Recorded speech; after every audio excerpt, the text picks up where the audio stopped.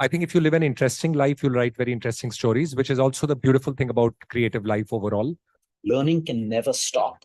There is always something new, and I learn from my patients. And each one of us will use that choice based on the use that you have to put the technology to. The first film that made me sort of see how a human story and the layers of politics beneath. Panipat का युद्ध पढ़कर आने वाले दरोगा लोग investigation कर रहे हैं, तो उसमें थोड़ा विज्ञान मिश्रित होना चाहिए, ऐसा मेरी अपनी सोच है. A person may have a very enviable lifestyle, externally appear very successful and happy, but no one really knows what's happening within. It is not going to kill the supply chain, it is to empower the supply chain. And I'm happy to announce that, we are still very much in the pilot stage and beta testing is going on. We are gradually building up our, presence little by little as people get more and more confident. Because of the state of our cities, we have no option but to build smart and resilient cities. Digital India is more for the poor, underprivileged, and deprived.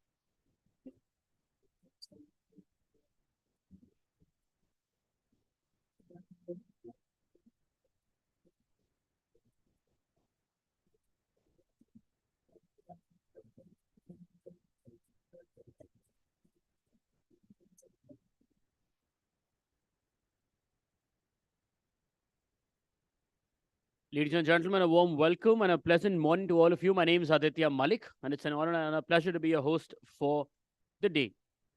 BW Security World, an exclusive security community of BW Business World, is pleased to welcome all of you to the inaugural edition of BW Security World 40 Under 40 Awards to recognize and also celebrate the exceptional achievements of young security professionals who are under the age of 40 and have also made significant contributions in the security sector. BW Security World community is on a mission and pledges to recognize the unrecognized sector, and we're proud to announce that the 40 Under 40 recognition will be witnessed for the very first time ever in the security industry of the country. The BW Security World 40 Under 40 Awards acknowledges the contributions of talented security professionals in India's private security sector, including the officials of cybersecurity, physical security, ID security, and more. Now, before jumping to the awards, there were packed conference lined up for all of you. Today, you will get insights from industry leaders and stalwarts in the development in the field of security, key strategies for emerging leaders, global risk trends, digital safety, and of course, a lot of knowledge sharing as well. Before we move forward, may I please request the Business World team to play the community AV to give us a sneak peek into the world of BW Security World. Please.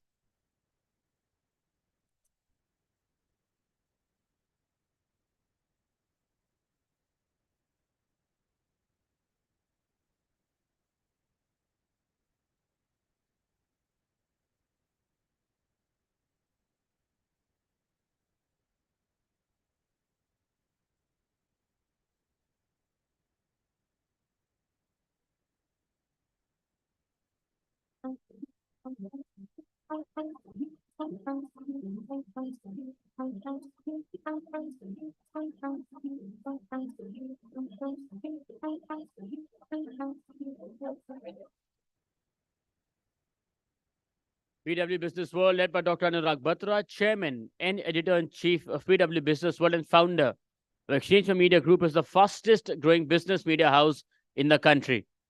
With a network spanning across 24 niche business communities and 8 magazines, BW Business World is proud to be entrenched in various verticals in the domestic as well as global business ecosystems.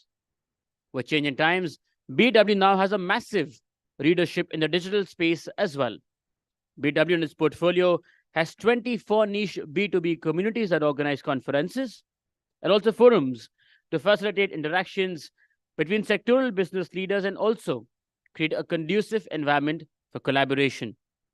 To keep yourself updated of all the developments, please subscribe to Business World Group magazines. I promise you, it would add to your professional quest for knowledge and insights. There are exciting offers for all our attendees today. The latest issue, which hits the stand this weekend, throwing spotlight on India's most promising startups, the blueprint for the upcoming interim budget, Tata Play MD and CEO Harit Nagpal on his latest book, and more. For more information, you can visit the same registration desk where you registered yourself for this event. Today's digital broadcast is being streamed live across all BW Business World platforms, including our social media channels and also on www.bwsecurityworld.com. As the flag of today's event, I encourage everybody to please join in the conversations and also share your learnings from the day by using the hashtag BWSecurity 40 under 40 awards, where 40 is numeric. Now, please request our team to also show us the event AV for today.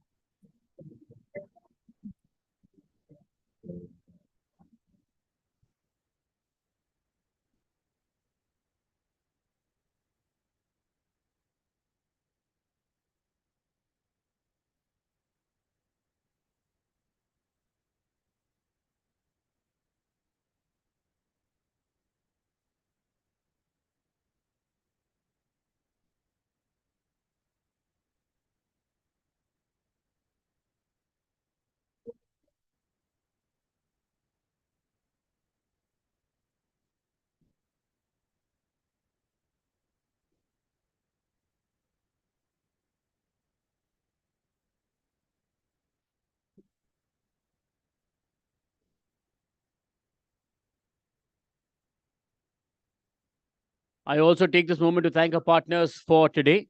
Our knowledge partners, GACS and Security Link India. Our event partners, Joy Travels Private Limited, Fandrum, Beanley Coffee, The Thick Shake Factory, Reality Plus, Exchange for Media, IWM Buzz, Impact.com, and Pitch. And with this, to formally welcome all of you and also to open the day, please join me in welcoming on stage Harshvardhan, CEO, BW Security World, and former Group MD, G4S, and also CEO, Securitas. Everybody, please let's welcome, sir.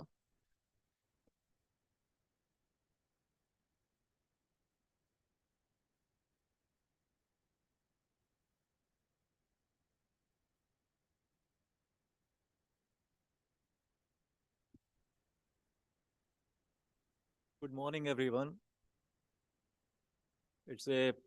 On behalf of Anurag Batra, who is delayed, I extend warm welcome to you this conference. If the sound is coming, all right, sir. It's okay. 40 under 40 is the first time in the security industry these kind of awards are being given young people are being recognized. I remember that 20 years back, 21 years back, I was with Group 4, and it took 1.5 years for me keep appearing for the interview, and I couldn't get that kind of a job, you know. The reason was, one, that you don't have a height. Second, you're not from the police background. Thirdly, you're not from the army background. The position was, for which I had applied, was deputy managing director.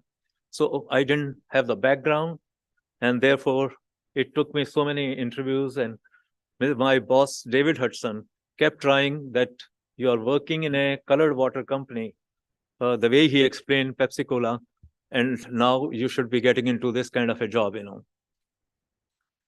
I must say that security business is not only physical security, is a state of mind, you know.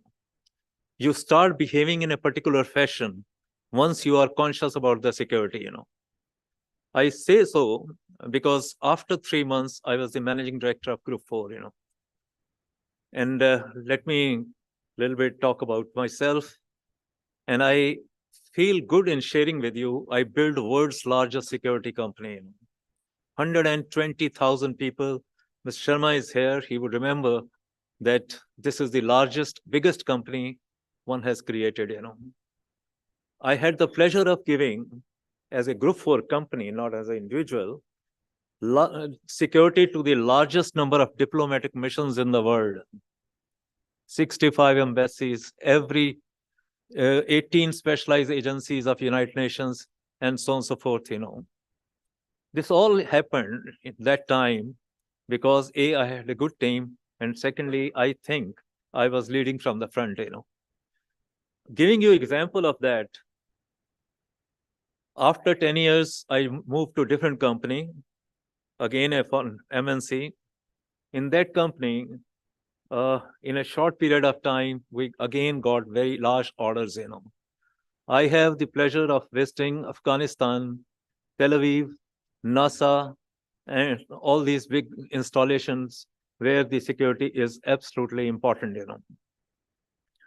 I have come here to welcome you on behalf of Anuragji and Businessworld. I have been insisting, Anurag, that why don't you start on the security community as well, you know. This is its latest version. Otherwise, you would see the Businessworld, various communities, it has been coming. It's for the last 1 year that he has decided to start the Businessworld magazines and conferences and seminars where we can interact, you know. Fact remains that it is the largest employer in the country, you know. Estimates could be different, but it is also stated that nearly 1 crore or 10 million people are involved in the security business directly or indirectly. If we include cybersecurity, artificial intelligence, electronic security, certainly this number will come to nearly 1 crore, you know. It is extremely important field. You can live without many other things, but security is, I would say, the most important thing, you know. May it be aviation security or a health security or sports security. And I'm going to talk about in terms of the crowd management, because we have crossed now China as well in terms of population, and various events, when they take place, there are some flaws remain which can be improved upon, you know.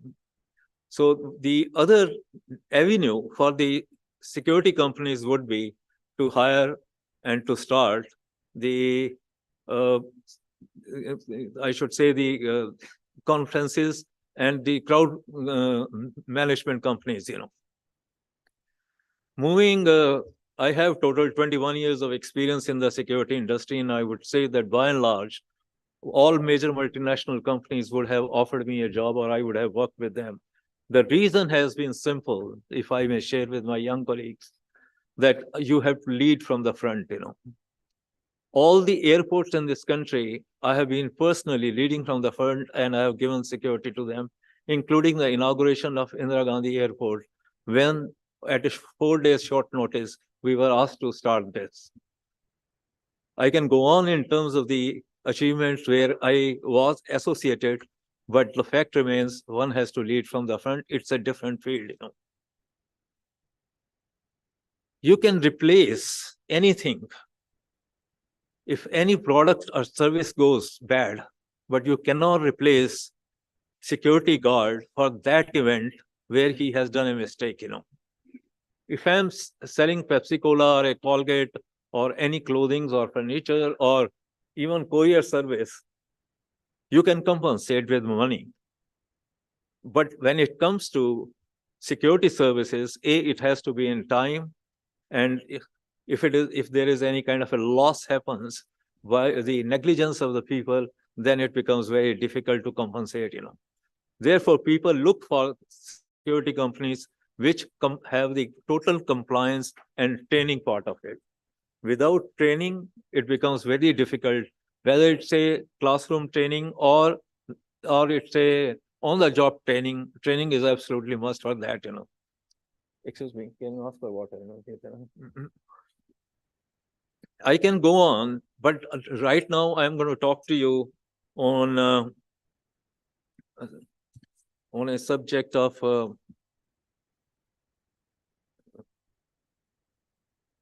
crowd management, you know.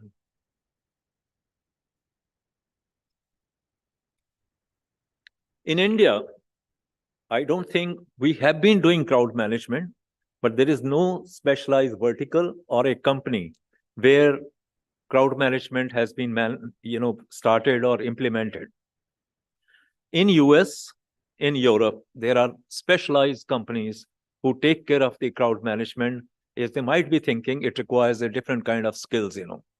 It cannot be the same security guard which is standing at the gate will be serving the purpose of standing outside the chairman's office. So different skills, different verticals are required, you know. Since the conference is of 40 under 40, they have 20 years, 25 years to go. And therefore, those who have specialized or wish to specialize this area, it will have a large scope for that, you know. Can I ask for request for my presentation?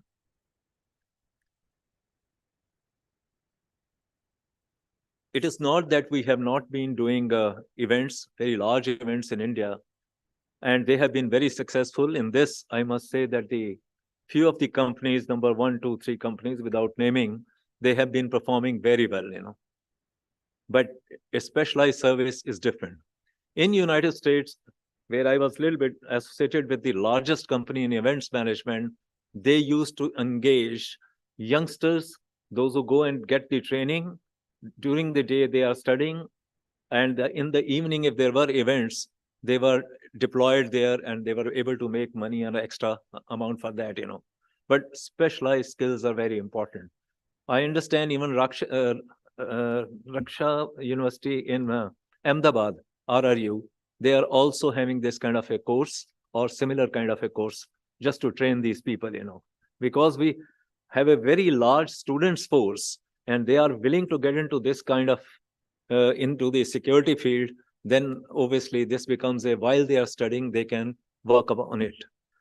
When I joined the company about 21 years back in the security industry, we used to be calling only guards. I had not met any security director by that time, especially G4S was dealing with the multinational companies. 74% of American companies were with G4S. Besides, I have told you that largest number of embassies and commissions were there, you know. When 9/11 happened, that time, the title started changing.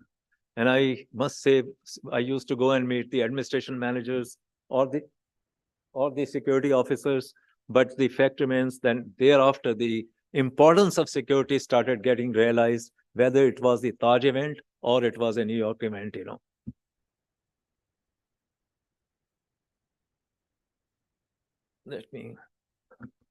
It is a new avenue for the security companies. None of the companies in India as on today have this kind of saying that we have a vertical for the crowd management, you know. I will share with you the list of events which has happened and how much people have lost their lives. if they could have been managed differently, you know. It involves planning, directing the manner in which the public gathers together at an event and moves around in the event terrain. I can show you several pictures which we see in the newspapers every day when there is a lot of crowd is there and people at times lose their lives. They are uncomfortable. May it be an event, may it be going to Vaishno Devi or any other places where there's a lot of crowd is there, you know. Even in one temple in Chhatrapur area, I can see over 1.5 lakh people visiting that place, but it has to be organized differently, you know. Delhi airports, absolutely, it's a nice airport. It's the biggest airport in India as on today. And they say they are getting awards. But I would say there's a lot of crowd, you know. In the evenings, morning, whenever you go there, in the last 1 month, I would have gone 7, 8 times, but the crowd is too much to manage. Cricket stadium, people become, how do I say that, very at times excited and start shouting, and then there's a possibility of, you know, crowd creating a problem there. Who wins, doesn't win, kind of a thing, you know. We all understand the importance of crowd management, but still I would say if situations and behavior of people cannot be predicted, you know. A lot of people act in crowds in ways that they won't act on the street by themselves, but you are together in a group, you can start behaving differently, which is not in line, the behavior required. Yes, there are many stories about eager and impatient crowds pushing to get closer to the stage, you know, for the events. And many times mistakes happen that the organizer issue large number of tickets, then the seating capacity is there. And when they are not able to enter there, then they create a problem, you know. Or your favorite artist is not there and some changes happen, then there are issues. They have to be managed. Yes, there are challenges. We are the most populated country in the world. Stampedes in huge gatherings at large events. This is common, you know. I can share the list with you, you know. Disorganized crowd management, you know.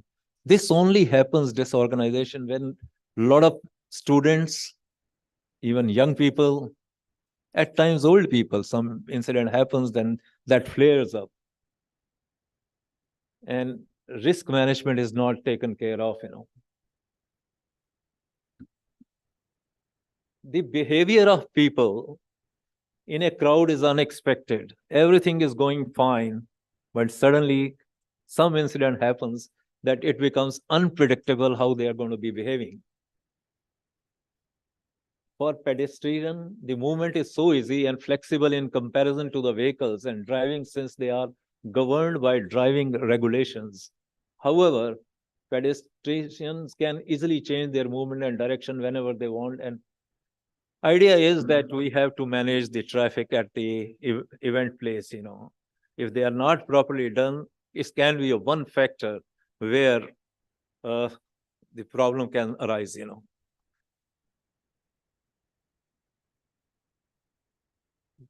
This is, you all know about it in terms of the stampedes in Vaishno Devi, how many killed, and various events. Every day, every newspaper, you can find out such kind of events happening, you know. So stampedes happening. Perhaps they could have been saved. Some people could have been saved if they were properly guided and given the directions, you know. This is about till last year.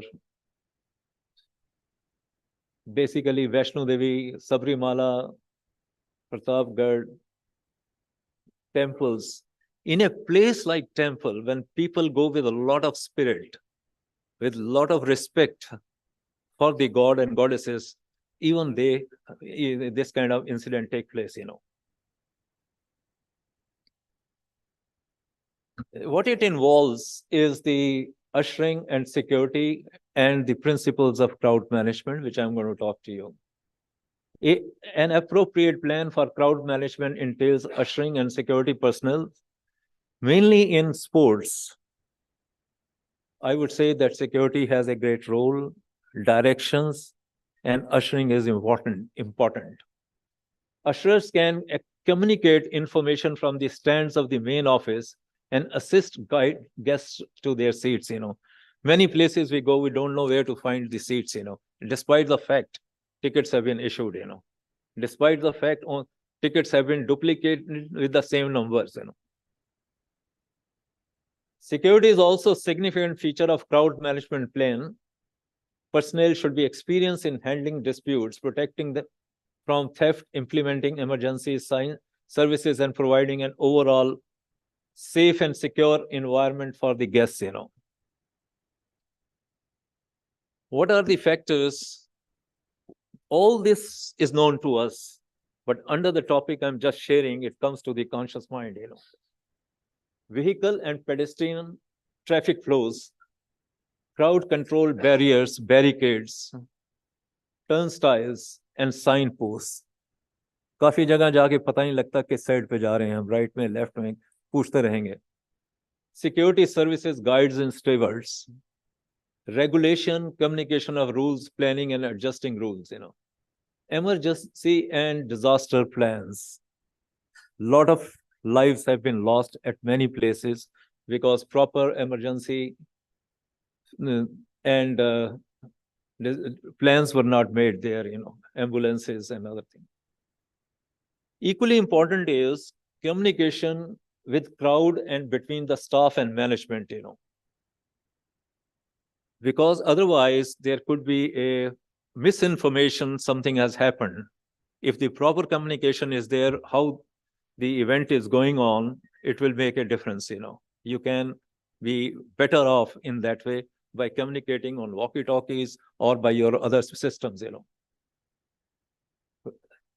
Where people get agitated, if they have to wait, they have taken a tickets of a match or any other event, when they have to wait for a long time. And this one, limiting wait times and feeling of aimlessness, searching where to sit, right, left, here, there, and half an hour it takes, they are not able to find things. Ambience makers, colors, lighting, and music. Prediction based on big data. If you have done these kind of events, particular type of event, then you can by and large predict what kind of crowd will be coming. Is it a college crowd? It's a middle-aged crowd, or it's any other religious program is going on? So we can predict. And if it is a whole day kind of a thing, you have gone to see the match, then catering is important, toilets are important, and vehicle parking, protection from weather condition.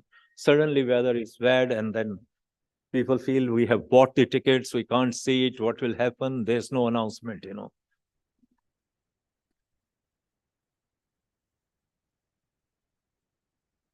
Effective crowd management helps to ensure the safety of those at an event, from the guests to the staff and performers. The consequences of poorly managed crowd can be disasters. People can be injured, lives can be lost. Even if an event is poorly managed, but nobody is hurt, it may not abode well for the future events. Once the particular event has gone bad, if you are going to repeat in the next year or after some time, the reputation of your management goes. I'm going to show you after this the complete flow. A steady flow of crowds. लोग रुकने नहीं चाहिए, सीधे चलने चाहिए, directions पता हो, what kind of tickets, which color, which direction. Preventing excessive dense crowds, So, as much the space is available, people should be included only up to that level, 50 seats are there, you issue 200 tickets, it becomes difficult, so people keep standing and then getting upset. limiting the number of first aid occurrences, incident reports, and violent offenses.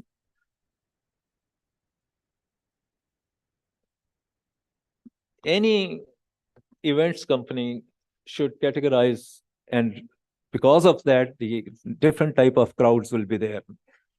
Sports, entertainment, and business. All these three have different kind of, I would say, the audience will be going there, and accordingly, measures have to be taken in. As I mentioned, that can be furious, crowds can be furious because of various reasons. Because if the management has not properly managed the event, then these kind of things can happen, And first line says even murder have happened in the past. It's important to understand that no two crowds are same, Crowds are different, event can be same, and behavior can be different, And when they are violent, resulting the destruction of property and personal injury in extreme cases, Crowd management plans should be adjusted to meet the needs of the event and the potential crowd, especially when there are music events and a lot of girls are there, ladies are there, and some kind of hooligans will come there and start making noises, Some of which are the areas possibly, I would say airports, number one. One or two reasons for that, airports. When any international passenger lands in India and he finds such dense crowd, the impression becomes different, First impression coming to our country starts with the airport, How they are organized, who is helping them, who is assisting them. Same is true of railways, shopping malls, sports, entertainment events, embassies, and many other large congregation of areas, Most advanced and latest technological tools are used to create a better experience. This will be covered next. What are the elements?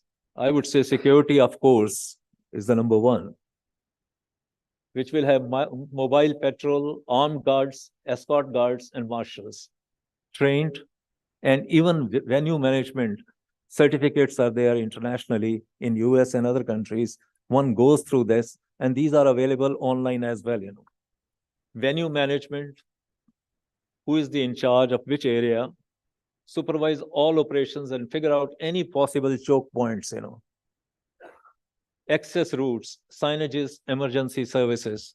Don't keep asking, I have to go to right, I have to go to left, this is my ticket. Everything should be with the signages. Usherers, crowd managers, quick response time, and then obviously use of technology of crowd surveillance. Nowadays, drones, facial recognition, or AI integration are making crowd management much better, at least in various countries, For anything, planning is important, You have to go and check the place and interaction with their team leaders, whatever you have made there. Event contractors, the venue owner, local authorities, emergency services, local transport providers, neighboring businesses, and other third parties affected by your event. You do an event, but only neighbors can create a problem, and the police and the other rules and regulations have to be taken approval of. It's equally important to imagine the risk, health and safety risk, layout of the space you may like to consider, staggering the entry process, arranging concrete or plastic barriers to keep pedestrian and vehicles separate, using fencing to keep emergency access routes clear, which area who can go and which area others can't go, you know.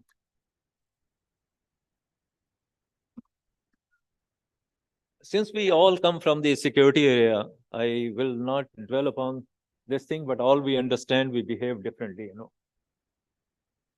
And this can be mapped as well with the help of drones as well, and your other managers and usherers.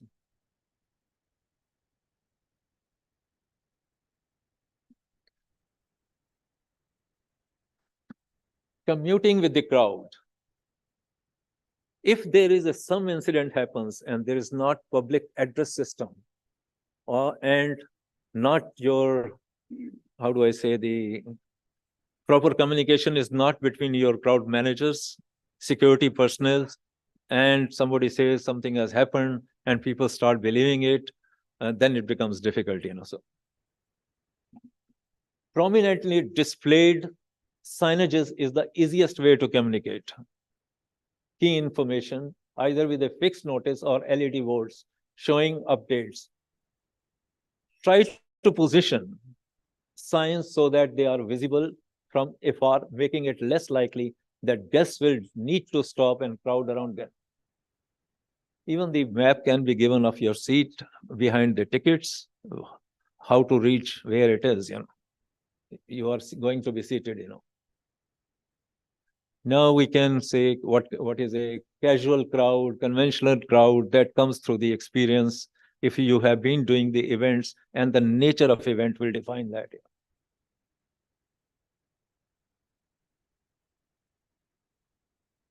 Even a gathering of people who are waiting to cross the street at a busy intersection in a large city going to the event, you know.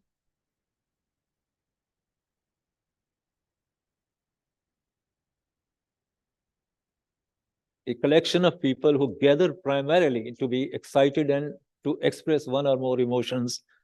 Expressive crowd and acting crowd, we can always categorize the kind of crowd which will be coming depending upon the location of the event and the nature of the event.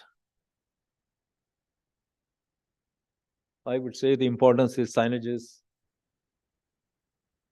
Likewise, you know, slippery, no alcohol beyond this point, exit only, car park entrance 100 meters, you know. Communicating with our team is the most important thing, you know, at every level. Two-way radios remain the most reliable method of communication, although telephone system and verbal messages may be adequate in a smaller venue. In the event of an incident, you will need to know who is calling, where they are, and their situation. Agree on codes or names to ensure there is no confusion, and consider keeping one line for emergency use only, you know.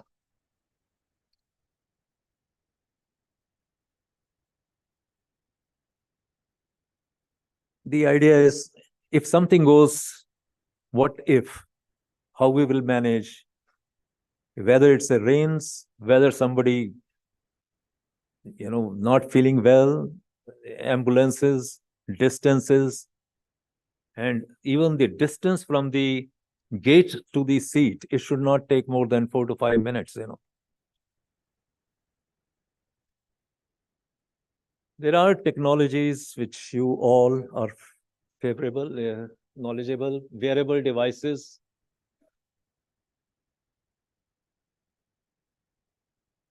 These are basics which are being used. Video cameras, facial recognition system, baggage inspection machines should be done quickly at place, adequate in numbers.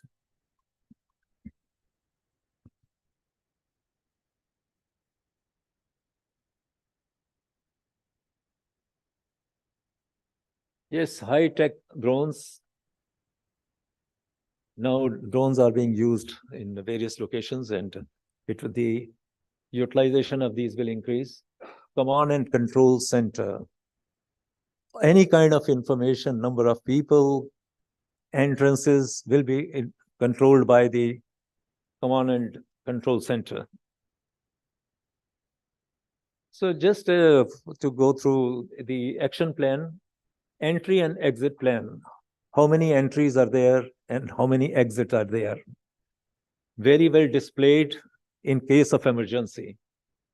Car parking, screening, OTP-based verification can be done. Screening visitors, RFID, DFMD, HHMD, these are all, known to you. List of prohibited items.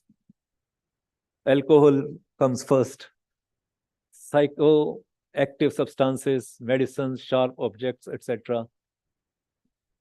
People take miniatures for a big event sitting there. They have been found to do that, And if you stop them, then there is an issue on that, Even drugs, Deployment of lady marshals, particularly for the ladies, Seating capacity plan, number of visitors seated for disabled. If there are some people who are disabled, how and where they will reach, who will support them, Announcement should be made when necessary. Team, audience, and emergency services in between intra and inter. Correct signages. Sometimes signages are wrongly put. They upside down, direction right or left makes a difference. Demarcating areas and barricades. Suddenly light goes, adequate power back system, Perimeter risk assessment, which means that if the tickets, any show is with the tickets, then people try to come in there and they want to cross the perimeter or cut the perimeter. Contingency plan, absolutely important. Emergency services, fire, medical, and police. Depending upon the strength of the event, you may like to inform the police and make your own, or you make your own arrangement to reach them. Yes, I would say most important, adequate washroom facility. People keep going here and there and becomes difficult, or they become crowded. Their number is less.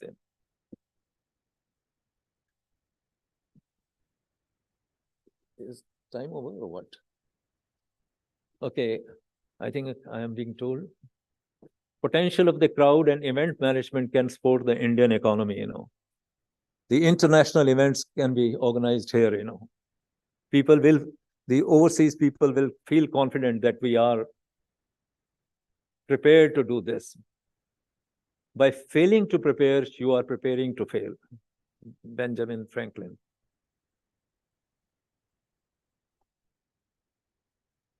Main aim is to real-time calculation of crowd density, since the decisions that will be taken will depend upon this calculation. So it has to be highly accurate.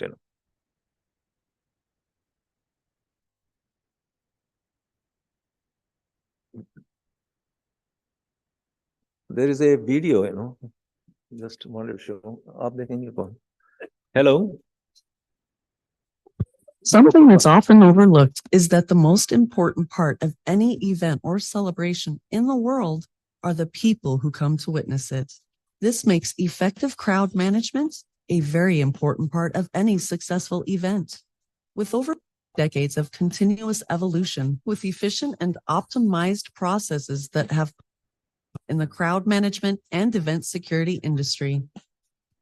Crowd management team comprises guards, traffic marshals, ticket takers, security, and ushers, along with event supervisors, officers, and managers.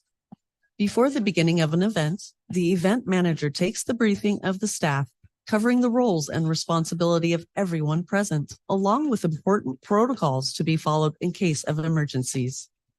To ensure smooth execution of the event, work begins from the moment a car enters the venue.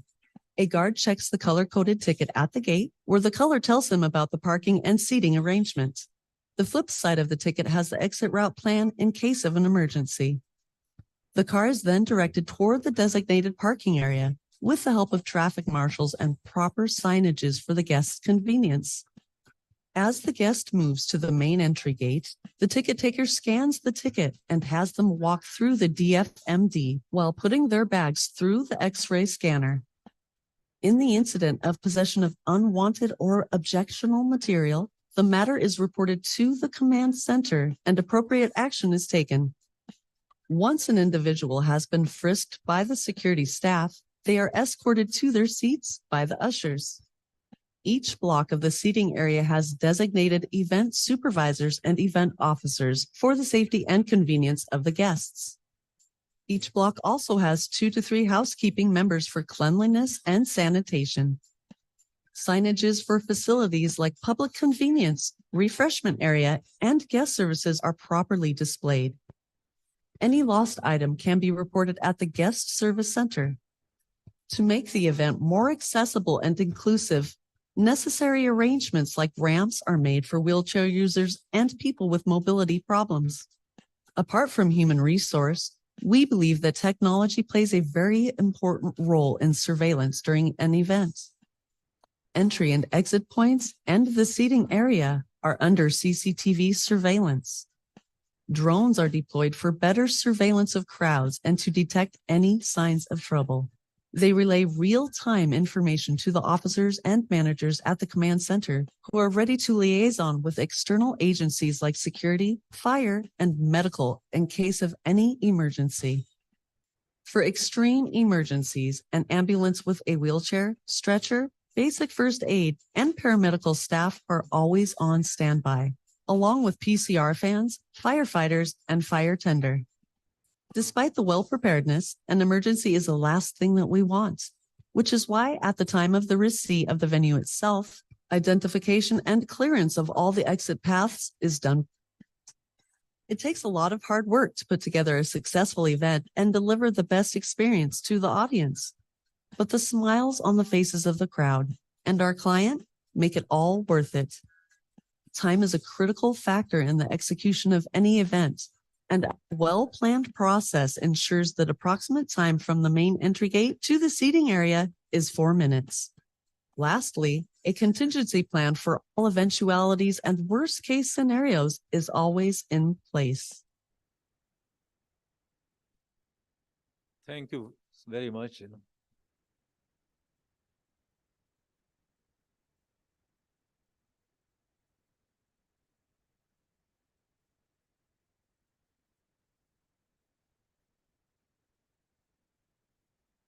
Thank you so much, Harsh sir. You clubbed in your welcome intro and this as well. So the session was on is crowd management challenging in India, and as Sir spoke and also showed, yes, indeed it is. Lot more to do, lot more happening, of course, and all of that and more will be discussed in our upcoming sessions. The first panel discussion for today, it's on physical security in metropolitan and tier 2 cities, the if and buts behind the strategy. While they're setting up the stage, I shall introduce our panelist for the same. Rishi Chaudhary, Group Chief Security Officer, Eros Group. Punya Sloka Panda, CPP, VP, Global Assistance and Protection GAP, India Regional Protective Services Accenture Solutions. Anshul Saxena, Manager, Risk and Integrated Security Solutions, G4S Secure Solutions, India. Jitendra K. Singh, CSO, Fortis Healthcare Limited, Shalimar Bagh, New Delhi. And this session will be chaired by Colonel Shakti Rana, Head, Personal Security Global, Nokia.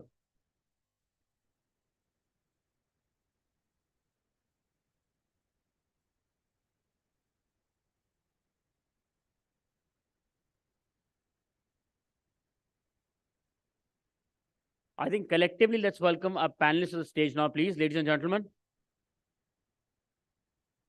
Well, I know it's a Saturday morning and hum thode number mein is samay kam, but that doesn't really mean anything. That doesn't mean कि हमारी energy और जोश कम होना चाहिए. Let's please welcome them with a warmer round of applause.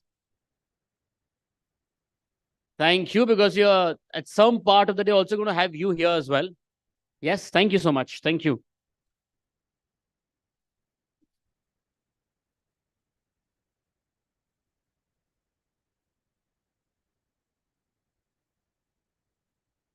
Good morning, ladies and gentlemen.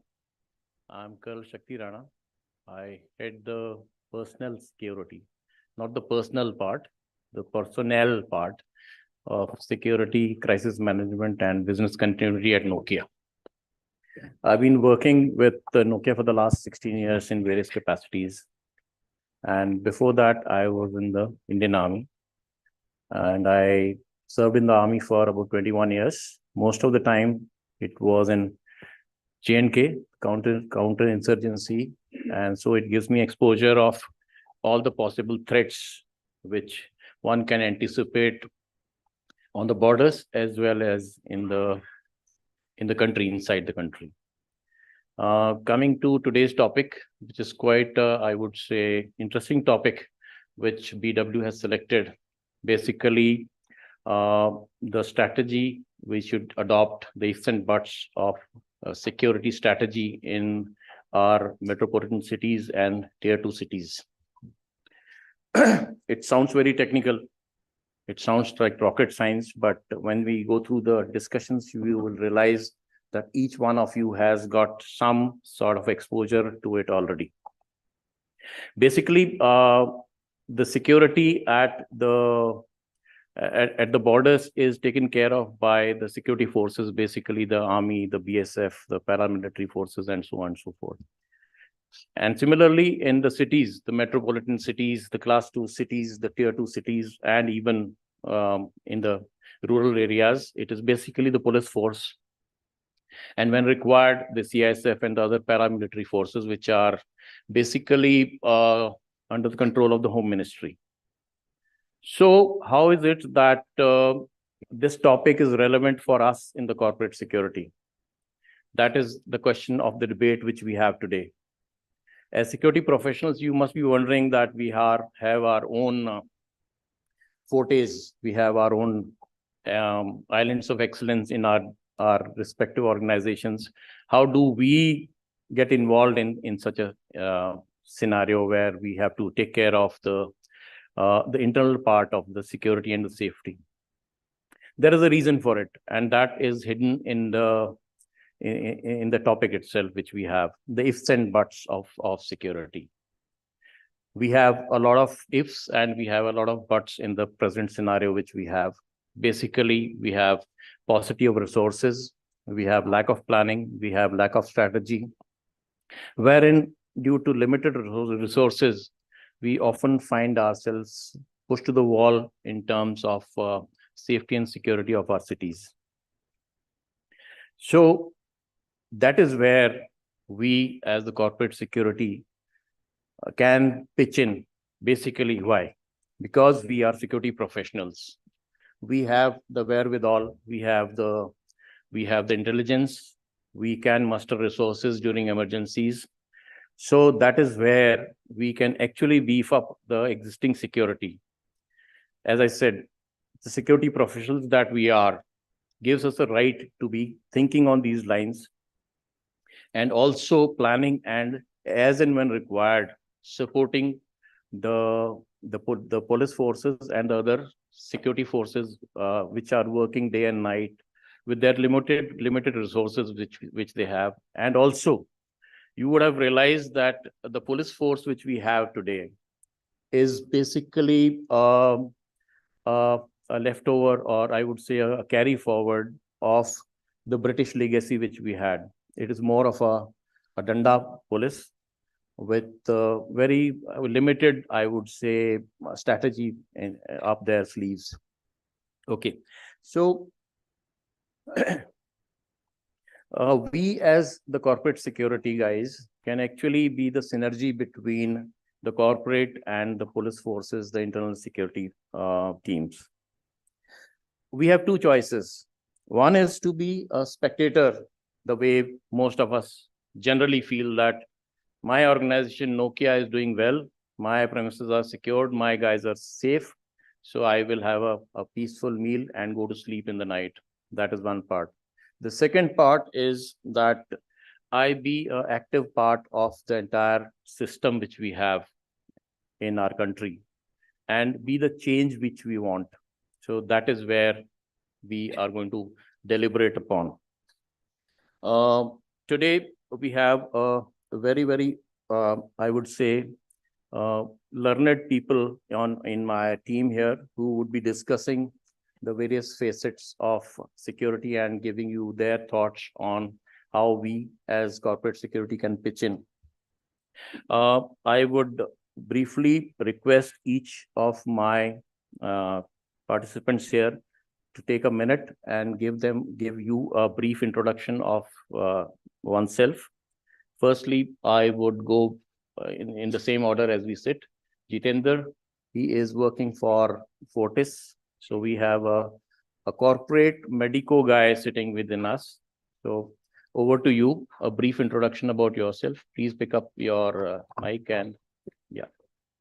Thank you, Colonel Dana, for calling me a corporate medico guy, whereas we are more of, administration people. And you'll be surprised to note that I had given my 3 years to this facility. In total, worked in this industry for 24, 25 years, out of which 3 years I spent in this hotel. No, practically all nook and corners of this hotel.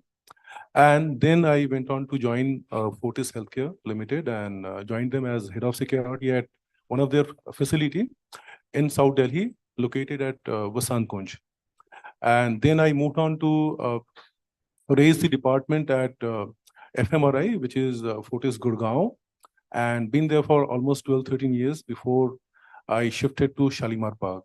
And I'm there since last year or so. 16 years of time given to a particular industry teaches you a lot. I'm still learning from you all, and I'll be sharing my valuable or whatever, you call it, experience with you people. Thank you. Thank you. Thank you for the short and sweet introduction. Thank you for the round of applause. Over to you, Rishi. Good morning, everybody. I'm Rishi Chaudhary. I'm heading security for Eros. We are an infrastructure company based out of Delhi, NCR. The Eros has a diverse business ranges, starting from cinema halls, shopping malls, shopping centers, residential colonies, hotels, and few more. Before Eros, I was with CBRE and JLL and had a short stint with Defense Forces as well. So I have a very diverse portfolio in a very short span, about 10 years of corporate experience from JLL, CBRE, and Eros. Thank you very much. Thank you, Rishi. Yeah. Over to you, Aanchal. Hi, good morning, everyone. I'm Aanchal Saxena. I'm representing RIP4 Solutions, Secure Solutions over here.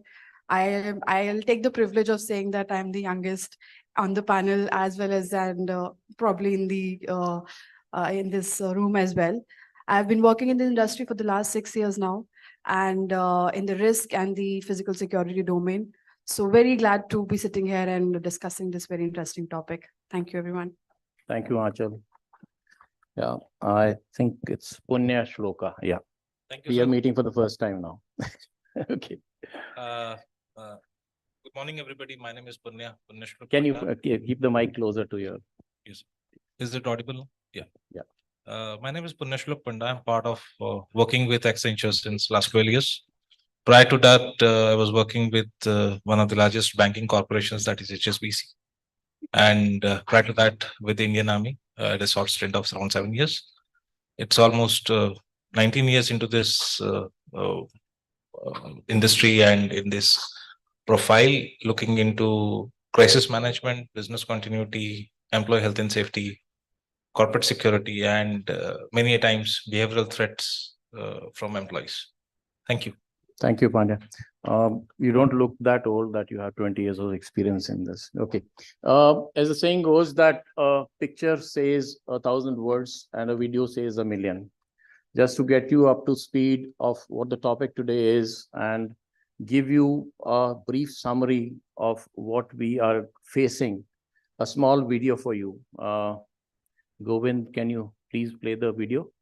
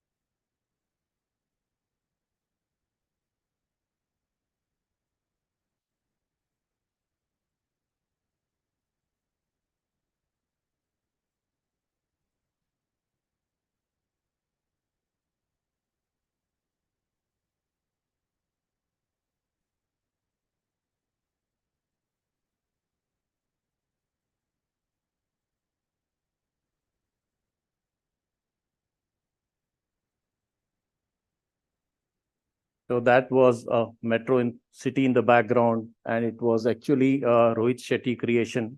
But this creation can happen anytime, any place, anywhere. It has been happening in the past, and it will happen again because of the ifs and buts, which we are going to discuss today. So over to the panelists now. What do you think, Jitendra, being part of, as I said, the corporate medico guy? What do you think is our role we can play in beefing up the security systems in our metro cities and tier 2 cities? And basically your role, I would say, would come after the incident happens. So since we are sitting in this fashion, we'll go in a reverse order. So you can actually update us of how you can pitch in once incident like this happens and what is the strategy behind all that. So I would like to remind the panel about 2008 Ahmedabad bomb blast cases. How many of you remember it? Raise your hand, please. Okay, fantastic. So what happened during the Ahmedabad bomb blast is when the victim were rushed to the civil hospital of Ahmedabad, there was another device which was pre-planted there and that went off. Now imagine the condition and chaos which existed there. I mean, medical chaps are treating those victims who were brought in. And whenever 5 or more patients are brought into your emergency, it creates a lot of pressure on your medical management systems. And then there's a bomb explosion that leads to crowd and further chaos. So in that backdrop, I would like to give my input in this discussion. So 2008 till 2024, this 14, 15 years or maybe 16 years, a lot of protocol and procedural changes have happened. The National Accreditation Board for Healthcare, this has also, this body has also brought in a lot of processes and procedural changes, the way hospital operate, and we categorize this kind of disaster as external disaster for the hospital, wherein victims, if they are brought into your emergency, a certain code is announced all over the facility, and all the senior management, irrespective of where they are, what point of time it is, they are informed about the incident, and every department, every functioning head rushes to the hospital. Mr. Harshvardhan spoke about crowd management in great details. So security then entrusted with the task of ensuring that the crowd management happens, and the medical team and paramedical team, they ensure that the triage is properly done, dead bodies are taken care of, medical evidences are recorded, preserved for further analysis that may lead to the conclusion of the case, and post that, ensure that a public information system is set up, so that this is also a part of crowd management, wherein you give information to the masses, you give information to the crowd which has gathered there, and people are not becoming anxious and reacting in a manner which can jeopardize the safe environment of hospital. Thank you. Thank you, Jitendra. I'll go to the other flank of the people sitting here in the forum. So the thing is that we have soft targets in our cities. We have created soft targets. We have the airports, we have bus stands, we have railway stations. You just saw a few examples in the last presentation also, where a lot of crowd gathers together, which actually becomes a soft target for a terrorist strike like this, a miscreant strike like this, as was in the crowd management. What Dr. Harshvardhan also had narrated was that the crowd itself is a threat.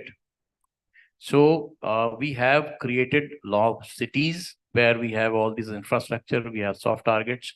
A layman or a normal person sees a lot of prosperity and happiness and a lot of infrastructure all around. What does a security professional see? I, as a security professional, see a lot of soft targets, and I'm sure any miscreant also sees only soft targets in all these things. And it is all our metros and even tier 2 cities are actually I would say a playing field for miscreants, be it a small time criminal who does a pickpocketing or a chain snatching, to a full time I am Mujahideen who comes up with chain bomb blast and all. So, what is it that we should aim at while discussing or coming up with a dynamic strategy for a holistic approach to safety and security in our cities? So, with the limited experience which we have, would you, Punya Sloka, be able to address on this part, please? Thank you, sir. What sir just said was regarding the crowd and crowd being a soft target. One thing which, irrespective of the size of the city, if there is a metro, a mega metro, or a small tier 2 city, Mumbai, Delhi, or Indore doesn't matter. What matters all is we have to do an efficient crowd management, how it started in this forum. Now, when I say crowd management, it is recognizing the crowd.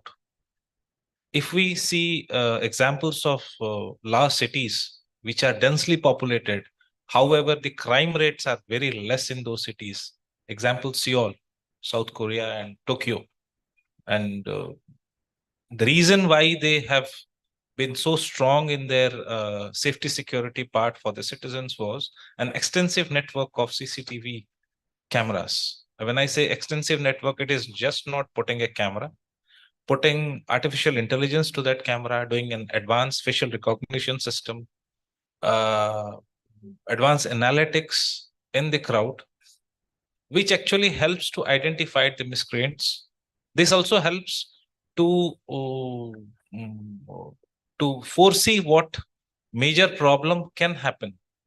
Like we have been seeing few of our cities are being put on CCTV cameras and extensive networks are being done. However, a standalone system of CCTV or a surveillance system will not work. When I'm saying CCTV, I'm speaking about a surveillance system, electronic surveillance system. Say for example, there is a famous theory which goes is that a determined attacker can never be stopped. He or she can only be delayed. He or she can never be stopped.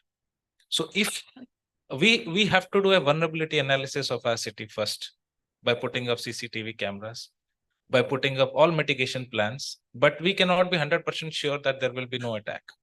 But once there is a scenario or an incident which was just shown on the video happens, what is our next course of action? Where do we take our injured? Where do we take our people who require medical help? Or where do we take our people who are marginalized?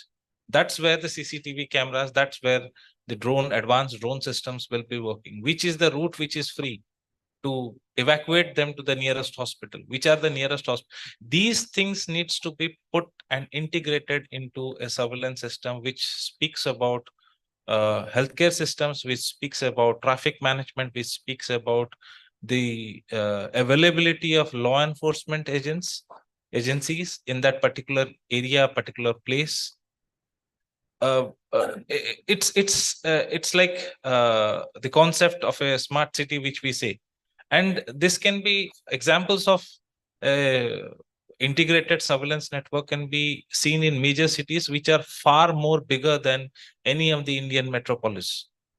Tokyo, Seoul, Vancouver. These has been known world over for their extensive planning, putting a surveillance network for it.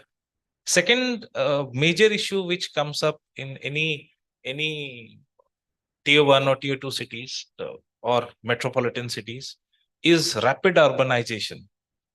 And when I say rapid urbanizations, urbanization is happening without a necessary planning or without a necessary uh,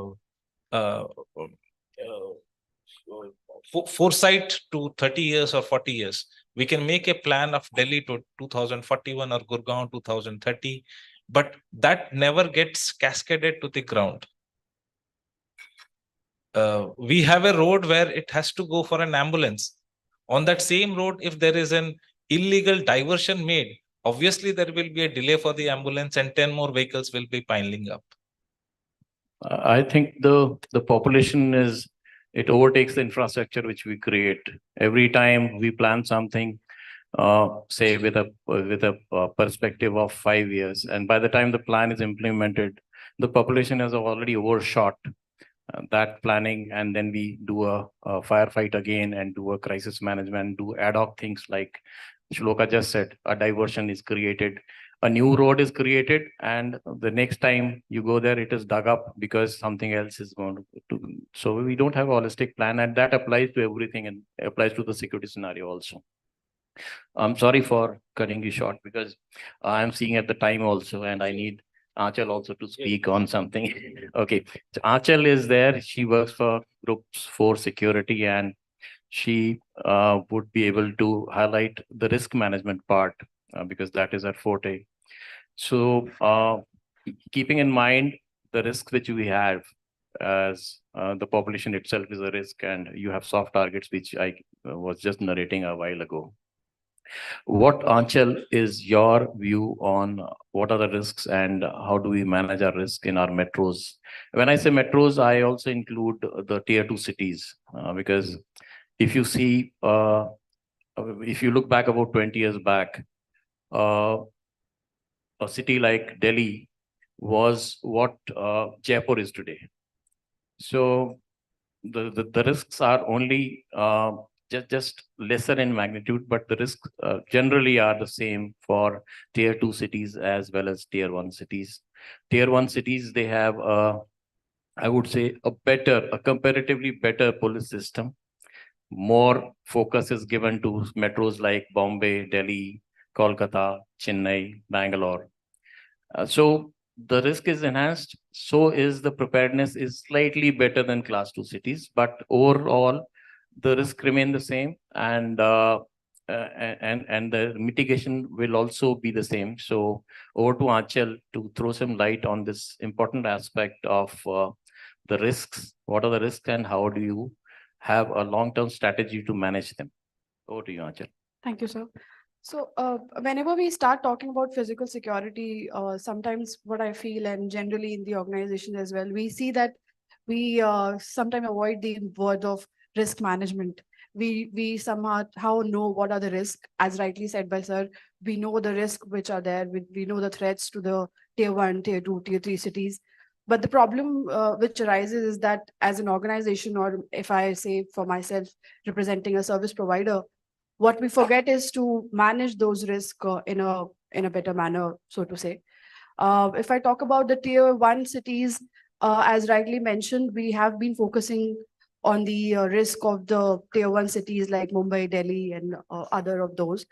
But if I talk about the tier 2 cities, I was yesterday only reading about a study which says that the retail sector is now growing rapidly in the tier 2 cities, Indore, Pune, Bhopal, and all those cities. And I can see a lot of security systems also being put into these cities.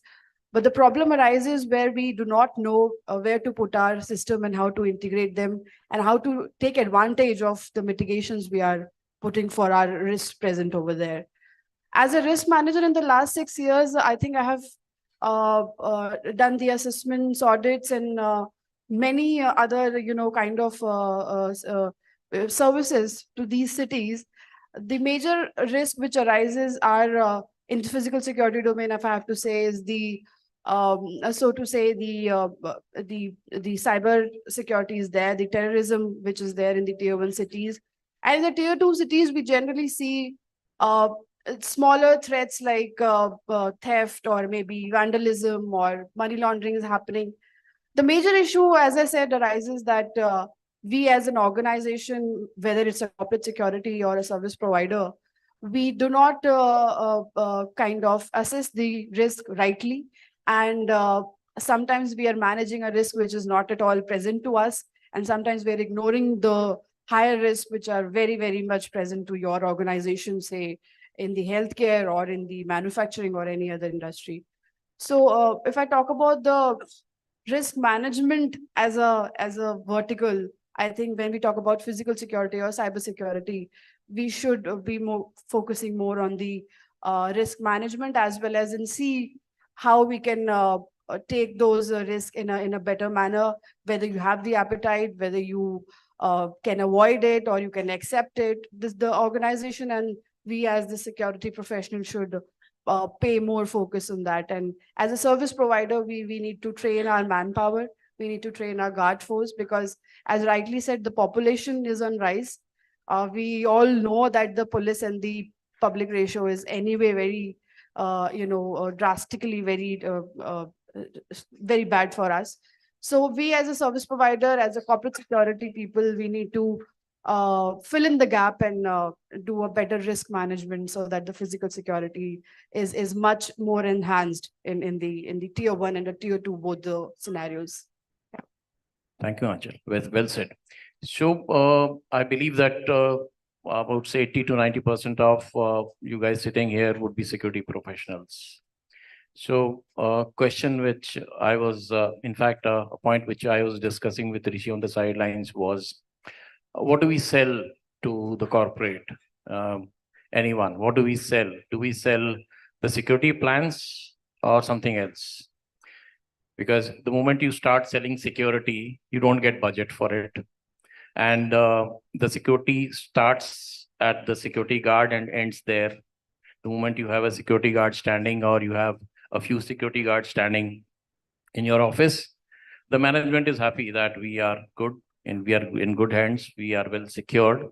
And the moment you have a surveillance camera, it is ultimate security.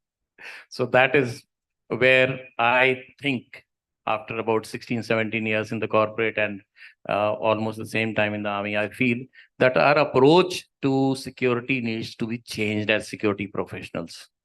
We need to sell risk. We need to scare the management and show them the clips like the one which I just showed you to psych you into security, so that they ask you for security and you tell them, if you don't get secured, this is what happens.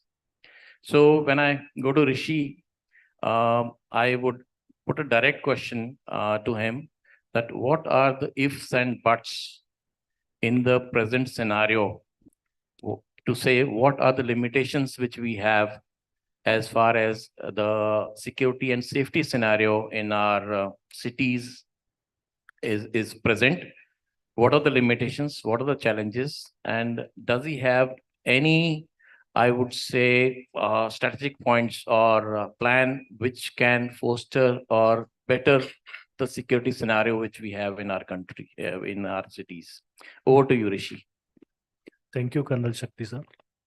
So cities are made of organizations, residential societies, the factories or the entities running the business. So once these entities are secured, a city can be more aware of the security threats. So over the past few years, the rising threat of terror attacks, natural disasters, or incidents happening in the cities, we can take an example of Chennai floods, Mumbai attack, or COVID outbreak. COVID outbreak actually revealed the strategic part, the business continuity plan.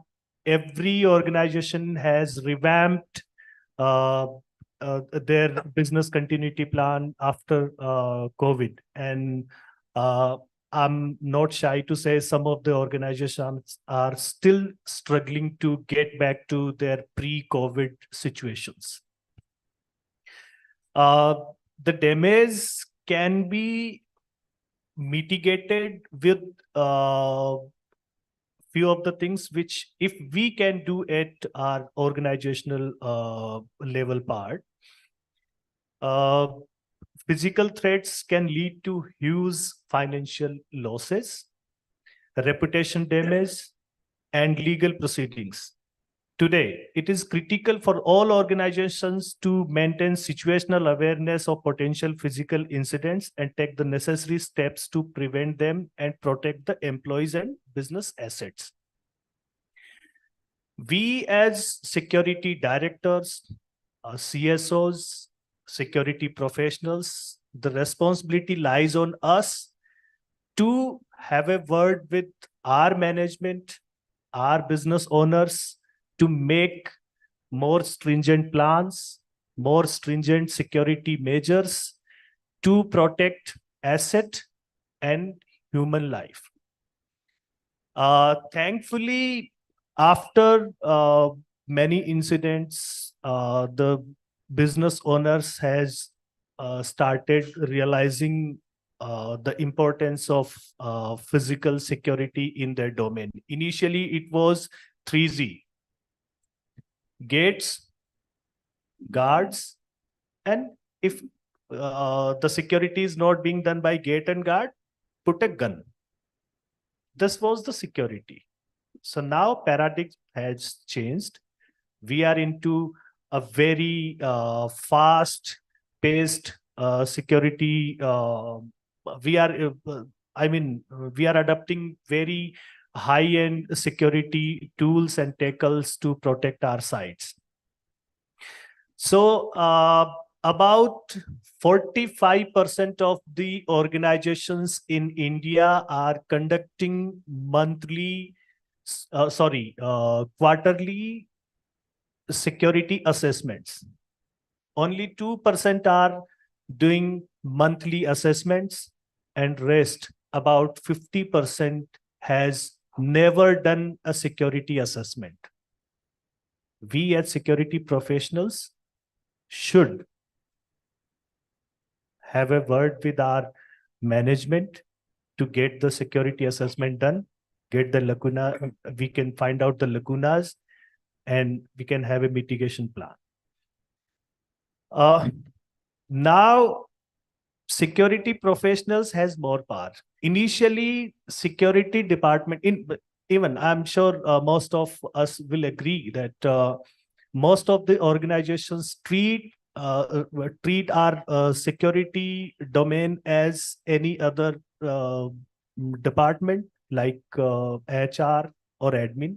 We are just a department, but we cannot act as an admin department or any other department. Our job is different.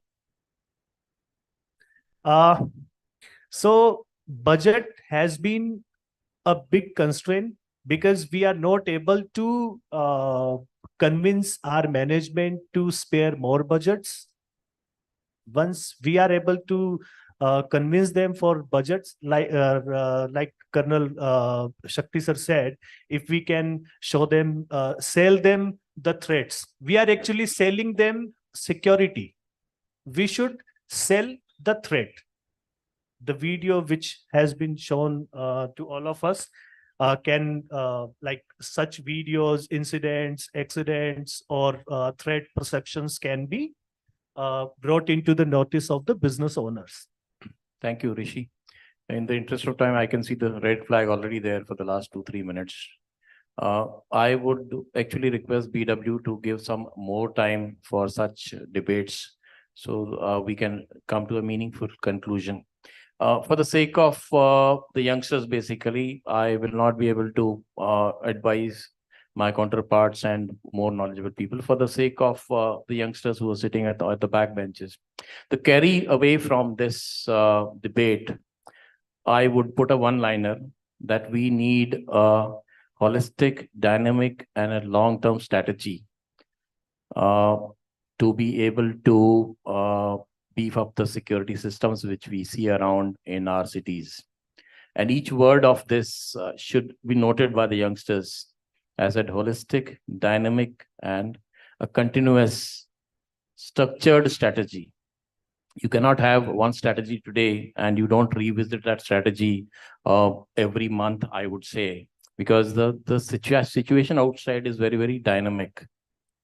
And if you have a secured city like Delhi, Bombay, Chennai, where I would say about 4 to 5% of India lives, the total population of India is about 1.4 billion. And out of this, every 100th person is actually living in Delhi. The population of Delhi is about 1.3 crores. So 1% of India lives in Delhi. You secure Delhi, you secure 1% of India, and you secure 5 metros, you've secured 5% of India. So as security professionals, I would advise that we need to open our horizon and see how we can be part of the solution and how we can beef up the safety and security scenarios in our country, in our cities. I was reading somewhere that the total manpower of Delhi police is about 80,000. I may stand corrected if somebody's got a better data on this. So just imagine 80,000 police people not adequately trained or equipped, managing a population of 1.3 crores. And definitely that is where we as corporate security guys can pitch in. Any last minute comments from anyone in the forum here? I would love to address them, please. Can you pass a mic there, please?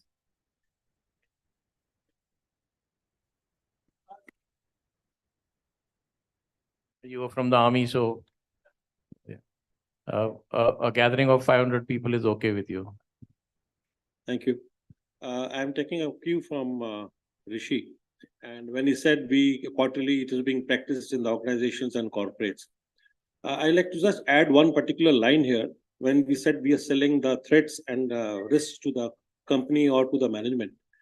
Importantly, we should also correct ourselves when we say it's a mock drill. The very fact we say mock, it implies that we are doing it only for a compliance. We are not doing the drill. So what you need to say is we are doing the practice. We need to practice, and once you practice, then only the involvement and everybody feels the importance of it. The moment we say it's mock, they said, okay, khade hai, ho jayega, everything is good. The moment you say it is a mock drill, half the people don't turn up to the office that day. Absolutely, and somebody may be looking for his car keys to move on. Absolutely. That will be the problem. And somebody will come up with a request to say that I have an important meeting and the heaven is going to fall if I come and attend the mock drill. So we have these challenges. Way back, before I conclude the session, I would like to take back you all guys to my childhood. We had a class, in case you remember, a moral science class in our timetables as primary school or maybe up to a high school. I remember having a moral science period at least once in this thing, and that has stood the test of time, and it has given me the ethics and compliances part. So this thought came to me that why not have a security and safety class for our children, so that right from the grooming itself, they know what are the threats and what is expected out of them, and how they can be better citizens to be able to have I would say, to be able to be part of the security system when they grow up. Why not have a class or at least a 40-minute period, say up to class 10th? And so I leave this as a thought you can mull over. And thank you. You were an excellent audience. And thank you for this opportunity, BW World. And I look forward to more such interactions with you all. Have a nice day. Thank you, guys. Thank you so much.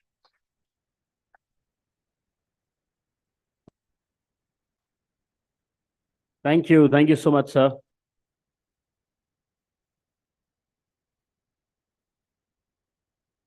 Aage, please. Yes, sir.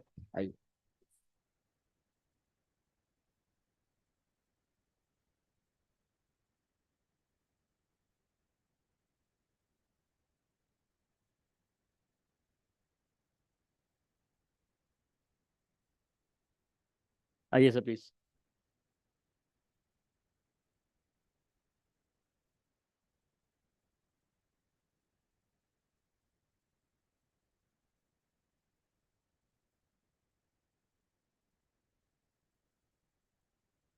Thank you. Thank you so much. Thank you. Thank you, ma'am and gentlemen. Thank you.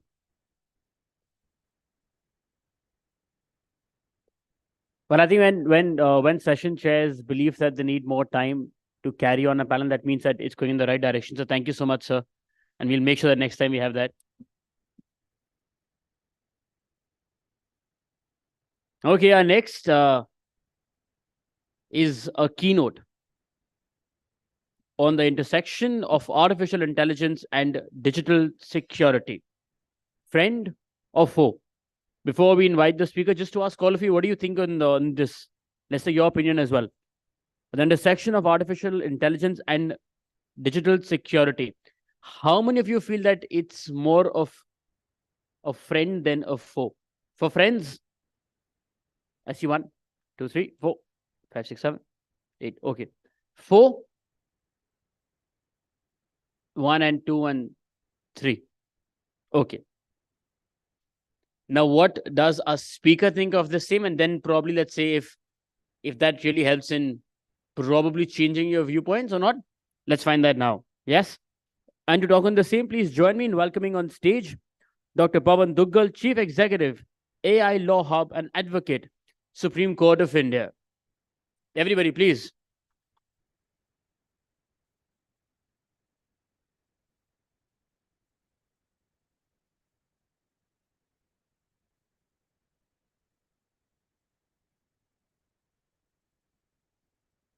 Hi, good morning, everyone. Can we have the presentation on, please? When we are today talking about artificial intelligence, it's the biggest buzzword of our times. And invariably, you think it's only AI, it's somewhere in the horizon, it's not going to impact you. But the reality is, it's come to be an integral part of our lives. And that being so, we will have to understand the ramifications of artificial intelligence in the context of cybersecurity and other things. Let's begin with the Ram Mandir. Ram Mandir inauguration takes place in about 2 days' time. So the government has now started using artificial intelligence for the purposes of providing foolproof security in the context of the consecration of the Ram temple. This is the latest example to tell you how AI is going to be used extensively in security. If you think AI is only for you as security professionals, think again. AI is also for people who want to go and breach security. So for example, right now we have a new chat GPT program called Fraud GPT, which is being used by cyber criminals for the purposes of creating more fraud, targeting fraud against the various stakeholders. Across the world, I'm finding that there's gross use of AI.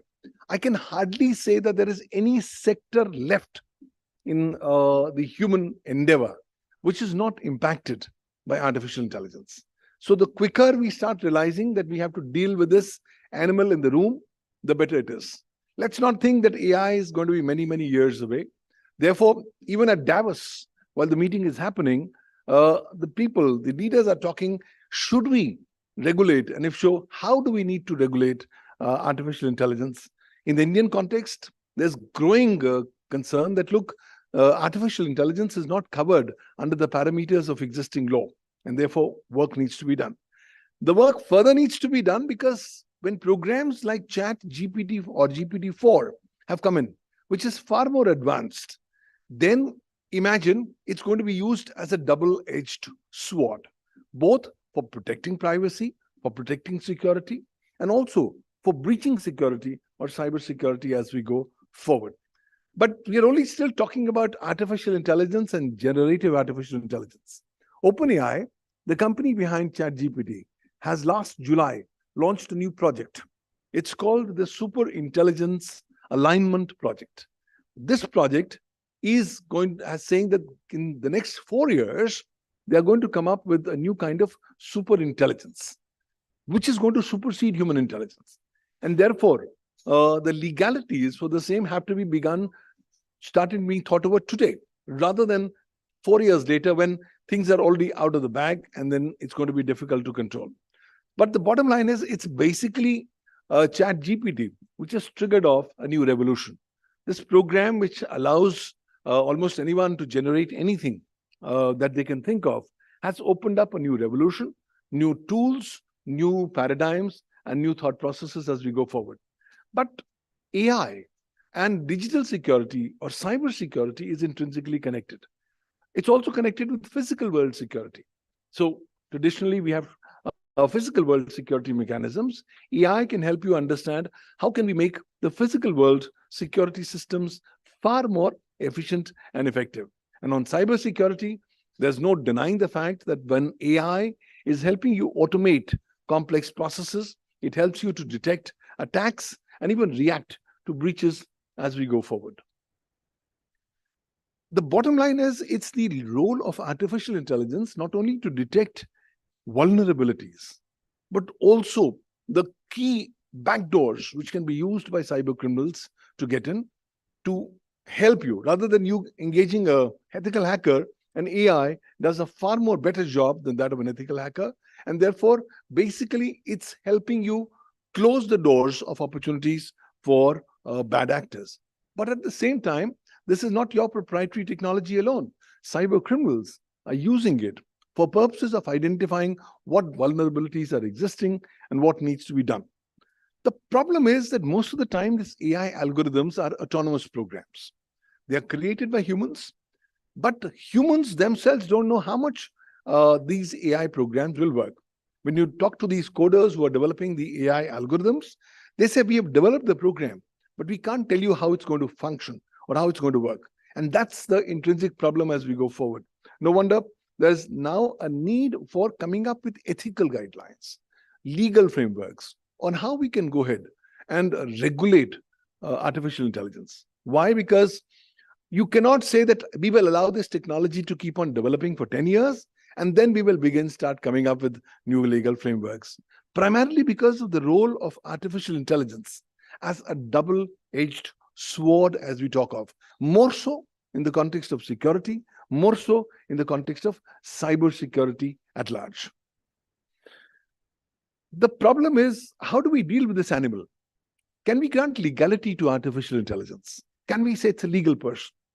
Can we afford or stipulate the rights or duties or responsibilities to AI? And can you send AI to jail? Well, AI is increasingly going to go rogue. There's enough number of evidences in the public domain that it can be used against human interests.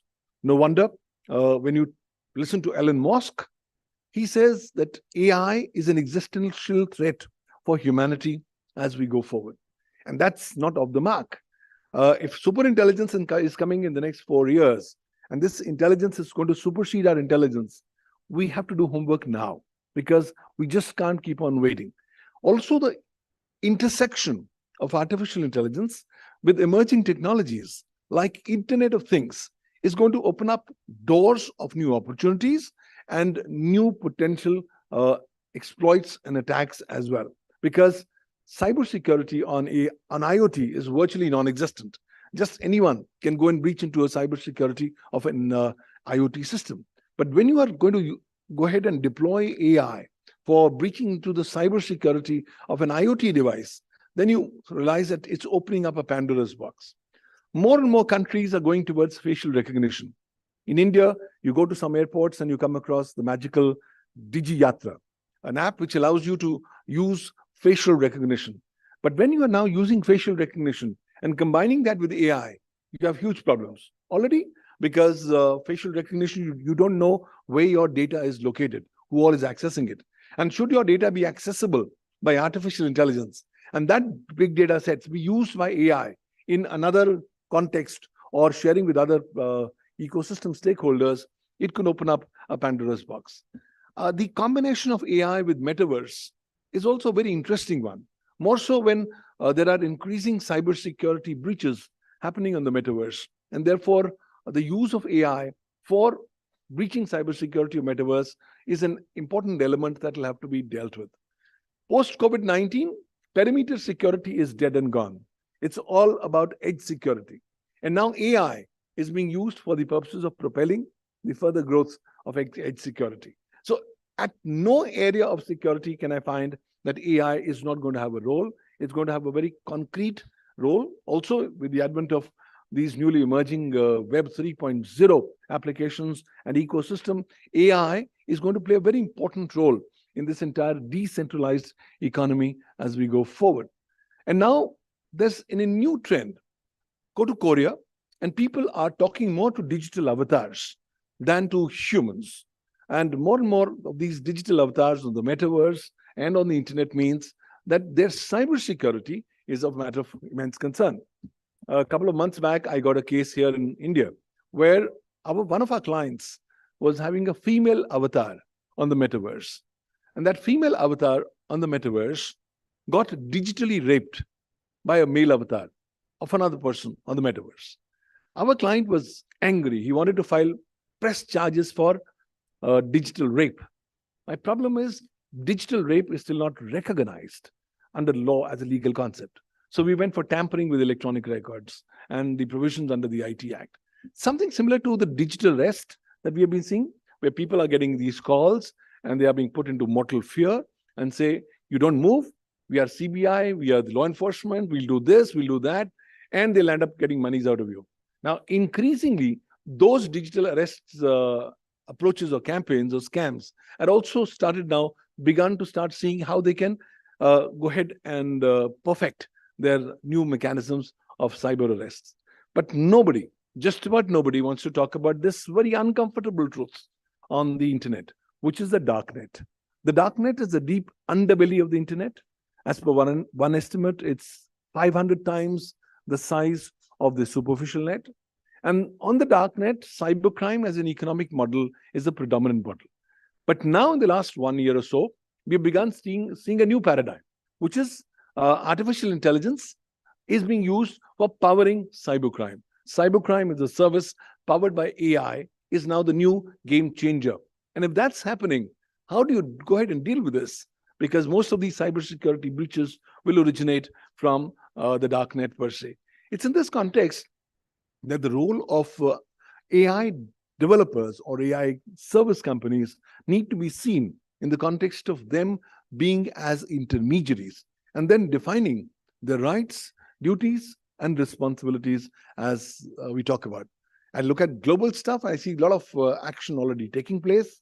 The state of Illinois in the US became the first state to come up with a law on artificial intelligence on 1st of January 2020, prior to the pandemic. And now we have various new initiatives. Primarily New York has come up with a new law on artificial intelligence, which is talking of the security of artificial intelligence, which is mandating that there must be appropriate audits for the purposes of ensuring that the discrimination and the bias in AI systems need to be specifically dealt with when you're dealing it from the perspective of employment. China has become the first nation in the world to come up with a dedicated new law on generative artificial intelligence. This law came into effect on 15th of August, 2023. This law is by and large the most exhaustive law as far as the legalities pertaining to generative artificial intelligence is concerned. And this law is also to be seen in the context of yet another important law that's passed in the European Union. This is the EU AI Act, which got passed by the European Union in December 2023. It comes up only in implementation in 2025, but they have given themselves a year or so that they can be more flexible because the technology is moving at such a rapid pace. But then the focus there is minimize public risks. That's most important. But when we are now talking about generative artificial intelligence, it's not just about a program. It's about n number of programs. It's n number of tools which are helping you generate. So it's not just generative AI, which is generating deepfakes. It's generating a lot of stuff. So the legalities pertaining to generative AI will have to be specifically dealt with, more so in the context of the breach of cybersecurity and other responsibilities. Broadly speaking, despite all this happening, I still find two broad schools of thought globally. First school of thought is, well, don't regulate. Why? Regulation is bad for innovation. Let this technology develop to its logical conclusion, and then we will wake up and do things. The other school of thought says, no, sorry, we can't keep on waiting. Let's start acting now. Why? Because if you're going to poison the well, then it's going to be very difficult to de-poison the well, as we talk about. And therefore, the government needs to come up with existing standards, guidelines, safeguards, to create a new framework where there's basically respect of the principle of first, do no harm. And I think this do no harm is what principle is also inspiring the Indian government, as they want to say, look, we want to go ahead for minimal regulation, but we want to make sure that the ultimate user or the consumer does not get harmed as a result of AI and its various initiatives. But the problem is, ultimately, we are talking about a bigger reality, which is about big data sets. AI without big data sets is nothing. It's like the dhad without the spirit. So that being so, it's important to understand the kind of big data sets that are going to be fed in artificial intelligence for purposes of training the same will help understand what kind of output is going to come out of specifically AI. That's the global ecosystem. From there, I want to come to the Indian stuff. I can tell you in India, there's no law to govern artificial intelligence as of now. And the Indian cyber law, being the Information Technology Act 2000, is completely silent on AI. You can't fault them. This is a 23-year-old legislation. AI was existing, but had still not come as an integral part of our lives. But yes, there's a growing necessity that we will have to start adopting cybersecurity as a way of life as we go forward, because without cybersecurity, nothing is going to be safe. Globally, there's chaos and confusion. No international law on cybersecurity. So countries are saying, well, let's wait for this policy vacuum to be filled up. Till that time, let's come up with our own distinctive national laws on cybersecurity. So look at this list of countries who have all come up with dedicated laws on cybersecurity. And when I talk of AI and cybersecurity, a number of countries are toying with the ideas, can I actually apply my national laws on cybersecurity to the context of AI per se? But please remember, you are in India, whatever you're doing, if you are using any of the 7 raw materials today, if you use computers, computer systems, computer networks, computer resources, communication devices, as also data and information in the electronic form, you get covered under this law. And good, bad, or worse, this is the law of the land that you'll have to ensure compliance with. This law has also now come up with a unique concept of an intermediary. Earlier, it was only concept of a network service provider in the year 2000. But 2008, post the Mumbai attacks, we came across with this concept of intermediary. Any person who on behalf of another person is receiving, storing, or transmitting any particular electronic record, or providing any service with respect to that record, becomes an intermediary. So the moment you are an intermediary, under the Indian cyber law, you will be required to exercise due diligence, and all companies become intermediaries in India. Everybody. There's not a single company left. If there's a company that's not in the electronic format, yes, you are left out. But I'm hardly aware of any company that does not use the electronic ecosystem. So once you are corporates, once you are companies, the IT Act says, please exercise due diligence while you discharge your obligations. And these various parameters of due diligence have been given under the IT Act and the rules and regulations made thereunder. This IT Act and the IT rules have already been upheld by the Supreme Court under the landmark judgment of Shreya Singhal versus Union of India way back in 2015. And now from 25th of February 2021, the government of India has come up with the IT Rules 2021, which are directly applicable to everybody that's available here. In addition, we have the IT Reasonable Security Practices and Procedures and the Sensitive Personal Data or Information Rules 2011. These mandate almost all of you to put in place reasonable security practices and procedures. This, for example, the law says if you do an ISO 27001, you are compliant with reasonable security practices and procedures as you go forward. In addition, under the new IT Rules 2021, you're required to go ahead and report every cybersecurity breach to the nodal agency on cybersecurity. And this has to be now done within a statutory period of 6 hours. You don't do that, no problem. The law says, be prepared to go to jail. Now, if you're a company, the company can't be sent to jail, but the top management, the board of management, the CXO people can definitely be sent to jail, in addition for being exposed to civil liability. Because Rule 7 of the IT Rules 2021 tell you, you don't comply with this, two things happen. The law snatches away from you the statutory exemption from legal liability, and number two, you become liable for being punished for various offenses under the IT Act and the Penal Code. In addition, from last year, 28th of June 2022, the government has come up with the IT Directions 2022. These are telling you, guys, the moment you come to know of a cybersecurity breach, please report within 6 hours of coming to know about it. If you don't report, you automatically commit an offense, which is punishable with imprisonment and fine. So these IT directions are potentially the most significant cybersecurity legal frameworks that have happened in the Indian context. You'll have to do that. In addition, though we don't have an AI law, in 2018, the Indian government came up with the Indian National Policy on Artificial Intelligence, which is a broad mother statement of what India wants to think about adopting AI as we go forward. I think as we go forward, India will have to be more alive on how to deal with these AI companies who are providing all kinds of AI services because of the specific silence on the use of AI and its providing of various services by various platforms. Please understand, AI will come up with some new challenges. The government of India has already announced it's coming up with the Digital India Act this year.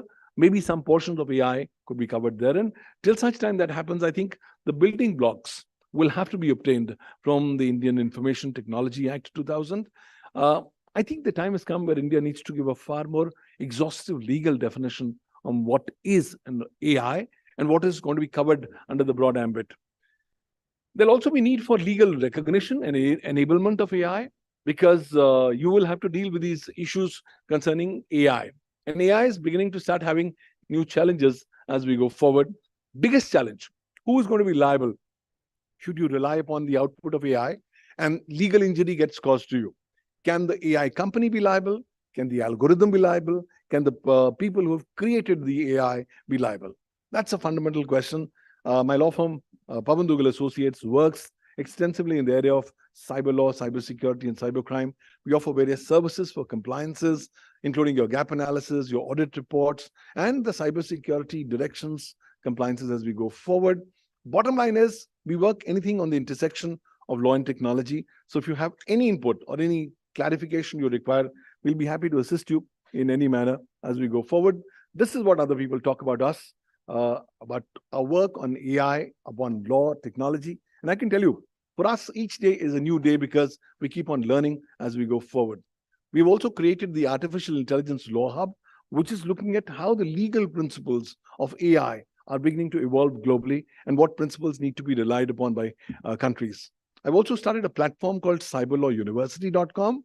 I offer about 37 courses online, and it got started as a beta experiment, has even amazed me. We have more than 30,000 professionals from 176 countries speaking 52 national languages who've already done these courses. Figures primarily telling us there's a need for massive capacity building as we all.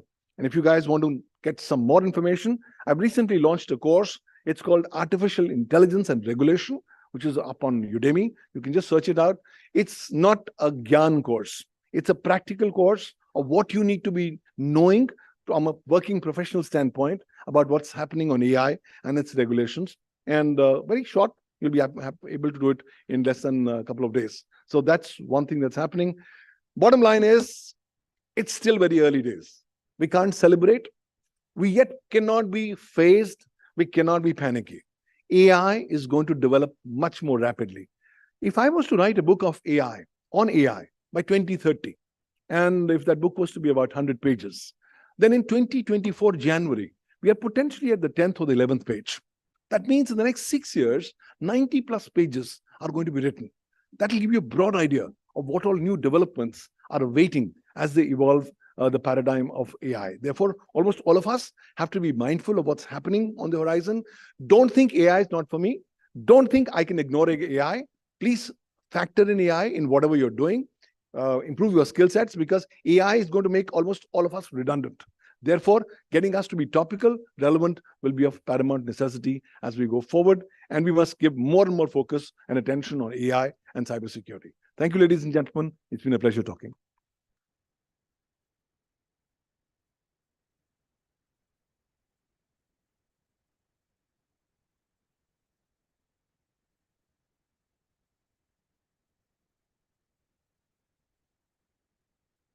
So if anybody has any questions for Doctor, of course, you can, sirs here, you can take them up on a one-to-one basis. He's been very kind to make sure that he answers all of them before he leaves. Thank you so much, sir. Thank you. Well, now the next topic.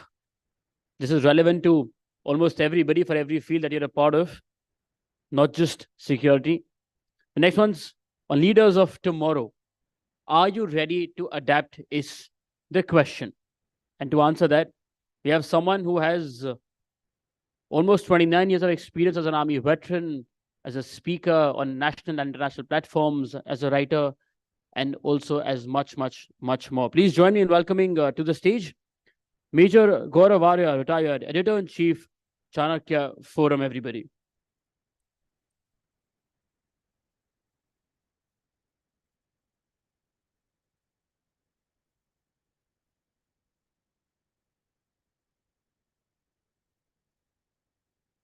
Jai Hind, friends, and thank you for inviting me over. This is Leaders of Tomorrow. I don't know much about leadership and nobody knows about tomorrow. So I'll try and make some sense out of what I'm trying to say today, and I hope it makes sense to you too. Now, there are 2-3 things. When you say leaders of tomorrow, you're trying to say that there will be challenges tomorrow which are new, and what kind of leadership you want that can take care of these challenges tomorrow. I don't think so. I think challenges in front of leaders remain the same, and they remain the same through centuries. The same challenges which were there 500 years back remain today also. There could be fluctuations in terms of technology, but you deal with them at a human level. So I'm going to talk about 3 things that are very important. I don't know the background of most of the people who are sitting here. I think very many of you are from the corporate sector and various fields in the corporate sector. So the number one thing that I'm going to talk about is entropy. This is one leadership quality that is required. Entropy is a state where there is confusion. Entropy is a state where there is lack of clear orders, lack of clear direction, and leaders are expected to make sense. In the army, we call it the fog of war. The fog of war. I'll start off by a quote by a famous Prussian general called von Moltke the Elder. Von Moltke the Elder said, no battle plan survives its first contact with the enemy. Now, when you say that no battle plan survives its first contact with the, what is a battle plan? A battle plan is a very sophisticated plan which tells you how the Army, Navy, and the Air Force will go to war. Right? So you say that the tanks will move from here, the aircraft will move from here, the submarines will come from the left, and the ships will come from the right. It's extremely sophisticated, mind-boggling. But von Moltke the Elder said that you will never survive your first, or no battle plan survives its first contact with the enemy. I have changed it so it makes a little bit of sense in the corporate sector. I will say no business plan survives its first contact with the market. So your business plan will have all the data, all the figures, your capabilities, your expenditure, every single thing. And when you hit the market, you will understand that it is in the nature of the market to hit back. The market will hit back. And anybody who can manage that hit back from the market, the chaos, the loss of revenue, your competitors coming out of the woodwork, if you can manage that, then you're a good leader. So when we talk about entropy, we talk about the ability of future leaders to manage the fog of war. We talk about the ability of future leaders to manage uncertainty. That is very important. It's like a storm. You're going in a ship, there is a storm, you don't know whether you'll live, you don't know whether you'll die. Everybody looks towards the leader. And if the leader starts looking scared, then the entire operation is done, it's gone. I remember when I was in the army, I was posted along the line of control, and truth be told, there was never a single moment when I was not terrified. People say, were you scared? I said, no, I'm terrified. Absolutely. And I was so terrified that within 48 hours, I learned the entire Hanuman Chalisa. Because when the Pakistanis are firing at you, and when there are shells exploding overhead, this is something that can terrify everybody. But you cannot show fear. You can't. That is where leadership kicks in. You're afraid. Of course, you're afraid. You feel cold. When you're cut, you bleed. When a bullet blows near your ear, or when a bomb explodes on top of your bunker, your legs shake. All of that happens. It's happened to me. I've been scared. And there is no shame in admitting that I've been scared. But you keep a straight face. Right? There is a person who's hurt. He's bleeding. He's been shot in the stomach. You know that if he's not evacuated in the next 15 minutes, he'll die. But the Pakistanis also know that he's there. They're trying their best to ensure that you cannot pick him up. And you're a leader. What's your age? 24 years? 25 years? At 24, 25, there are many youngsters who don't know what to do with their lives. And here, you are making life and death decisions for almost 120 people. You're not related to them, but then you are related to them. They're part of your team. They're part of your regiment, your company. This is what leadership is. To be that lighthouse in a storm. Even when you're scared, you're terrified. And this is where most of the business leaders show leadership. Being an employee is one thing. And this is not to say that being an employee is easy. I'm not saying that. All I'm saying is that the guy who has to pay the salaries on 1st of every month, the guy who looks at the balance sheet, he deals with a different kind of fear. And his fear is totally, he is the one who's actually responsible that the ship sails. So entropy, the ability of a leader to navigate in uncertainty during the fog of war. The second thing I'm talking about leaders, and this was relevant 1,000 years back, and this is going to be relevant tomorrow as well. So friends, we're talking about leaders who have the ability to take risk. Again, you see, what is the difference between a manager and a leader? Let me explain this difference and then I'll elaborate upon this point. When you become a manager, you're given an appointment letter, right? Possibly by somebody who's senior to you. And you're told that you'll get this much money and you'll get this car and you'll get this and that, and this is your corner cabin and everything is good and here is your team. It comes with a guarantee written on the letterhead of the company that you're going to serve in. But that is a manager. There is no offer letter for leadership. You need to understand, there is no offer letter and nobody senior can appoint you a leader. In leadership, it is an inverted triangle. It is your team members, your juniors who appoint you the leader. There is no clapping. There is no offer letter. There is no corner cabin. There is no fancy laptop. There is no salary. You are a leader. And all it means is responsibility. And all it means is that when the CEO or the head of the company invites you on stage, right? When he invites you on stage because your team has done phenomenally well, you request his permission and say, sir, with your permission, may I call my team to the stage because they've done all the hard work.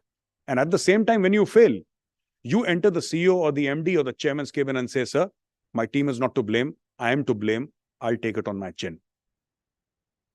This was relevant, my friends, 1,000 years back. This is relevant today and it will be relevant tomorrow. The ability of a leader to take risk. So imagine a scenario. You're walking on a road and there is a fork ahead. One road goes to the left, road goes to the right. You have a platoon, 30 men with you. There is shelling going on. There is sniper fire. There are grenades exploding. And what happens is that you have to move forward. Now, at your back, there is the enemy. You take the left, there is the enemy. You take the right, there is the enemy. If you stay constantly in one place, there is the enemy air force waiting to shell you. Where do you go? Where do you go? This is leadership. You have to take a call, and whichever decision you take, people will die. Please remember, and you have to live with those deaths. You have to live with the families who will tell you and who will blame you for the deaths. And this is your burden as a leader. And there is nothing that you can do about it, right? You are there. Can you say, I want to go home? Can you say that I want to resign? Can you say that, no, I don't want to fight? Here is my white flag. You can't do that. You have to take a call. And if you are a leader, not just a manager, if you are a leader, your team will follow you into the jaws of hell. They'll follow you everywhere. They'll die for you. They'll kill for you. The soldier who climbs 16,000 feet at Kargil, minus 25 degrees, does not do it for 40,000 rupees per month. Leaders are able to motivate, leaders are able to take risk, and leaders are able to tell their team that, hey, listen, I'm taking this risk. I know the cost of this risk, but I will take the first bullet. Do you know who was the first martyr of Kargil war? It was Captain Saurabh Kalia. And the Indian Army, while it has less than 4%, Indian Army officers make up less than 4% of the Indian Army's manpower. The casualty rate, when I say casualty, it's a nice way of saying death. The casualty rate is more than 12%. So the Indian Army loses, we lose more officer lives than any single army on earth. Why is that? Why do you think that is? Because you lead from the front. As an officer, you may have more facilities than your soldiers. You might have a nicer house. You have a nicer car. You have all the facilities. But when intelligence comes in that, sir, in that house, there are 5 Lashkar-e-Taiba terrorists, you have to go inside and neutralize. You jolly well be the first guy who's kicking open the door and taking that bullet on your chest. You don't become an officer just because you're commissioned from the Officers Training Academy or the Indian Military Academy and have stars on your shoulder. No, you have to prove it. Similarly, in the corporate sector, minus the life threat is no different. I worked in the corporate sector for a very long time and I understand the stresses and strains of the corporate sector. But when a leader says, I'm going to take risk, right? I'm taking a risk and we are going to do this. He's also telling his team that don't worry, I'm standing in front, I'll take the first bullet. That is the prerequisite for taking a risk. And anybody, you know, I often go for these corporate talks, and you know, there was a person who was speaking before me, and then I was invited as a guest speaker, and he said he was trying to motivate his team. And I will not take the name of the company, obviously. And he was saying, you have to complete your targets. मुझे नहीं पता तुम कैसे करोगे, लेकिन तुम्हें करना है. And when I came on the stage, I said, sir, I'm extremely sorry. जब आपको नहीं पता कैसे करना है, तो उनको कैसे पता लगेगा कैसे करना है? Don't tell this to your team. मुझे नहीं पता कैसे. What do you mean मुझे नहीं पता कैसे करना है? You jolly well know you're the leader. You're the boss. Right? And it's about taking responsibility. And the last, you know, I'll mention 2 wars here, and then perhaps you'll understand what I'm trying to say. There is an ecosystem that you have to control as a leader. In the army, we call it supply chain resilience. I'm sure you call it supply chain resilience outside the army also. The thing is that, what did we learn from the Ukraine-Russia war? What did we learn from the Israel-Hamas war? It's a massive lesson in leadership. What we learned was that the reason why Ukraine is taking a beating is not because only Russia's army is larger, it has more tanks, it has massed artillery, etc., etc. That is a fact. But the fact is that the Ukrainians, you know, they were ready for war. They went to war, and of course, Russia invaded Ukraine. They had no other choice, but they went to war betting on somebody else's supply chain. So, if the US Congress says, hey, there are deliberations going on here, we can't give you those $60 billion like we promised. The Congress is still debating, should we not? That is where you lose. That is where you lose, because war is about billions of dollars being spent every single day, especially a kinetic conflict, especially a conventional war. Money flows like water, And I'm not talking about 20, $30 million. That is pocket change. I'm talking about billion with a B. Bravo. Bravo billion. That is the kind of money. Then you have manpower. Then you have people, who are dying every single day. There is destruction of manpower. How many decades will it take to rebuild Ukraine? It will take $1 trillion. Whatever people say.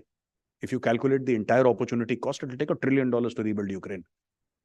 But Ukraine does not have its own resources to fight a war. What has happened in the Israel-Hamas war? Hamas attacked, Israel hit back, now this war is spreading. Do you know the difference between both the wars? Apart from the fact that one is being fought between two conventional armies and one is being fought by a conventional army against a terror group. The fact of the matter is that in the Israel-Hamas war, and this will be of interest to you, the great learning is that countries will have proxies. So if you cannot control your supply chain, you create a supply chain which is illegal. That is what Iran does. The Houthis are funded by Iran. Hezbollah has been created by Iran. Hezbollah is like a regiment of the Iranian army. It's almost like that. The Hamas is funded by Iran. So you have to control your supply chain. Now, how does it translate into your world? How does it translate into the corporate sector? You have to control your environment. Because if you do not control your environment, somebody else will control your environment for you. And then you will lose.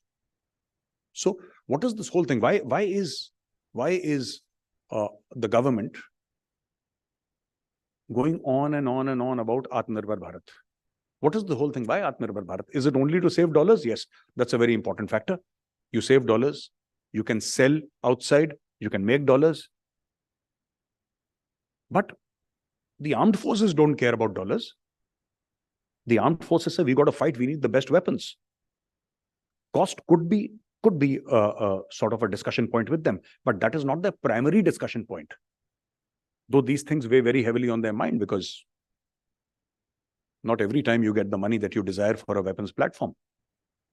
But you have to understand that Atmanirbhar Bharat is all about, though it was declared much earlier, but it's all about learning lessons from the Russia and Ukraine conflict. It's all about learning from the Israel-Hamas conflict. And the biggest lesson that the armed forces have learned, which leaders of tomorrow also need to learn, is that you must control your environment. If there is somebody in your team who's upset, somebody in your team who does not work, there is a way to deal with that person. I have seen a lot of heavy-handed bosses, right? Sack him. It doesn't work like that. You have to it's not like a car where all the gears, the first gear is always on top and the second gear is niche. It's not like that. Human beings are different and that is what leadership is about. Human resource management is a very, very important factor, right? And you stress upon these issues and you say that, we will control our environment and we will ensure that we deliver within our environment and we will keep on upgrading our environment to deliver. I'm telling you today, Russia controls 17.5% of Ukraine's territory. Ukraine is going to lose this war in spite of support from America, in spite of support from NATO countries. Ukraine is going to get a hammering of its lifetime. And all the sanctions which were put on Russia will come to a naught. You can do whatever you want. You can put sanctions on Russia for the next 10 years. It will impact their economy. I'm not saying it will not. It will. But if you control your environment, you become like Iran. Iran has a GDP of roughly 450 billion. And you know why it has a GDP of 450 billion? It has a GDP of 450 billion simply because since 1979, they have been under sanctions. Remove the sanctions, it's a $1 trillion economy or even more. Because Iran, due to oil and gas, controls its supply chain, it controls its immediate environment. Ukraine does not. And why is Hamas going to lose? Because Hamas's supply chain is in Iran. They don't control their environment. They can attack, they can cause damage. But in the end, Israel will win simply because Israel controls its environment. So these are the three factors that I wanted to list to you for future leaders. And it's not so much about future leadership, also about leadership of the past, of the present. Leadership principles roughly remain the same. Challenges will be there, like the speaker before me spoke about AI. This is a new challenge. And I don't know much about AI, except that I know for sure that our lives are going to be impacted drastically. That's the only thing that I'm sure about. I otherwise have no knowledge about artificial intelligence. But I can tell you this, if as a leader, you control your environment, you keep yourself abreast of the latest changes that are happening, right? There is something which, when somebody asked Saurav Ganguly, what do you find fascinating about Mahendra Singh Dhoni? Is it his wicket keeping, his captaincy? He says, no. What I find most amazing about Mahendra Singh Dhoni is match awareness. And I found this term very interesting, match awareness. Mahendra Singh Dhoni knows exactly what is going on.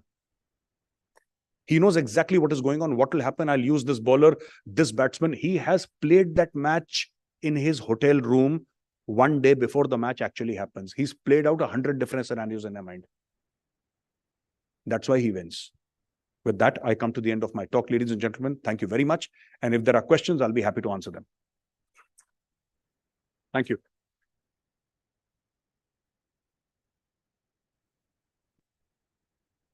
So, no questions?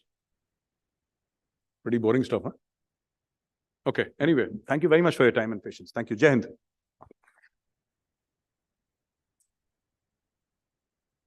Thank you. Thank you so much. I think probably they also understood everything very clearly. That's no questions. Let's just look at that pace. Thank you. Okay, I'll try and keep up with time. Very quickly, we move ahead with the next session. We'll sort of pick up from where we left. This was Leaders of Tomorrow. And now to add on to that, our next session is on how to be an efficient professional. And to talk on that, to teach us some points that say on that, to become a better professional, please join me in welcoming on stage Professor Captain S.B. Tyagi. Everybody, please.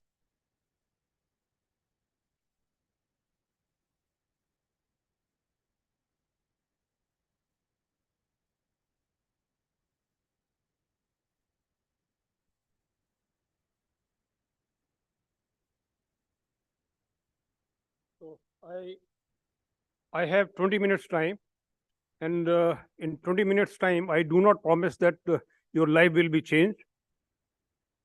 And I do not promise that if you listen to what I say, you will be good professional. But I can assure you that you will be good human being. For being good human being, there are many things. Management gurus keep telling all these things. There are books written on it. The subject is very popular. So what I am going to do here is standing before you, and what is the new thing I am going to teach, which has not already been taught. कहते हैं कि गालिब का है अंदाजे बयां कुछ और. So anything worth saying has already been said. I will say a little differently, same thing all over again. I am very fortunate and feel privileged and happy to be standing before you for the opportunity given by Businessworld. 40 under 40, and I assume that the participants and the winners, which will be sharing their place of pride in the evening, they will also have something to learn from my session. And I will start from one point first.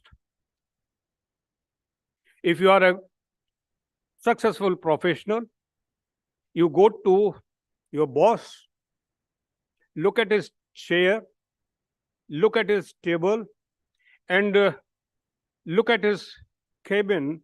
And if you do not feel that someday I am going to sit here, then I can assure you that your life is being wasted. Because you should have that urge, that desire, that fire in the belly to see the things and aspire to be what your boss is.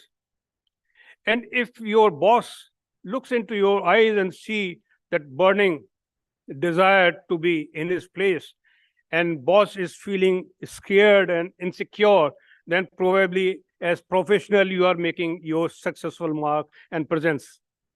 Your boss recognizes you. And good bosses are those bosses who are not scared of your being in that formidable position. They start mentoring you because they have seen the potential. So be that person who looks the cabin, the chair, the table of his boss and aspires to be someday occupying it. And for that, you have to do many things. You have to have essentially first thing, anchor in your life. Someone you can rely upon, someone who would be dependable, someone you would go for when in distress. जब पूंछ में आग लगी होती है तो किसके पास जाएंगे? और पूंछ में आग लगती है. We in the security profession, maybe in fire, have seen that fire very often. But everyone in corporate world will have some day full of miseries and distress, and he would like to find someone who can be relied upon, who is trustworthy, who is dependable. And who are those fellows? Make few कमीने friends. वो जो कमीने दोस्त है ना, बचपन से लेकर आखिर तक आपकी लाइफ में जो कमीने दोस्त आएंगे, वही हैं जो आपकी जब पूंछ दबी होगी बचाएंगे. वो जो कॉलेज में टॉयलेट के पीछे खड़े होकर कहते थे सुट्टा मार ले, कुछ नहीं होता. कुछ होता तो है, आपने सुट्टा मार लिया या नहीं मारा. But he is the friend probably you will still continue to interact with. Someone who says, अरे यार, धर्मात्मा बनने से फायदा नहीं है, पार्टी चल रही है, एक पैग मार ले. Your wife, your girlfriend, your other family members may hate them, but they are the person you can trust because they would give you unconditional support. So it is better to have good, real, thoroughbred kamine friends. Your wife will hate them. Your mother already hated them. क्योंकि ये है जो मेरे बच्चे को बिगाड़ रहे हैं. पत्नी बोलेगी ये है जो मेरे पति को बिगाड़ने आ जाते हैं. शाम को बैठ के क्या करेंगे? अब आ गए तो बैठ के दारू पियेंगे, सुट्टा मारेंगे. नो, गप्पे भी मारेंगे. लेकिन यही हैं जो ट्रस्टवर्दी हैं. रात को 12 बजे जब आपको प्रॉब्लम आएगी, हो सकता है कि एसिडिटी का पेन हो, लेकिन आप समझ रहे कि ये तो हार्ट अटैक आ गया. जो धर्मात्मा लोग हैं ना, साधु संत टाइप के लोग हैं, जो खाना खा के 9 बजे तक सो जाते हैं, वो 12 बजे आपकी कॉल अटेंड नहीं करेंगे. यही हैं जिनके चांस ये है कि अभी भी बैठे होंगे, कहीं महफिल जमा रखी होगी, वो ही आएंगे. Such person are generally more resourceful also. Not only they are trustworthy, dependable, they are resourceful also. क्योंकि कुछ सेकंड के नोटिस पे जो चखना अरेंज कर लेते हैं, दारू अरेंज कर लेते हैं और बैठ जाते हैं कहीं जगह निकाल के. They are resourceful. They are okay. If you think that this is going to be a session in which you are taught wrong things, think about your early student lives, your present life, and what you are going to do when you grow old. With whom you are going to do, how many days and how many hours per day you can have satsang. Who is going to yearn for your company? Who would be happy in your company? Those bad friends. So, first thing wrongly I am sharing with you is have kamine friends. Then how is it going to be making you a successful professional? दिल के सच्चे होते हैं, काम में अच्छे होते हैं. Because these fellows don't get caught. The smartest guy in your class was the naughtiest guy, and he never got caught. Remember?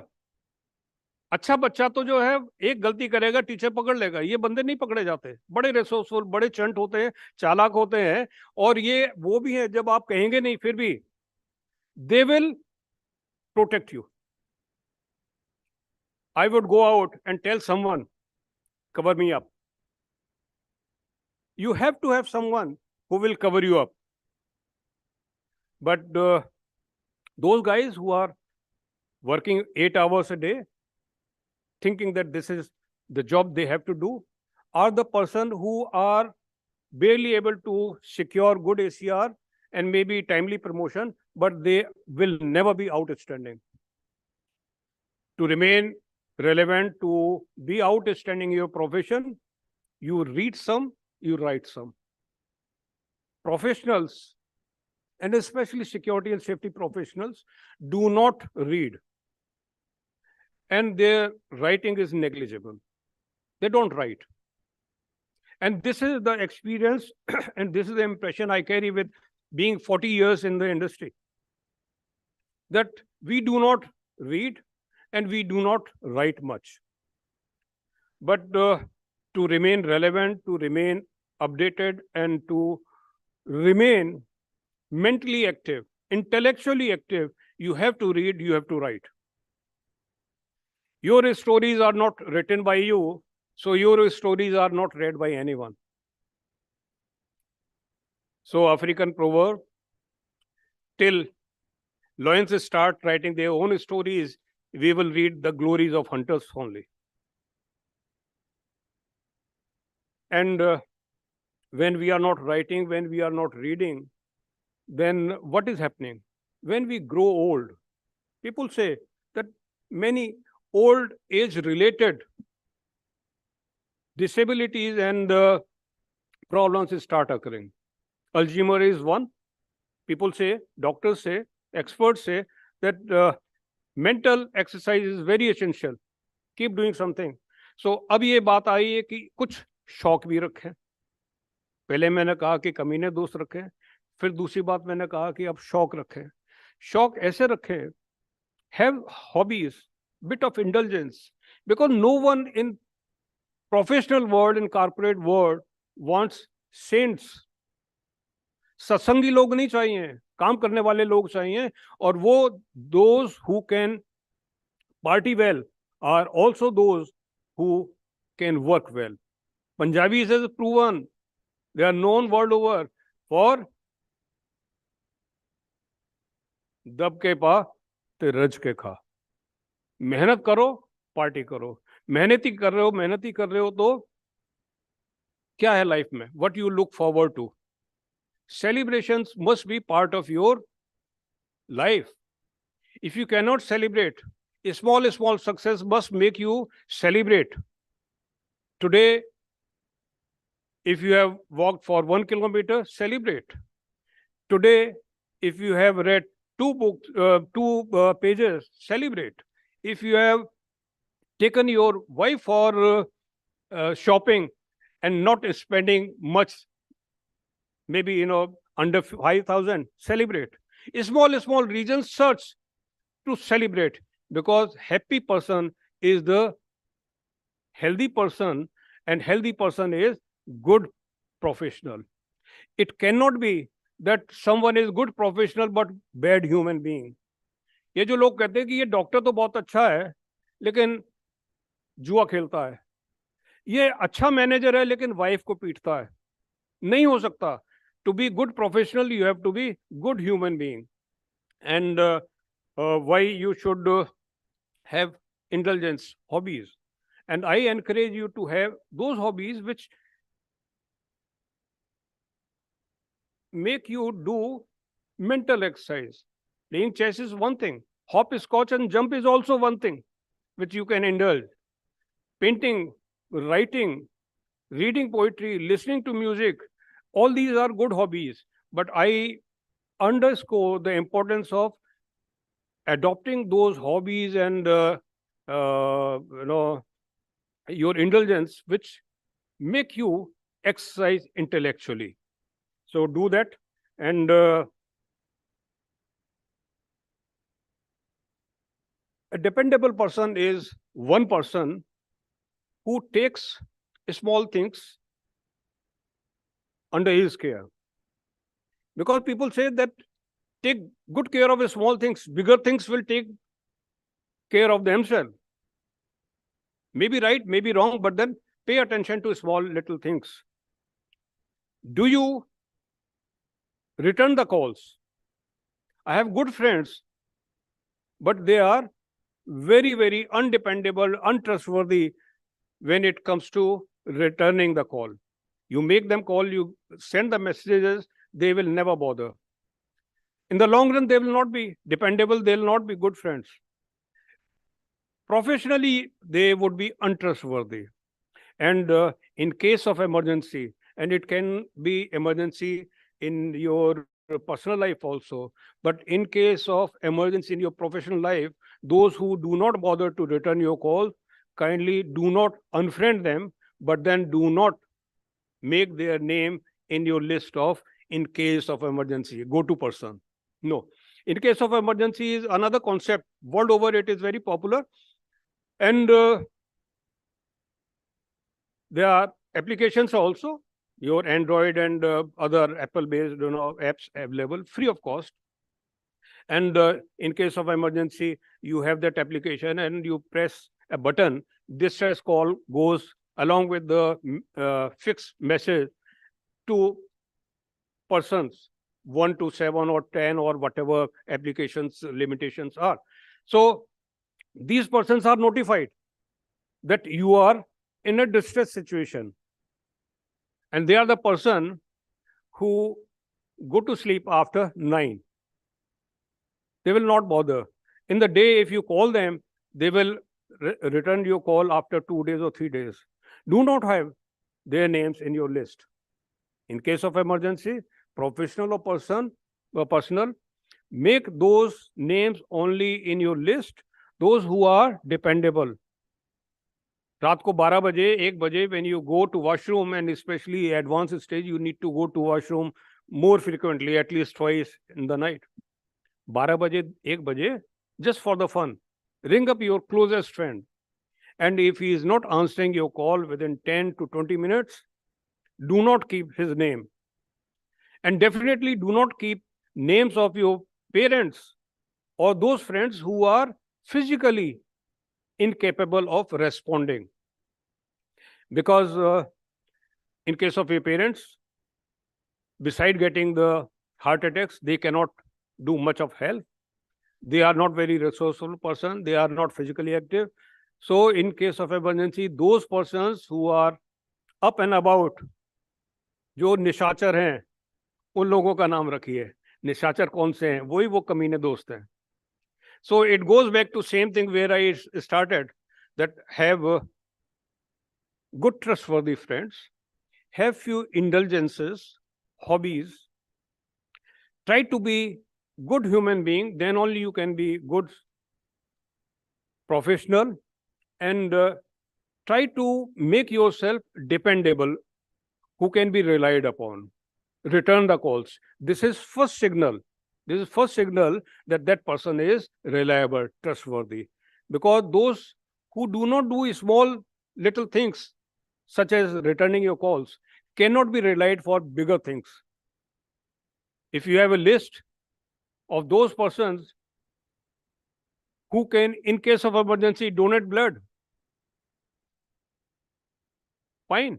But if these are the persons who do not return your calls, there is no fun having such person who are volunteer to donate blood, because the requirement will come in emergency only, and they are the person who are not responding to your calls in the night. So to summarize, have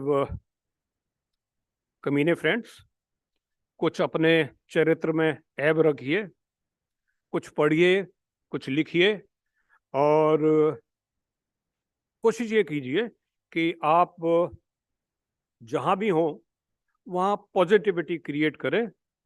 Many people who have very critical analytical mind, within a second or rather fraction of a second, they will find out the faults. Those are the person who generally create negativity.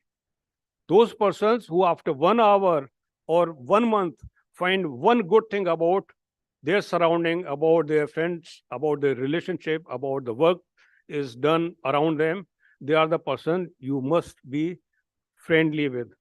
Because finding fault is very easy and appreciating something is very, very difficult.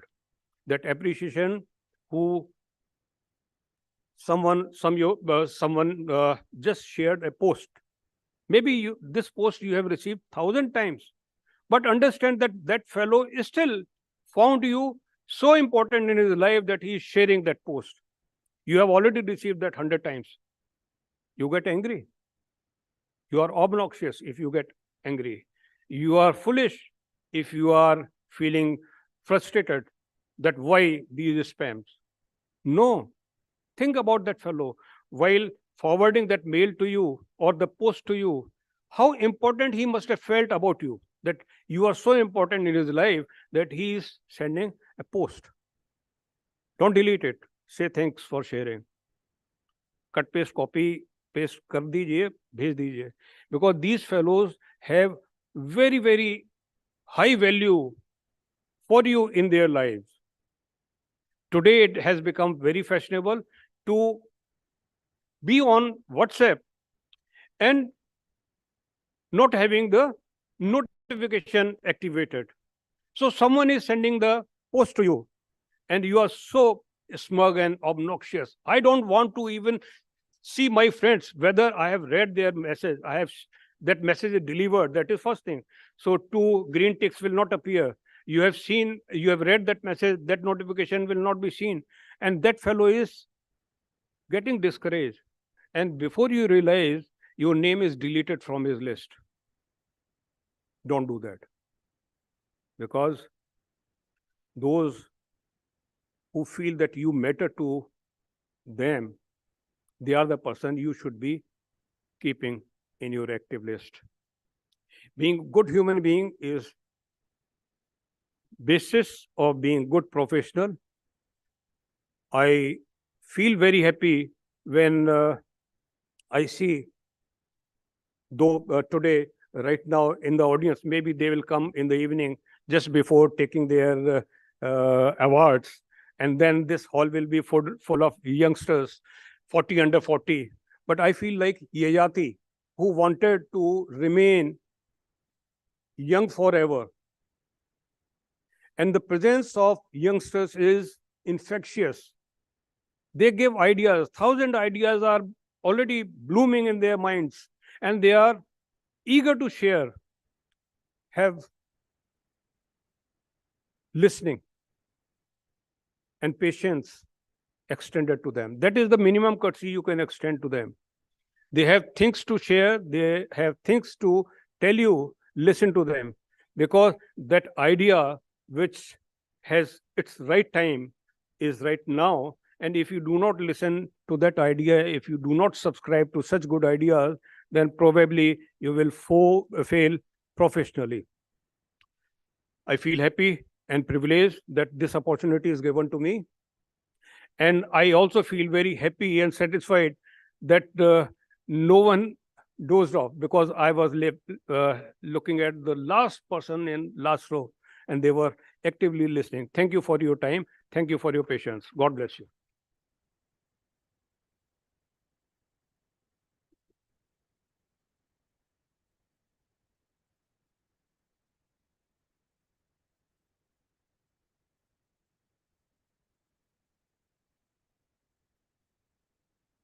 Thank you so much, Professor Saab, for telling us exactly who we need and who we need, but not really need.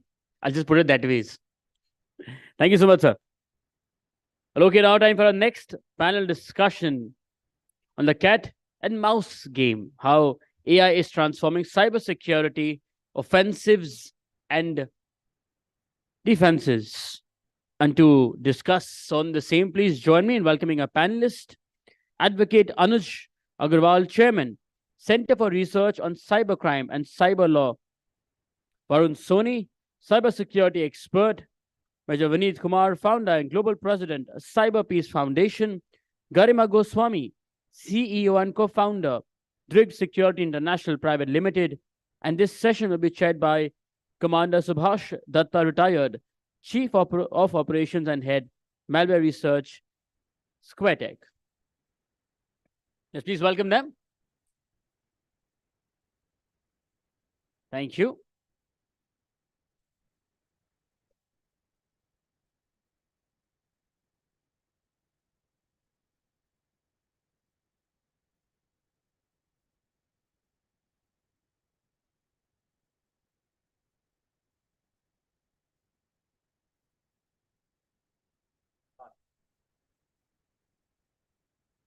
I am grateful to Dr. Dugal for having laid groundwork for artificial intelligence and its relations to cybersecurity. This will not be, out of place to say that cybersecurity and artificial intelligence are a match made in heaven. We are, as cybersecurity professionals, we are very closely monitoring the evolution and revolutions in the world of artificial intelligence. From the defensive side, we see AI-based systems helping us in doing anomaly detections, in helping us carry out automated tasks, in remedying the vulnerabilities or any other incidents that we discover. On the other side, if the cybersecurity professionals are paying attention to AI for their work, it's not out of place to say that the attackers are also looking at the same environment to hone their skills, to better perform their activities. So how is this cat and mouse game going to progress? Let me ask this very distinguished panel that we have with us. They will quickly, I'll request them to just introduce themselves in a line or two. So starting with Varun. Yep. Hi, good afternoon, everyone. My name is Varun Soni, and first of all, thanks for having me here at Businessworld. I work for Infosys as a cybersecurity expert, and also I'm associated with the Gurugram Police as in a volunteering capacity, helping them in some of the initiatives around cyber crimes and spreading awareness for the cyber safe society. Right. So I have a 20 years of experience, and I'll just be sharing some of the insights on the AI offensive and defensive and how the threat landscape has changed with the advent and the use of AI tools and technologies. Thank you. Hello, everyone. First of all, thanks for this opportunity. I am Garima Goswami. I am the co-founder and CEO of Drit G Security International Private Limited. My area of specialization includes risk intelligence, crisis management, and we are making some good headway in the training and awareness space. Usually, the most impressive part of my introduction is a certification from Harvard, and that I'm a visiting faculty at IISSM. Yeah, so I'm excited to talk on this topic on cybersecurity. That's Great. from me. Thank you, and good afternoon, everyone. Happy to see a lot of known faces here. This is Major Vineet. I am the Global President for Cyber Peace. We are a grassroots NGO as well as a policy think tank, working on different aspects of cyber, policy, cyber diplomacy, research, outreach, and a lot of activities we do with people on the ground. And in terms of qualification-wise, I've done my postgrads in cyber defense from Cranfield Universities, and then leadership from Cambridge Universities on cybersecurity management. Thank you. Great. So with this brief background, let me set the ball rolling and discuss with Varun first. Like you said, what I intend doing is just covering the offensive side of artificial intelligence as it relates to cybersecurity, and then taking on the defensive side. So, Varun, if you could, in a very short sentences, tell us something about the threat landscape as it pertains to artificial intelligence. So yeah, thank you. I think, like I said, AI is everywhere being used now. It is evolving at a rapid pace, and it will go and have a lot of frontiers to be uncovered in terms of AI still. But I think with whatever AI has been developed so far, there is a increased risk of attack vectors and the attack onto the organizations and the institutions. So by report, like 63% is the by which the attack scenario and the attack vectors have been increased for the AI-based attacks, right? While with AI tools, the use of AI tools in the cyber attacks, there are some unique and novel threat actors which come into play, like prompt injection, like data poisoning, and loss of the data model, theft, right? These were not there before. these are new, which are still being worked upon, and countermeasures are being foolproof countermeasures are being worked upon. It also is important to say that the familiar threat actors, which is like unauthorized access and data loss, the older ones, the familiar ones, right? Even those are in dire a problem because of the efficiency and the efficacy the cyber threat actors are using, leveraging these cyber tools, AI-based tools, is increased manifolds. And to quote a data point from the World Economic Report, if we were to think that cyber attacks and cyber crime is an industry, by 2025, it'll be like $10 trillion. And if it has to be counted as an economy, then it will be the third largest economy as after US and China. So yeah. Also, I like to put on the threat actors, these with the ease of AI-based tools, they are able to craft very sophisticated malwares very easily, which can be sold as a service, and these are being advertised on darknet. Ransomware is the major use case here. Apart from them, the real use case which we already see in our day-to-day life is the phishing scams, very sophisticated phishing scams, and the deep fakes. We all know, top Indian actresses, and recently, day before yesterday, Sachin Tendulkar was a victim of deep fake. So what AI can do is just tip of iceberg of what bad things it can do. Right. Thank you for this insight. Major Vineet, if I can, just take your indulgence, if you can tell us that, are you seeing a rapid increase in AI-based malware and AI-based attacks in whatever the work that you do specifically at the grassroots level, where you are most, associated with organizations who are at the receiving end of these attacks? So are you seeing a rapid increase in the deployment of these AI-based systems, or like what Arun just said, that, it is the greater sophistication in the terms of attacks, right? The absolute sophistication in the crafting of the phishing emails to begin with, right? So are you seeing something similar happening across the Yes. So this is in fact our observation, and I like to give kind of an example. Like everybody, I'm sure in the room knows Jamtara.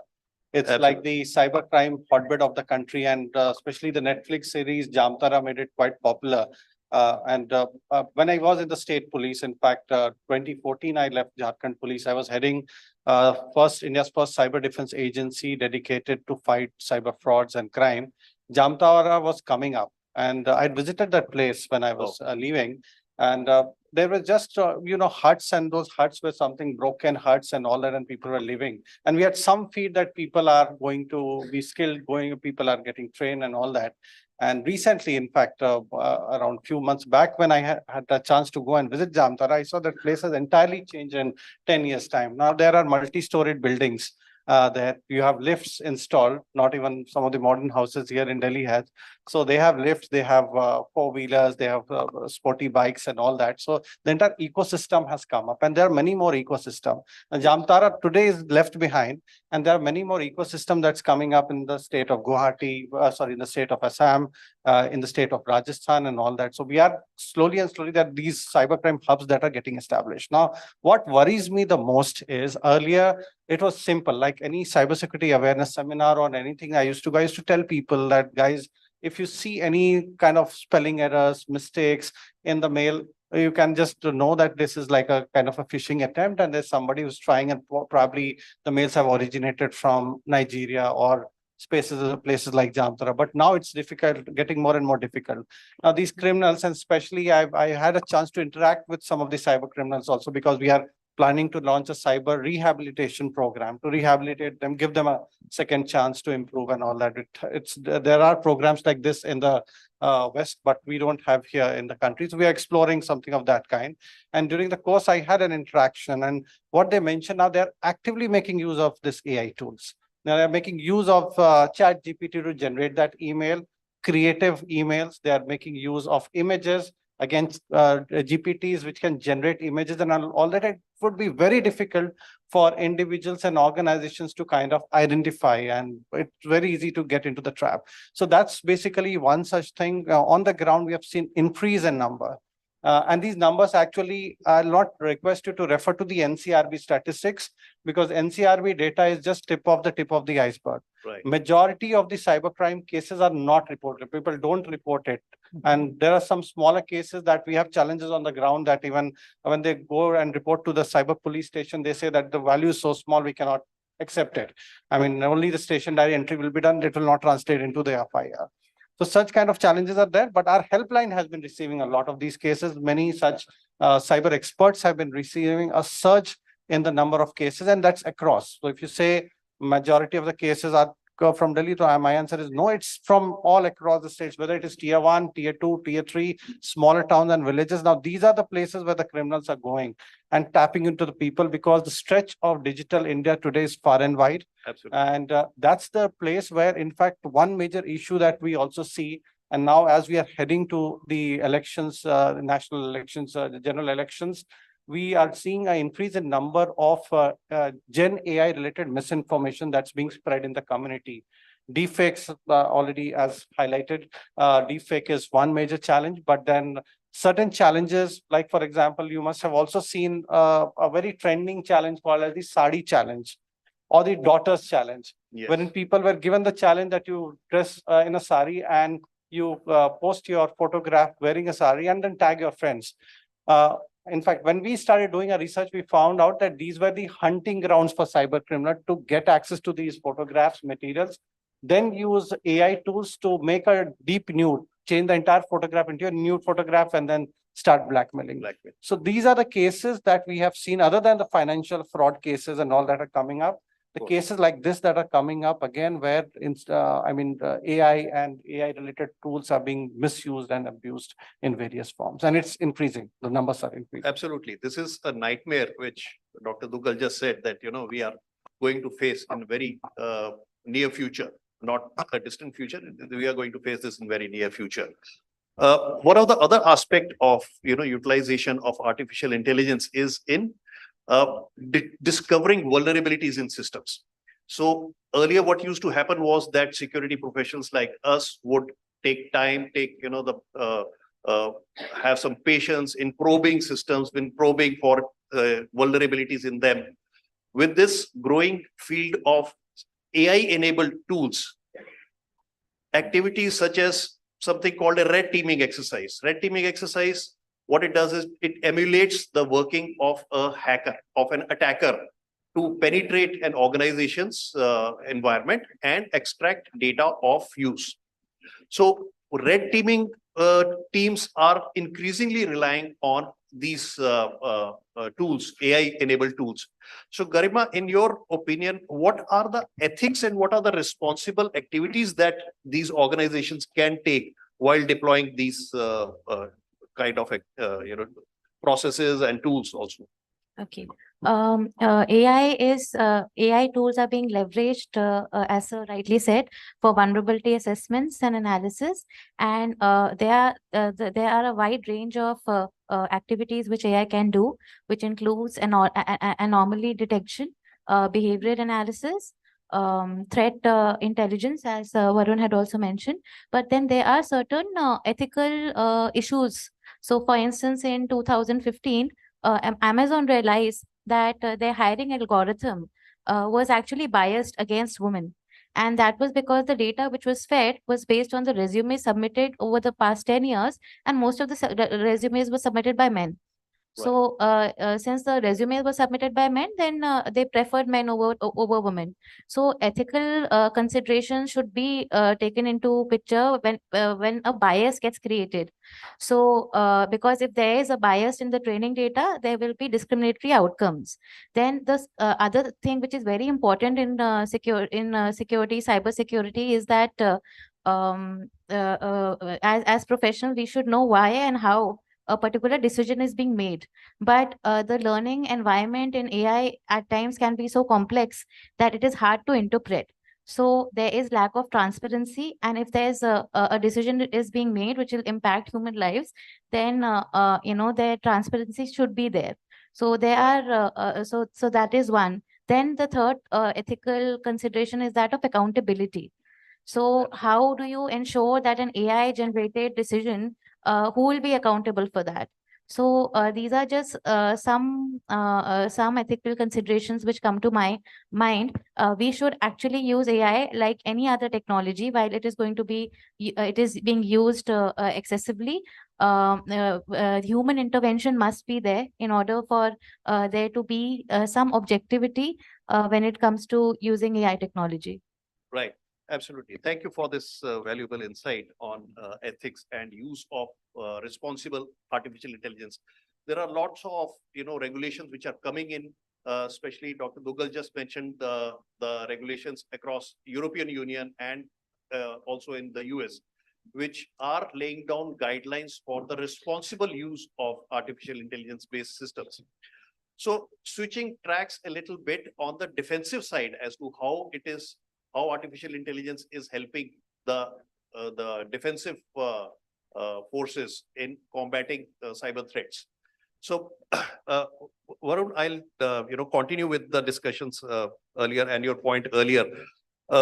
Artificial intelligence has greatly enhanced the detection capabilities, anomaly detections, as well as on the response side and risk management. So, what are your views on this aspect? Yeah, I think I would say that on artificial intelligence on the defense side can be applied into three broad areas. One, he just talked about the anomaly detection, and then I think predictive analysis, which is actually helps in your vulnerability management, because with artificial AI tools, the LLMs, which we are using for the defensive purpose, you can process a lot of data in a faster time and with a lot of patterns being checked. So it can actually see your past data, and based on that, it can predict that there is a vulnerability, and hence you can patch it. So then it is a good for a security guy to patch those vulnerabilities pre-hand. On the security incident response, I think that's at the moment, in the current scenario, right? I feel that it is the best use case for artificial intelligence for the good actors, because it is a friend for the security guy, be it a security analyst, a CISO, or because in the security incident response, it harnessing the efficiencies of the AI tools, it can give them the summarization of when the attack is happening, a very quick summarization of what actions can be taken in a quick decision making time. That really helps him. It can actually also shorten the skill gap, which is a very big with the AI. It's a 3.5x gap, but I see that there are tools in the market. If you just give the good prompt to the AI tool, it can give you a summarization, which actually helps. Instead of keeping 10 people, you are keeping like 4 people, but it doesn't mean that you are taking away the human aspect. I would say it's a friend, it's not a replacement. So an analyst or a security guy combined with artificial intelligence is the picture to go for. Yeah, that's what I would say. Also, with how some more aspects is like bot identification, malware identification, spam identification.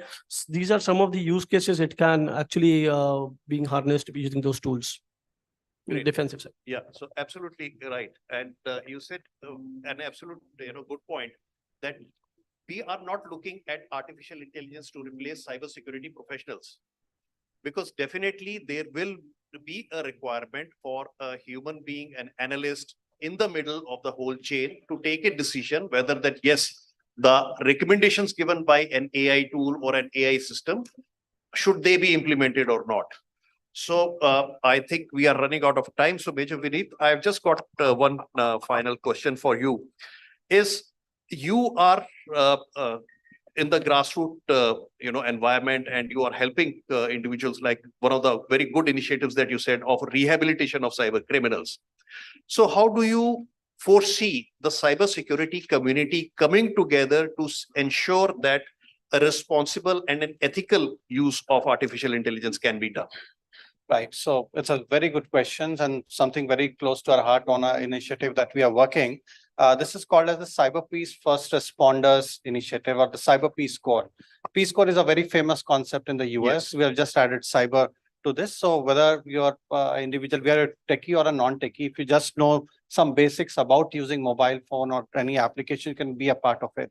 And one of the initiative that we have undertaken is the Cyber Peace GPT. Creating an entire GPT that will focus on fighting frauds, misinformation, deepfake, etc. So that's under development. We already have a website that is ready. And this is all community. We are talking about crowdsourcing cybersecurity and cyber peace. Absolutely. So it's not just the government. Like I make the statement in other conferences also that it's not the government alone that can help you kind of counter any kind of issues. So it's like a multi-stakeholder approach where industry, academia, civil society, government, and also the netizens, all of us need to come on one platform and fight the abuse, any kind of tech-based abuse that is happening, whether it is trafficking happening or circulation of child sexual abuse or any such issue. So we thought to work on this model. We launched this in 2013 as a concept. We tried. Now the Cyber Peace volunteers have expanded to 70 countries. But this year, we are going to kind of do some massive expansions in India because of a collaboration with google.org to create these cyber peace first responders across communities. So whether Anganwadi worker with some basic know-how can also join, and applications would be very simple through chatbot onboarding, through GPT, and they will have the right information to counter deepfakes, to counter malware. So for example, the same GPT, I missed mentioning that, but we had also come across that people are also creating some kind of ransomware using the chat GPT. It's very easy to get these codes and all, and it's targeted, it's used to target MSME startups, those who have almost zero budget on cybersecurity. Large scale enterprise have a good budget, they can still invest in a lot of tools, but MSME startups are struggling. So we are creating a cohort of these cyber peace first responders who will come together and making use of AI again. AI, the best example, I would say the best use case that I can share in the conference is making use of this platform and then disseminating information, crowdsourcing information. So whether it is spam, like we need to collect a lot of data sets also to kind of fight spam, fight misinformation. So the same crowdsource network, we are collecting information, building those quality data sets, and then thereafter fighting the abuses that are happening in the platform. So this is one such example that we are kind of playing and trying to contribute in the community as much as we can. Thank you so much. I would like to commend the panelists for a very insightful discussion on a very topical subject. And if you would have been paying attention to not just us, but to the background music, that is also AI enabled, because they realize that we need some lighter moments in our discussion there. It should not be very heavy. So this music is courtesy us. Thank you so much. Thank you for patience. Thank you, panelists.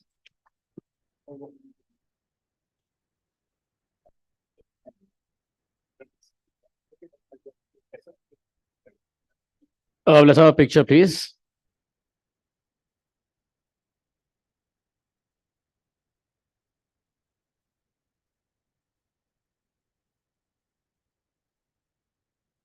Thank you. Thank you so much. Thank you. Thank you.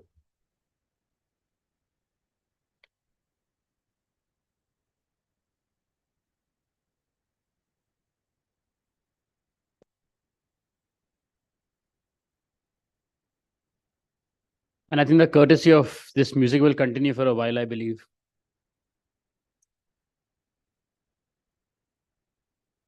Okay. Our next standalone or keynote session is on national security versus human rights, striking the right balance. What is that right balance and how do you strike it? To talk on that and more, please join me in welcoming on stage Shri Rajiv Jain ji, Honorable Member, National Human Rights Commission, New Delhi. Everybody, please.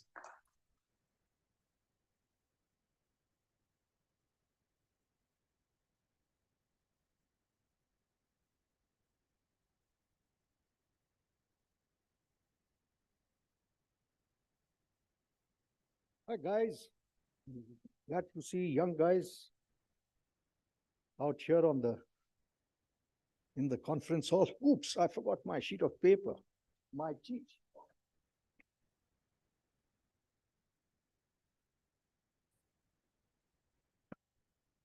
That's my cheat sheet. So,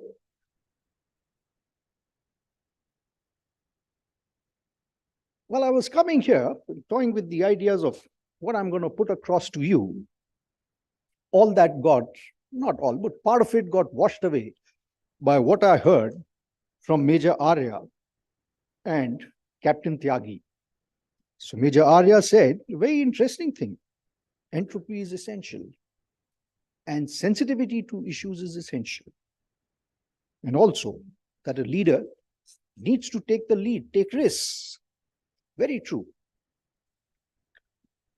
And Professor Tyagi, of course, spoke about commune friends. I have much to say on that, but before that, I'll talk generally about national security and about the security that you guys deal with, the kind of security that you guys would be dealing with. And subsequently, I'll be talking about how we deal with human rights in the National Human Rights Commission. So national security basically is a very large issue. It's a large issue because it deals with large number of people and large geographical areas. It deals with issues that impact over a larger time horizon.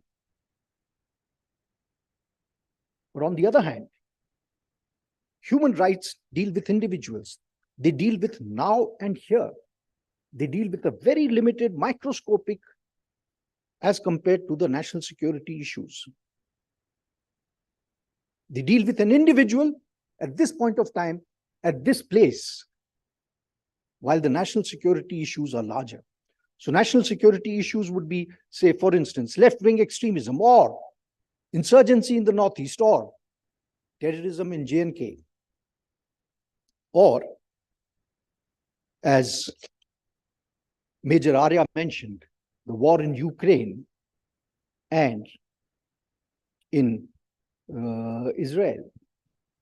So national security deals with those kind of issues. But while dealing with national security, we are ultimately dealing with humans. So a few years back, when the ISIS issue was prominent, problems arose even in our country. What kind of problems? Youngsters of a particular community were getting motivated. They were getting motivated to join the ISIS. Now, from a national security perspective, it was an extremely serious situation. And these kids who were getting motivated were not the uneducated ones. They were not the poor ones. They were educated guys. They were guys who were gainfully employed. They were guys in very respectable professions. They were getting educated. And they were getting educated at different levels. So some would merely confine themselves to browsing the net, browsing those specific channels to know what's happening and to express sympathies silently on those issues. Some others would talk about them among their colleagues. Some others would go a step beyond and also try and convert their colleagues and friends and family. Some others would go still beyond. They would establish communications with those who figured in these channels as good leaders of the ISIS. Some even went beyond and offered their services. And services were of a different kind. But then we found that from several countries, thousands of these boys had gone to the Middle East for the war that ISIS was fighting. From our perspective, the issue was massive. Nearly 20% of our population belonged to that community. We wanted to insulate the community from the ISIS. We wanted to protect the interests of the community and of those individuals. At the same time, deal with national security issues. Thousands of such boys from even small countries like Maldives went to Middle East. But we evolved a plan how to go about doing it. And the methods that we follow in several countries, we checked on them. We evolved our own scheme, whereunder we involved the community. We involved the community leaders. We realized that leaders of the community did not want their children to go astray. They felt that this was going astray. We capitalized on that feeling. We involved the community leaders, entered into dialogues with them. They identified their own people. This boy is acting strange. This boy is sitting 20 hours a day on his laptop and gets worked up on different issues. He's acting strange. There's something wrong. Look into that. And then once we found those boys, we didn't adopt a penal approach.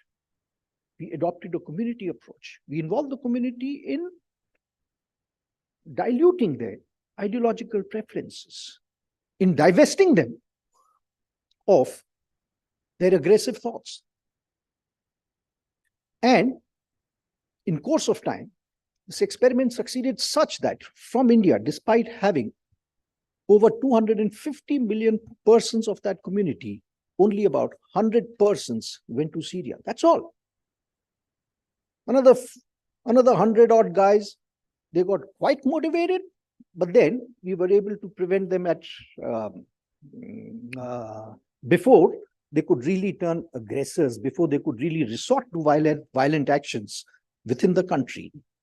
And of those 100 also who had gone abroad, there were about 20% of those who had gone, who were already there in some third countries, maybe working in Oman, Saudi Arabia, UAE, or elsewhere, where they got ideologically indoctrinated and went to Syria, while 80% of them had gone from India. So the fact remains that we were able to protect the rights of the community and that of these youngsters by evolving an approach which took into account the community factors, the society, of handholding these kids, of de-radicalizing them, or even counter-radicalizing them, such that they remain within the bounds of national interests and do not pose a threat to national security. But so similarly, such kinds of problems abound where conflict between national security and individual human rights do drop in. Say, for a simple example, on 22nd of January, a lot of people would head to Ayodhya for that ceremony. Now, there'll be a lot of VIPs, there'll be a lot of restrictions, traffic restrictions, restrictions on movement of people, and so on and so forth. Now, what if an ambulance carrying an injured person or person who's ill comes through and his vehicle gets intercepted or stopped by the police persons because there is a vehicle movement of some VIPs? So what police has started doing now over a period of time, they've also got conditioned to these responses, and they create a green corridor. So specific instructions are issued that where there's a crisis situation, even if there is a VIP movement, then an escort party would take their ambulance through an alternate route to the place of destination. So these are the different ways in which one handles these issues. As security professionals, you would be also facing dilemmas. Dilemmas like as security professionals, it is your duty to doubt. Your actions are impelled by this duty to doubt. You doubt the people, that is why you check, that's why you have preventive measures, whether they are physical security measures, personal security measures, or information security measures. But that duty to doubt conceptually runs counter to the interests of a human being, runs counter to the human rights. So, while discharging your functions, you need to remember that your duty to doubt does not transgress into violations of the human rights. For instance, a simple function like access control. Many of you who are in physical security jobs, you would be exercising access to control. Access control. So in access control, you would have physical barriers. You may also have a system of passes or some such thing. and other measures to control access. So in order to prevent access control impinging on the human rights, you would need to have very explicit instructions to your people on how this access control functions, why it functions, and what kind of measures they need to take in order to fall in line. So you are within your bounds, you are within your duties to adopt certain measures to regulate access control, to regulate the movement of people. Maybe you have premises in which certain areas are restricted entry as opposed to other areas with freer entry. So you have the responsibility and the duty to regulate access control in these different places in different manners. The point is that once you educate the people, your people on that, or those who are visitors on that, it would serve to protect their interests. There are also industries now where Government of India, for instance, is outsourcing a lot of its defense acquisitions or even productions in the private sector. So there would be private sector industries which would be privy to defense requirements. Now, these defense requirements have immense potential from the perspective of national security. For instance, if I know how many snow jackets I'm buying, if the enemy knows how many snow jackets one is buying of a certain order, one would know how many people I'm deploying at certain heights. These kind of inferences can be drawn. Similarly for the other equipment. Alternately, there could also be equipments where there is an IPR issue associated. So government may be passing on drawings and production processes to you, and that private entity would be manufacturing. Consequently, the information security, personnel security, access control, and all those kind of measures you would need to adopt. Here, the normal human rights would not be impacted, but the government's national security measures would you need to factor that in your security preparedness and planning. In information security, particularly, some issues of human rights would figure in. So, for instance, you may get information about a cyber incident having compromised your company's servers. Now, that cyber incident, if it were to get known in the public, it may impact the standing of your company, maybe even the share price of your company. So you would be reticent and reluctant in sharing that information with anyone. But at the same time, the law would maintain that you need to share it with the certain or with other bodies. You would need to strike that balance. You would need to conform to the law, because that is related to a larger issue of cybersecurity. A private discom may be distributing electricity in a particular area, its server gets impacted, thereby affecting electric supply to people. The company may not be wanting to say what kind of cyber incident has happened. As a security professional, maybe you are privy to that information. But then your lawful duties would be that you need to inform the government about what has happened, because a similar incident, it's a similar kind of perpetrator of that incident. So similar malware may be there in other, may impact some other similar installations or even different installations. So government would need to keep a track of these kind of things. Also, as some of you would be having private security agencies, in these private security agencies, you would be dealing with personnel. Now, when dealing with personnel, there is a whole gamut of laws, international conventions, domestic laws, as also conceptually human rights related issues. So, for instance, issues would be sexual harassment at workplace. What to do? So there's a law on the subject. You need to have, big companies need to have an internal complaints committee which looks into complaints of those matters. You should not be suppressing that. Or, for instance, an employee wants to go on maternity leave. The law provides maternity leave. So if a woman has worked 80 days prior to her scheduled date of delivery in that company, she's entitled to maternity leave. There is no way that the company can deny it. It relates to not only a statutory right, it's a human right. Because The lady is serving not a personal function of delivering a child, but a social function also. If maternity leaves were not to be granted to ladies, then perhaps they would choose not to have kids. They would work. And if they were not to have kids, it would adversely impact the society. So consequently, maternity benefit is an important thing. The other aspect is that there are rights of the unborn child. The rights of the unborn child should not be impacted. For instance, now 8 weeks after delivery, you can't force a woman to come to work. No way. The law prohibits that. Plus, you have to pay her wages for that period.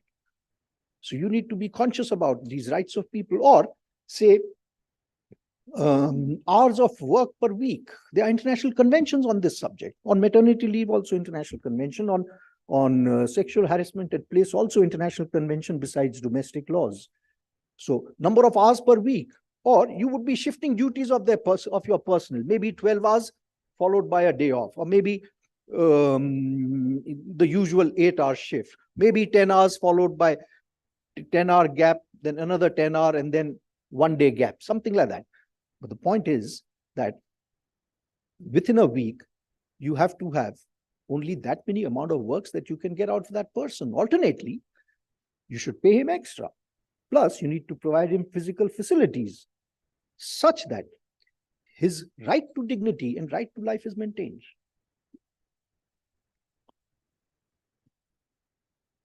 Also, now I would go on to some issues that we deal with in the National Human Rights Commission. These kind of things you may not have heard of, so I thought I'll speak about them.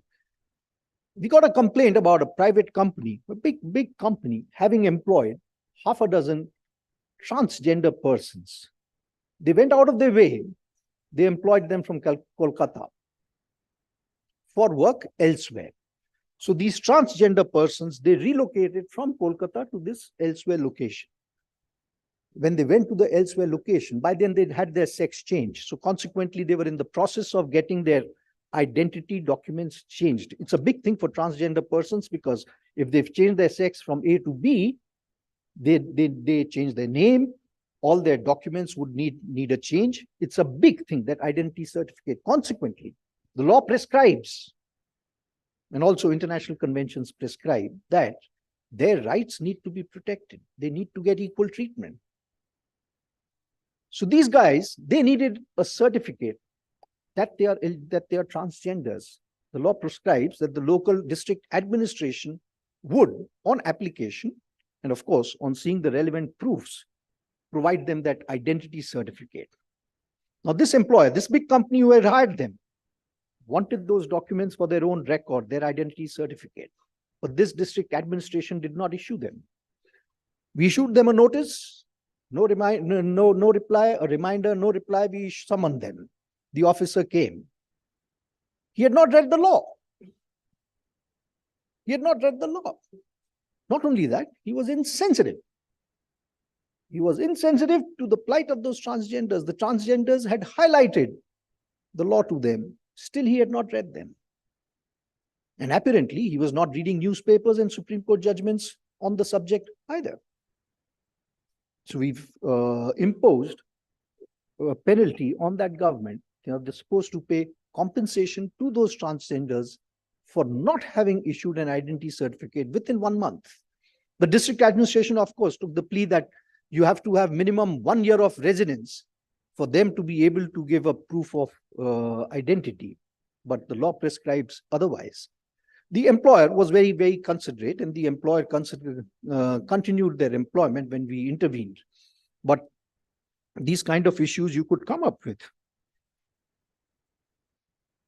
There is another issue which keeps coming up in our case to us, NHRC, is about industrial accidents and apathy of the employers in providing adequate compensation. So there's an Employees Compensation Act, earlier known as the Workmen's Compensation Act. It has provisions whereunder If a person suffers a disability or gets injured during work, discharge of work, then the employer has certain responsibilities. Not only that, there is also provision for lifelong pension in case of certain amounts of disabilities, etc. We find employers fudging their records or not giving due relevance to this. We also get complaints about people, employers, not posting the deductions made towards EPF and ESI, etc.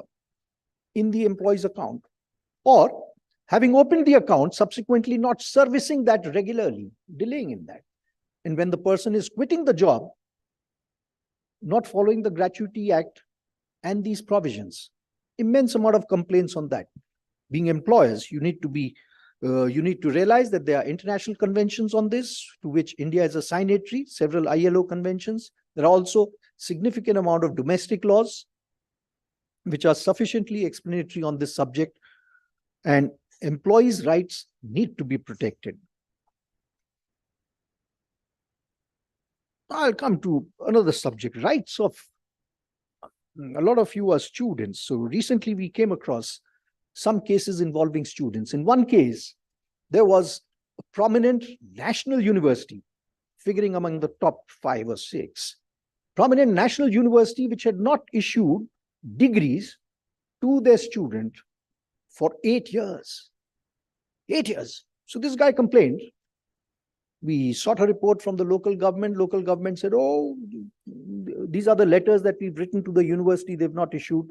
The university in their response said, and a very insensitive response. They said, okay, we received this letter, and now we received this letter. Soon as we received the first reminder, we've issued the degree certificate. So one didn't even wait for the second reminder. That's insensitive. For 8 years, they sat on it, waited for a first reminder to come before they issued the degree. They, of course, adduced other reasons also, like COVID, 2 years, and convocation not being held, and so on and so forth.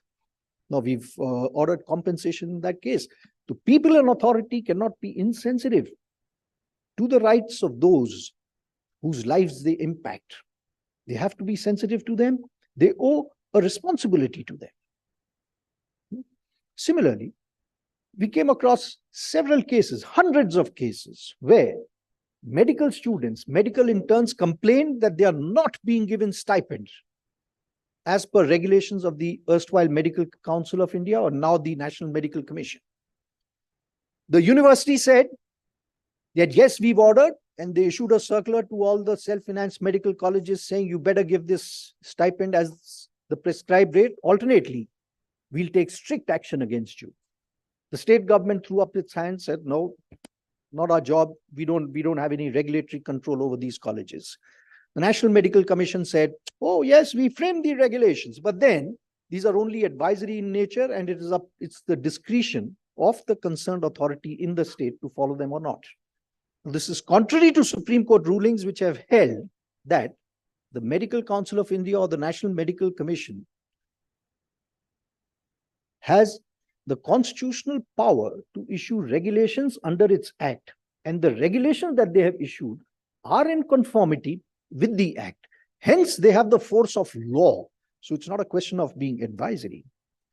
The university, after we reminded, issued another circular to the colleges saying, yes, you should pay stipend, otherwise we'll take strict action. Finally, when the colleges did not pay, we asked the university to take action.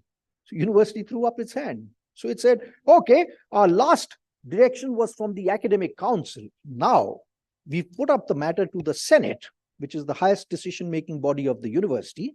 And the Senate has said that the university has no powers to take action against the delinquent self-financed medical colleges. So state government says, we have no powers. University says, we have no powers. And National Medical Commission says, oh, it's only advisory in nature. So what do those students do? Finally, they've also gone to the court. They've gone to the High Court and taken a stay on the likely coercive action by the university. So we've also become a party in the case. The thing is still work in progress. So we are pursuing that matter. I'm sure we'll succeed. In a similar case, where we were not involved, in a similar case, the Army Medical College in Dholakun. Army Medical College had some student who went to the Supreme Court here in a writ petition complaining that they were not getting stipends. The Army Medical College in its replies responded, oh, it's a private medical college. It's funded, it's a welfare measure for children of the army. And there's no government involvement in it. Consequently, we are unable to pay because it's a charitable institution. And moreover, the fees does not factor in the stipend. Similar such arguments they adduced in the Supreme Court. Supreme Court, in its interim order, brushed aside these arguments and said, no, since the NMC, National Medical Commission regulations say that stipend has to be paid, well, they have to be paid. So, in the interim order, the Supreme Court said they have to be paid at such and such rate. They took some Delhi Medical College rate of the government. They said at this rate, this be paid till the time the matter gets decided. This order is of September 2023. The case is again coming up in mid-March, where a call would be taken in the Supreme Court on that subject. So these are interesting subjects because you make a difference to the lives of people, hundreds of people, particularly students. The young guys, it's necessary to impact them because it shapes their value systems. The more adversely they get impacted in their young age, the more they view things differently when they get senior. But I'll tell you another interesting case. And this one is such that we were able to make reparations. We were able to give compensation to victims, which it would have been difficult for the court to handle. So you guys may have heard of Veerappan. Veerappan was that mustachioed guy who figured a lot about 10 years back in magazines and newspapers as the brigand, as the one who stole forest produce, who was a bandit, who was a dacoit, so on and so forth. And his area of dominance was the forest area between Karnataka and Tamil Nadu. So the forces of Tamil Nadu and the forces of Karnataka, neither of the two forces were able to control them. When an incident would happen, the Karnataka force would say, oh, that happened in Tamil Nadu. The Tamil Nadu guy would say, no, that happened in Karnataka. Who would walk 10 kilometers in the jungle to ascertain where exactly the incident happened? There's different state governments for several years tried out different measures to control Veerappan, but they failed. Finally, they decided on one measure, okay, let's join hands. Both Karnataka and Tamil Nadu state government joined hands. They created a joint force. So Tamil Nadu police gave some people, the Karnataka governments gave some people. They came under the common leadership of Mr. Vijay Kumar, who was then an Inspector General of Police. Now he's advisor in the Ministry of Home Affairs. He was commanding the joint force of Tamil Nadu and Karnataka. And this joint force skirted the forested area. Ultimately, they were able to bring the situation under control, and Veerappan was also neutralized. Simultaneously, a spate of complaints came to NHRC and other organs about alleged atrocities by this force. The complaints related to illegal detention, violation of one's dignity, rape, molestation, rude behavior, so on and so forth, torture, all kinds of complaints. So NHRC also received a lot of complaints. This was several years back, but I recall having read this old file. We issued notice to the government of Tamil Nadu and to the government of Karnataka.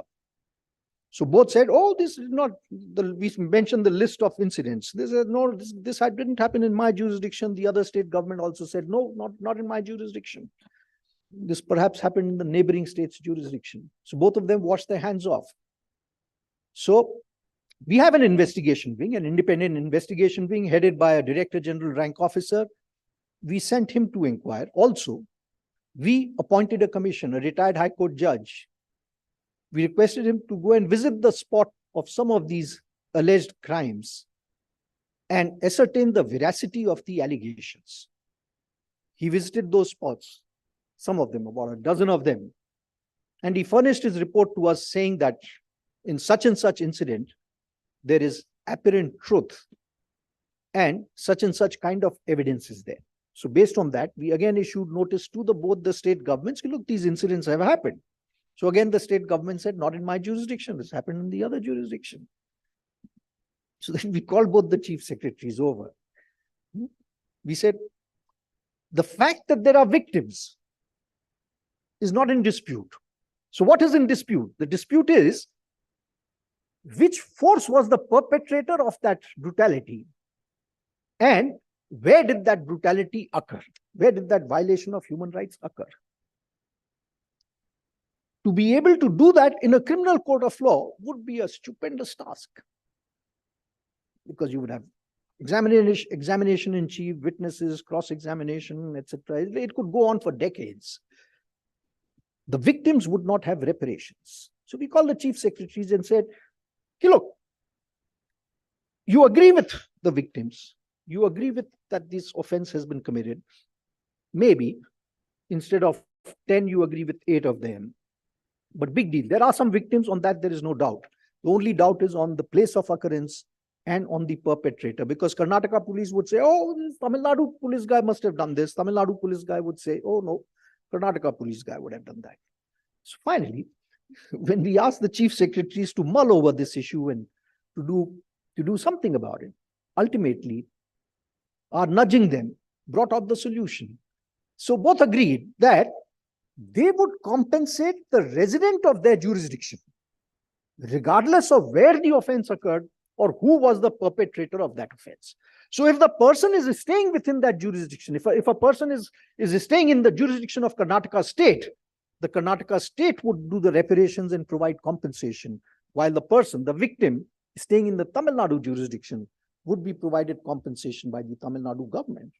Now, from our perspective, that was a good solution, because we were able to provide reparations, we were able to provide compensation to the victims, which otherwise would have taken several years if it had gone to a criminal court. So while some of the cases did go to criminal court for penal provisions also against the officers and others, but from the perspective of the victim and those whose human rights had been violated, some amount of monetary compensation made their life easier. So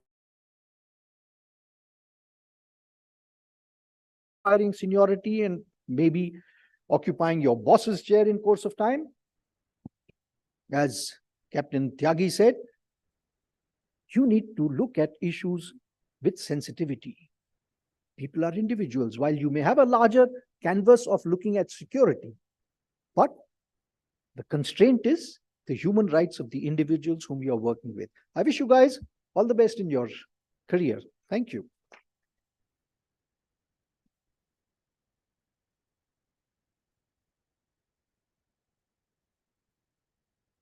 Thank you. Thank you so much, sir, for sharing with us your thoughts, your experience. Thank you. I always say this, from food for thought, it's now time for food for your stomachs. It's it's 2. It's time for lunch. The lunch is served right at the end of this hall. 2:30, we meet back for a next session. For our panelists and speakers, the lunch is served right outside. Thank you.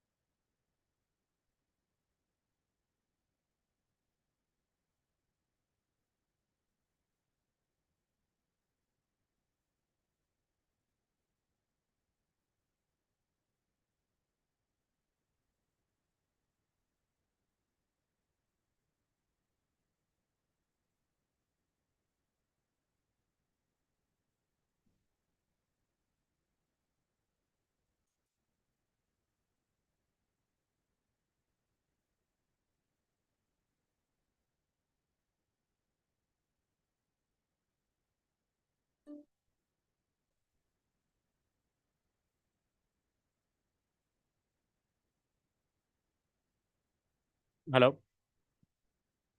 Ladies and gentlemen, we'll start in the next 5 minutes. A humble request to please be seated by then. If any of your colleagues are outside, we request you to also bring them or request them to come inside. Yes, 5 more minutes. Thank you.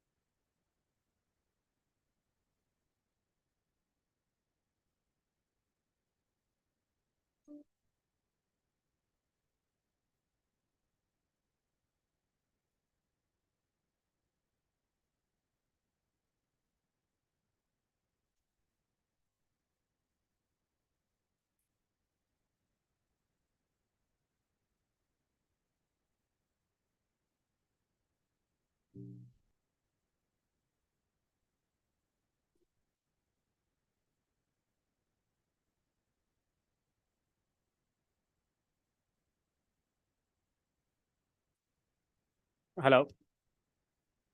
Okay, welcome back, everybody. May I please request all of you to take your seats? If you're grabbing the last bite, please feel free. No tension there. Okay, everybody had lunch? Yes, no? Yes, no? Yes. Double yes from you. You love the deserts, that mean. Okay, at the back, everybody had lunch? Yes, no? Only the front benches are. I got a note from there. Okay. Chaliye. It's time for our next panel discussion on global risk trends and the implications for businesses. Please join me in welcoming our panelist for the same. Lieutenant Colonel Sanjay Sehgal, COO, High Staff Services. Sanjeev Sabrawal, former Executive Director, Credit Suisse. Akshata Mathur, Regional Security Advisor, APAC. Securitas, Captain Ashok Datta, Safety and Risk Management Expert, Advisory, Leader, Dhrid Security International, and the session chair.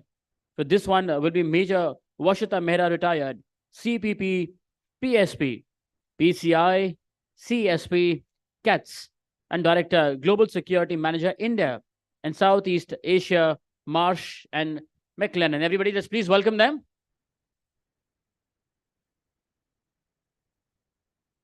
Thank you. Lunch has somewhat revived our energies, no?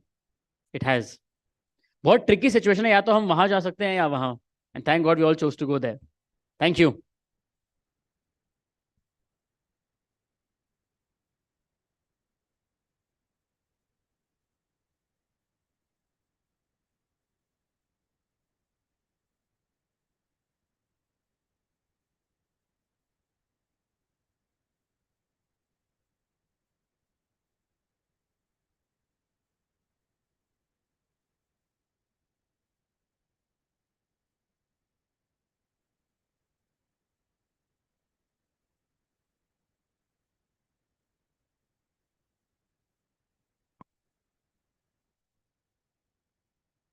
Please have a seat.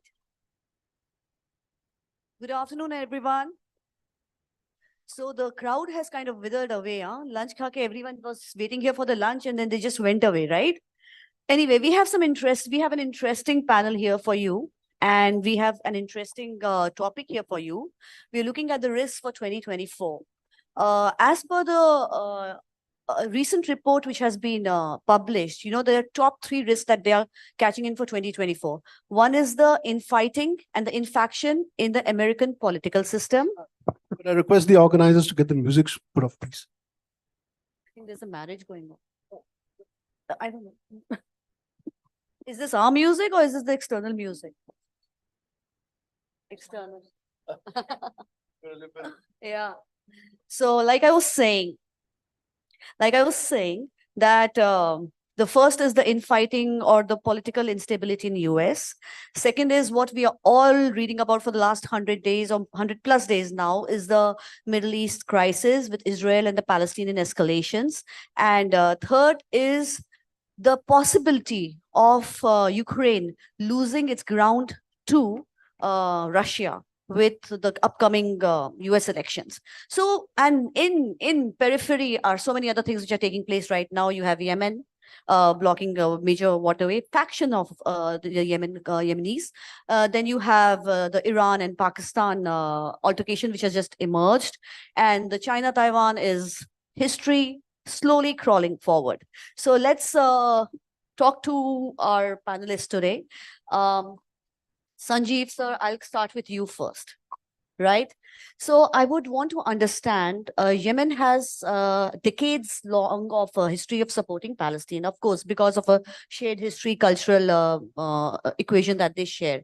But in spite of the embargo that Yemen is suffering for the last 9 years, they still went ahead in this altercation of the Middle East and blocked the waterways, attacked certain cargo ships of Israel and US. How do you feel this affects the region in terms of business, in terms of the geopolitical scenario, and anything that you would like to add on to this? Thanks. Can you hear me at the back? Can you put your hands up, please, at the back if you can hear me? Okay, great. Okay, I need to be audible. All the while. What's his name? Cross-checking backbenchers. Doesn't matter. Doesn't, what's there in the name? That's what Shakespeare said, right? So my name is Sanjeev. Naam to yaad rakho, hoga, rakhna iske baad. All right, so it's a very interesting question. And all the while that I've been doing whatever little talks that I've done, I've been in the first half and I've always slipped away in the second half, and it's called the graveyard session. So my aim and our aim would be to keep you all awake in this session and give you some very interesting inputs on the geopolitical and global risk in the sequence. The question she's asked is very interesting about the fall off of Israel-Hamas conflict in the region, which is east of Israel, southeast of Israel, and particularly the coastal waters close to Yemen and the Red Sea, which is there, and the impact on the cargo that is flowing to the Red Sea. Why this topic is interesting, and though while it's far off from India, but the topic is so important to sort of look at, because it's going to affect not only just India, it's going to affect the entire globe. And largely, it will impact each and every citizen in the globe, not only just you and me, our pockets, but in 4 to 5 months, if this conflict is not brought under control, and not just the conflict, it's the Yemeni situation not brought under the control, even the auto rickshaw wala which is driving on the road will feel the pinch and feel the heat. So what is this conflict about? So the backdrop, of course, you're aware that the Israel-Hamas conflict that started in October, and a fallout of that, faction group in Yemen called Houthis, they started attacking the sea cargo which is going through the Red Sea, and the attacks were so severe that it almost looked like they're state-sponsored attacks with very sophisticated weaponry, and therefore the cargoes are getting impacted. So let me take this topic in 3 parts. One is, what are Houthis? What are they doing and why are they doing it? In the second part, I would talk about the trade. What's the overall stats for the trade and how the trade is going to get impacted? And third is, what is the solutions around it? And that's the most important part. So it is an intersection of geopolitical risks and geopolitical situation, a maritime security, and trade and commerce. So 3 triangles, and each one is very important. So let's start with the first one. Who are Houthis? The Houthis are a rebel Yemeni faction, which are basically Shiite faction, which has been supported and backed by Iran. It started in 1999 by a man called Hassan al-Houthi. The name comes from the Houthi tribe, and his name is Houthi, and he started this movement. And because of the backing it had from Iran, for the years, the war went on till it reached 2014, where the group actually took over the Yemeni capital, Sana'a. The war was it was more of a civil crisis in the country. Backed by the Saudi coalition, the Houthis were stopped, controlled, pushed back, and they managed to get internationally acceptable government in Yemen. But as a result, a large portions of Yemen are controlled by Houthis independently. They run parallel economy, they have their own currency, and they're completely independent, but they're not recognized anywhere internationally. So these are the Houthis. What are they doing and why are they doing it? Obviously, when they are backed by Iran, there's a reason that they are absolutely against Israel. So when this conflict happened and Israel went back into Hamas and started killing people there as a retort reaction, the Houthis, supported by Iran, have sworn that anything that passes through the Red Sea, which has got anything to do with Israel, if it's carrying Israel flag, it's carrying Israeli crew, or is carrying Israeli cargo, will be targeted. Now, what are they targeting these ships with? If you take your mind back in 2008, there was a Somali piracy situation near the Horn of Africa. An entire globe was impacted and everybody's impacted. And very soon people started bringing their frigates and destroyers to control the situation. And situation in few months and in years was brought under control. But this is not the same situation. This is very different. And towards the end of my talk, I will speak a little about how to, what are the implications, how different it is from them. So how these have very sophisticated weaponry, and with the surface-to-surface anti-ship missiles, with drones, UAVs, and loitering munitions. They call loitering munitions, which loiter around and then target very quickly on a discerned target. They are attacking the ships. So there is nobody in the sea, but they're being launched from Houthi soil. And though while they say they're targeting Israeli cargo, Israeli ships, but in last about 2 months or so, there have been more than 3 dozen attacks on ships, and most of the attacks have been on the ships, which are actually non-Israeli ships, including 2 Indian ships as well. You must have heard that Indian ships are in the news.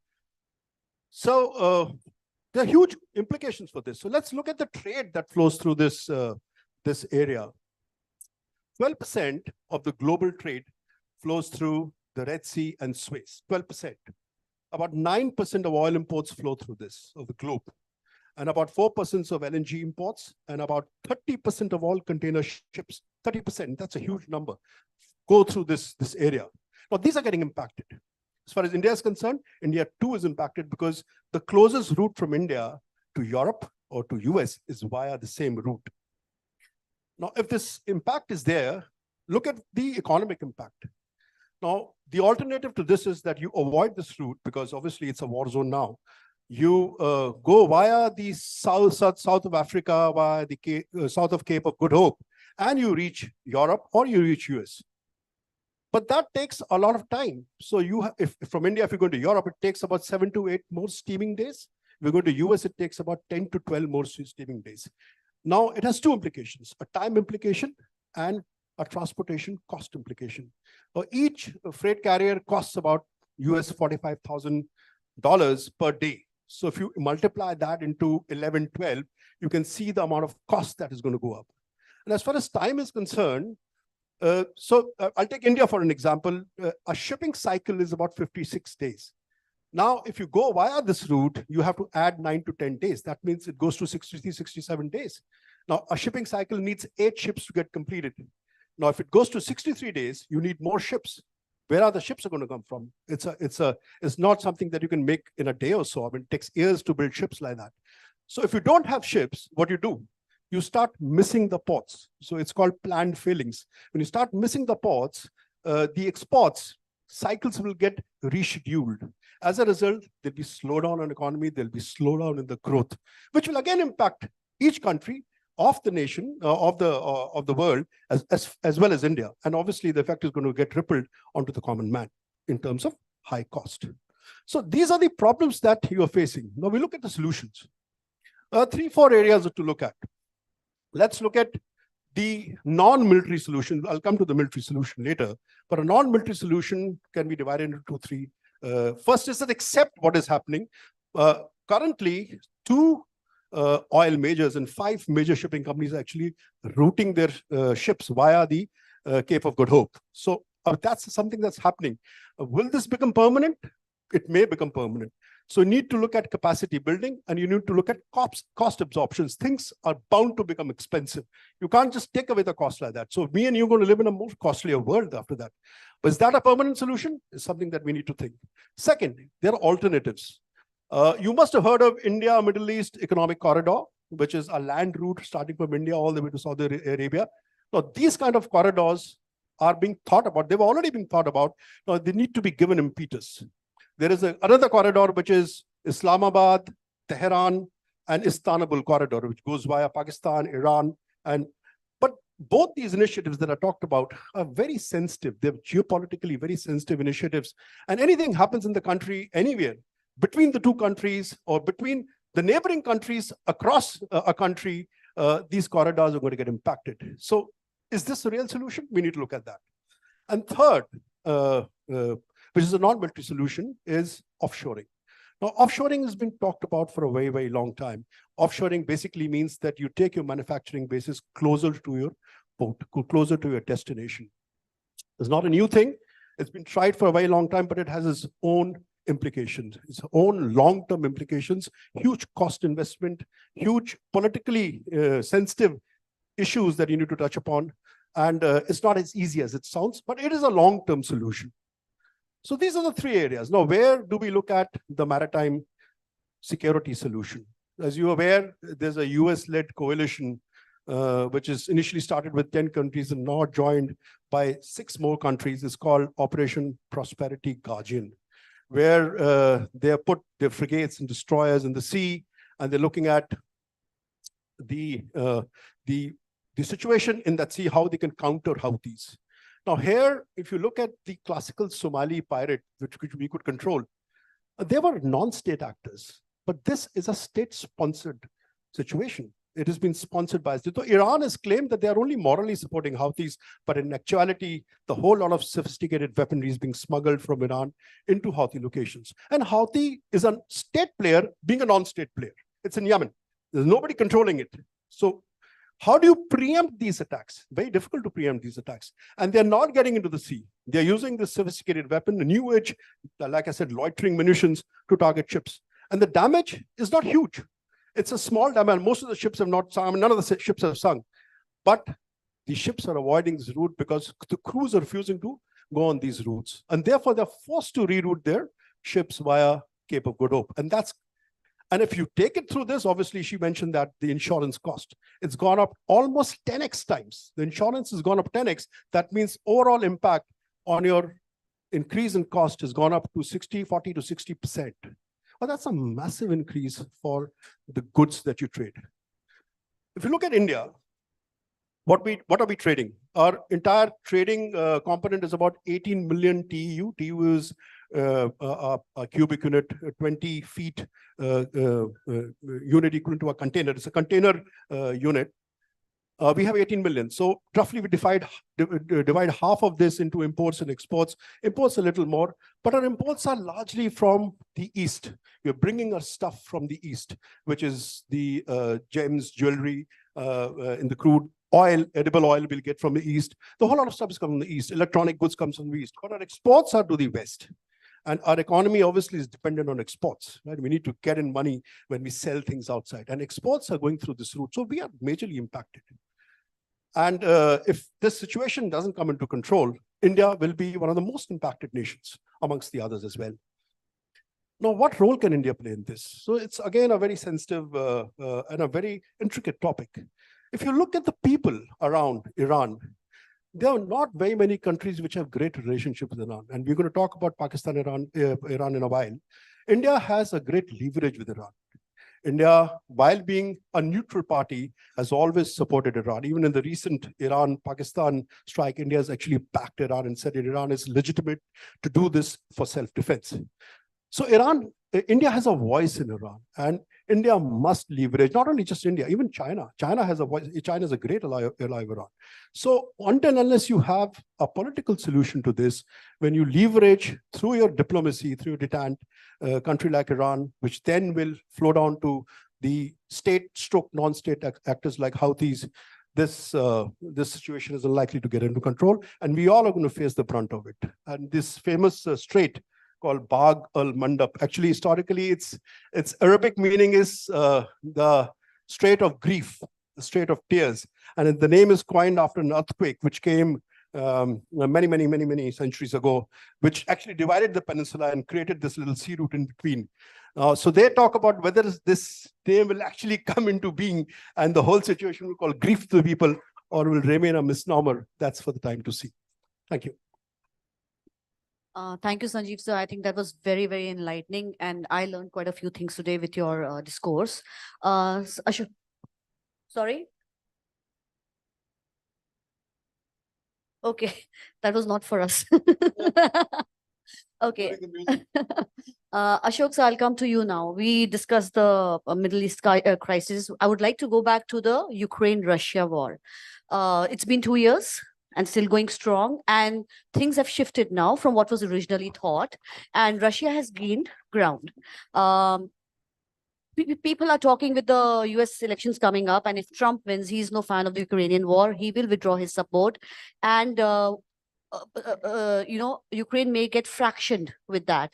So what are your views on how this will impact the region and the business, and anything that you would want to put out here? Thank you, Vishita. The session after lunch is always something like US, Russia and Ukraine war, which is long drawn, and thereafter the impact is seen much later. So it is, what is it going to be? And the 2 years long battle which is going on, which is mostly in favor of Russia at the moment, because Ukraine has been financed by the NATO countries and US in particular.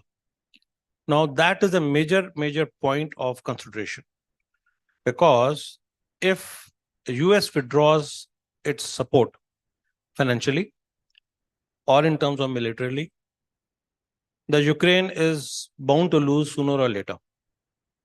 And Russia will occupy most of its area. And in almost 13% of area is already occupied by Russia.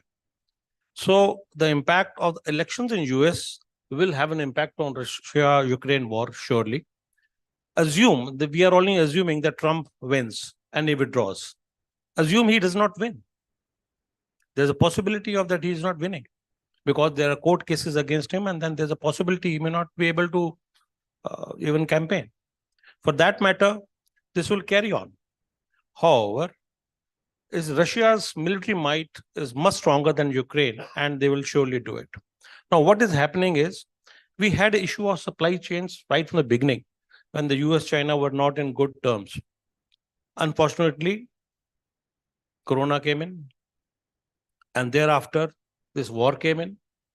Now, the supply chains, what Ukraine was able to give us is it has impacted India very badly.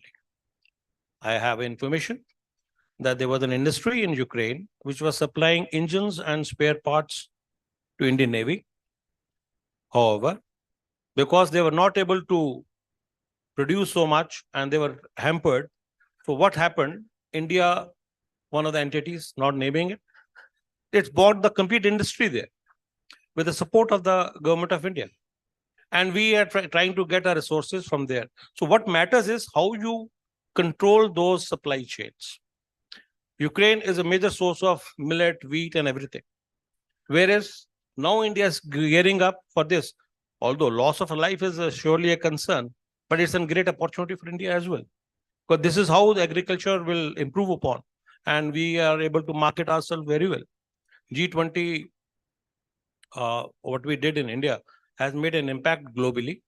And it has surely made impact to other countries that India stands above all because we are a non-aligned, we believe in non-aligned. See, Russia has been able to give us oil, but I'm sure the audience knows how the oil came to India. I'm sure you know. It was one of the entities in India bought the oil for government of India by paying yuan to Russia. It was not to dollars and this was not to Indian rupees. So balancing of this supply chains, balancing of these alliances, balancing of this information is what is concerned. Now, Russia-Ukraine has misinformation campaigns and PR campaigns which carries on. How much it is true, how much it is not, nobody knows. So how do you manage that? How do you find that? The only way to find out is you go to Russia or you go to Ukraine, which is not possible. So therefore, whatever media used to cover earlier is not covering now. Why they are not covering? Because they know it is a pointless coverage because Russia is thumping Ukraine and Ukraine is on receiving end. As earlier, Major Gaurav did mention in earlier his talk that sooner or later, same case with Israel and same case with Russia, they both will conquer both of those respective countries, irrespective of whatever time it takes. But the point is, which is more concerning, is the refugee crisis, the management of the human resources, the people who are dying. How much of settlement it will take? How is it possible? If Ukraine is totally plastered, how much time it will take for them to rebuild? And who's going to rebuild? That's the point. Who's going to fund so much? So the impact globally of Russia-Ukraine war is affecting all the countries, but everybody is making its own channels, making their own connections, making more alliances, and that will keep on happening as it progresses. So therefore, the geopolitical effect of Ukraine-US Ukraine war is something which is felt, but the fact remains, country like ours, India, have made their own alliances. They have made their effects to other countries, and they are trying to work out, okay, even if it continues for 1 more year or 2 years, economically, India remains stable. See the market, which is happening, is irrespective, the market is still growing, and that will keep on growing.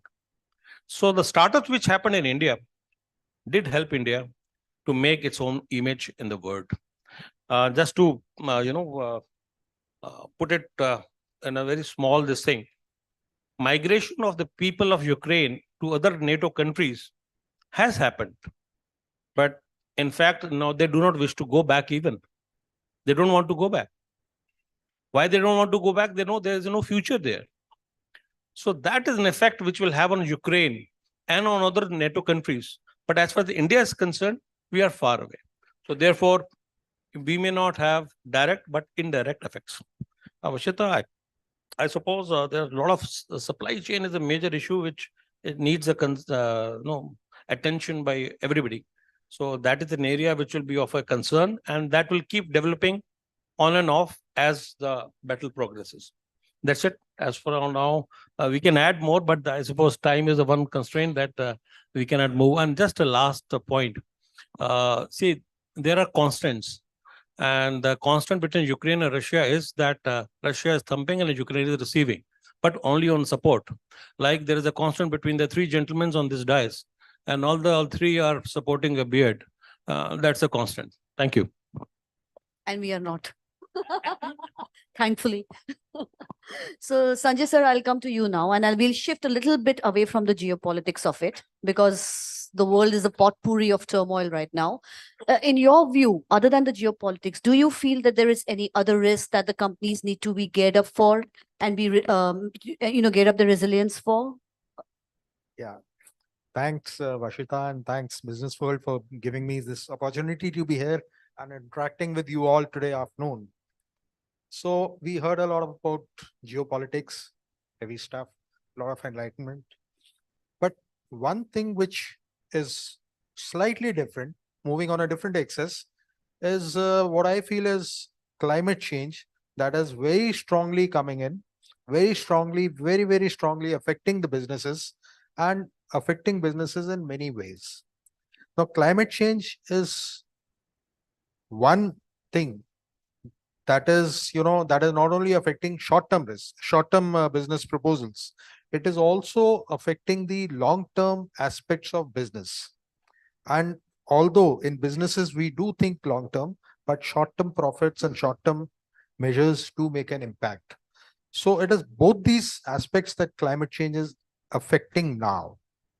And climate change is one risk that has been accepted and defined as one of the top 5 risks which will affect businesses in the coming decade.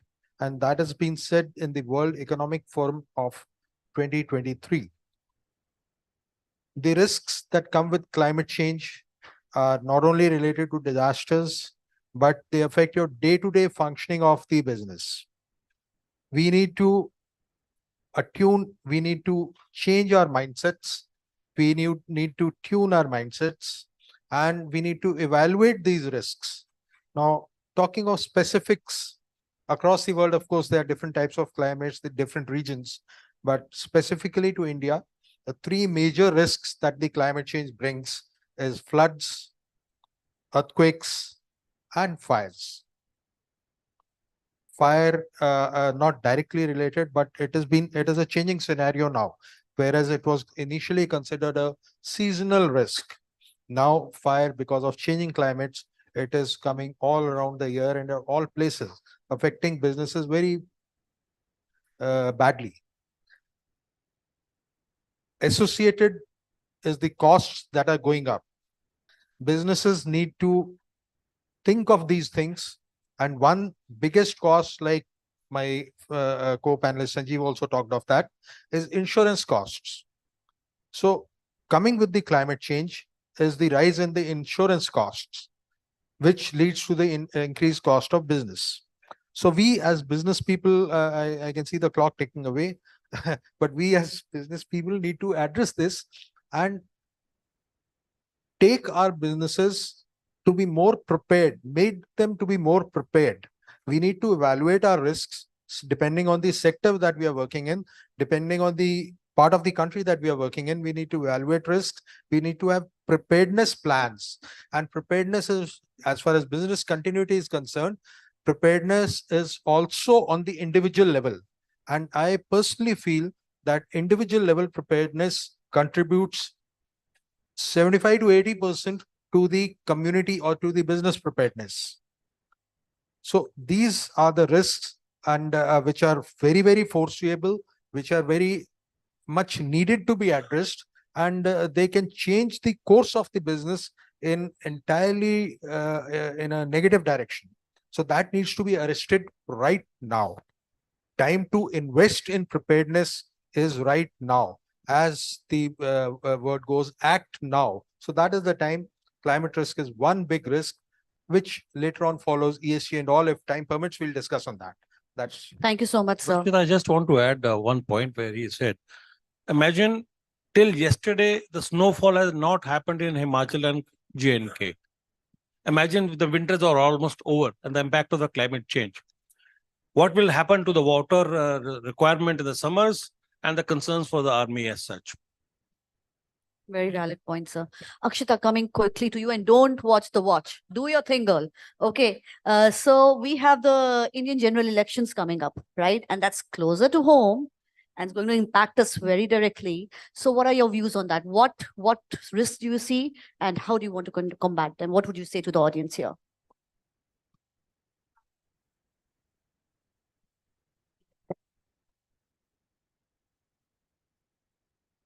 Thank you. I think the music is also like intellectually stimulating this conversation. But I think, ma'am, I would like to say that, just not for India, we have, 50 countries going in for election in 2024. And I think one of our co-panelists mentioned about the World Economic Forum. They have also mentioned this as one of the top risks that we are going to be facing in 2024. And I think, AI is one of the conversation that has been throughout a part of this entire session as well. And I think biggest threat is going to be, having, leading political instability, how we can drive through the political instability with deep fakes and with, threats such as AI is bringing in, also leading to polarization. And that's not just unique to India. I think that's that's a thing that is going to happen globally throughout different election processes that are going to be taking place across the world. So how do countries battle that? How do countries and companies move ahead from that is going to be, I think, something that we need to look as security professionals. Riot is going to be one of the major risks that we are going to be seeing due to these elections, both in India, outside India, all the geopolitical aspects that have been spoken in this panel, as well as going to affect the election process globally.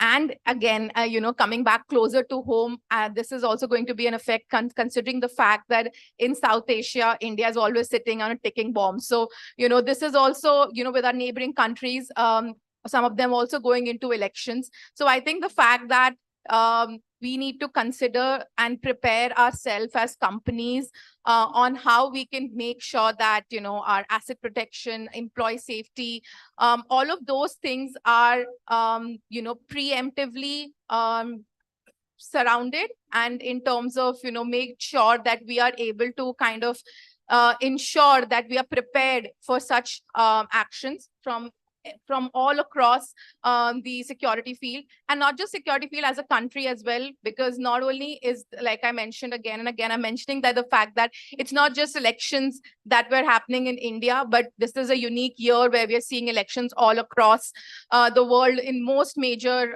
countries. So I think that, polarization, deepfake is going to be one of the major challenges that we are going to be foreseeing in 2024, and how companies combat that, how we make risk mitigation plans across that is something that we will have to work towards. I think I made it up. Time's up. Time is up, definitely. But how many of you would want to listen to Sanjeev sir's view on Iran and Pakistan? He'll just take 2 minutes. Fantastic. Sir, go for it. Iran and Pakistan is something which is happening right now. How does it affect? If you have just 1 minute by the watch. This is one of the topics that was given to me yesterday night, so I quickly just read through it. I'll speak very briefly about 2.5 minutes. So it's got 3 important issues. One is geopolitical competition between the 2 countries. Second is interplay manifestation. And third is a completely hidden factor, which is related to trafficking of not only just humans and narcotics, but also of arms. and three have different role play in this. Now, bringing back quickly to the situation, as you're aware, Iran targeted Syria, Iraq, and Pakistan at the same time. It says that there is the anti-national elements in Pakistan's soil, deep inside, in the province of Balochistan.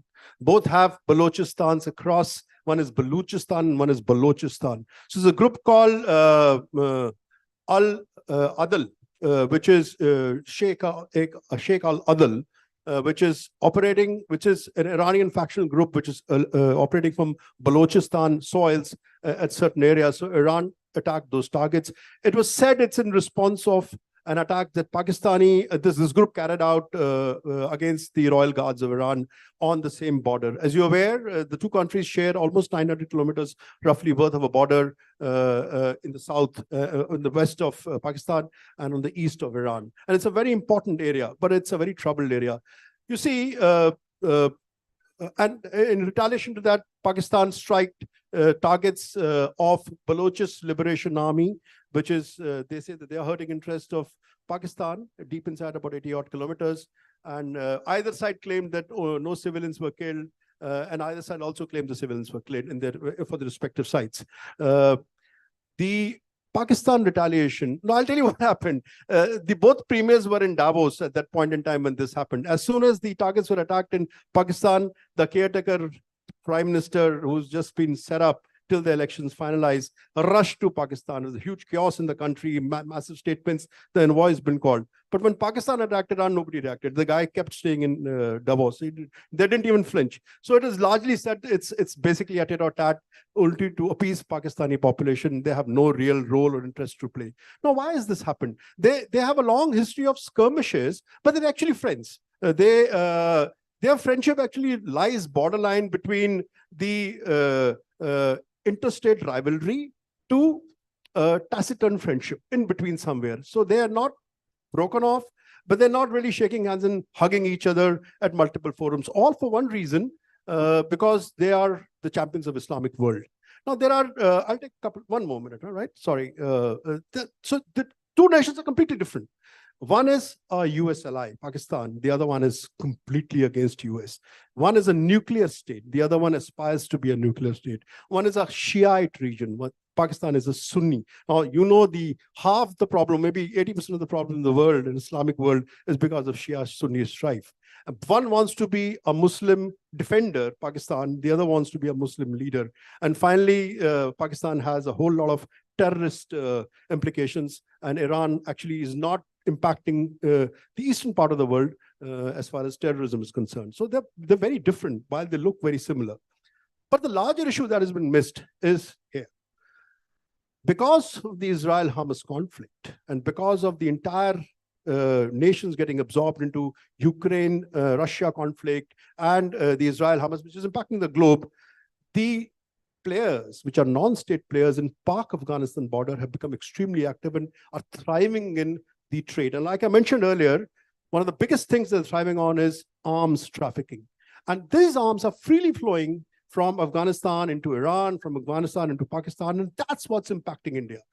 Now, whether this is going to go out of the spiral, obviously, Pakistan has very recently, I think yesterday, said that we don't want the war. So they want to shake hands, so we're willing to talk. So everything looks to be normal. But what's India's interest?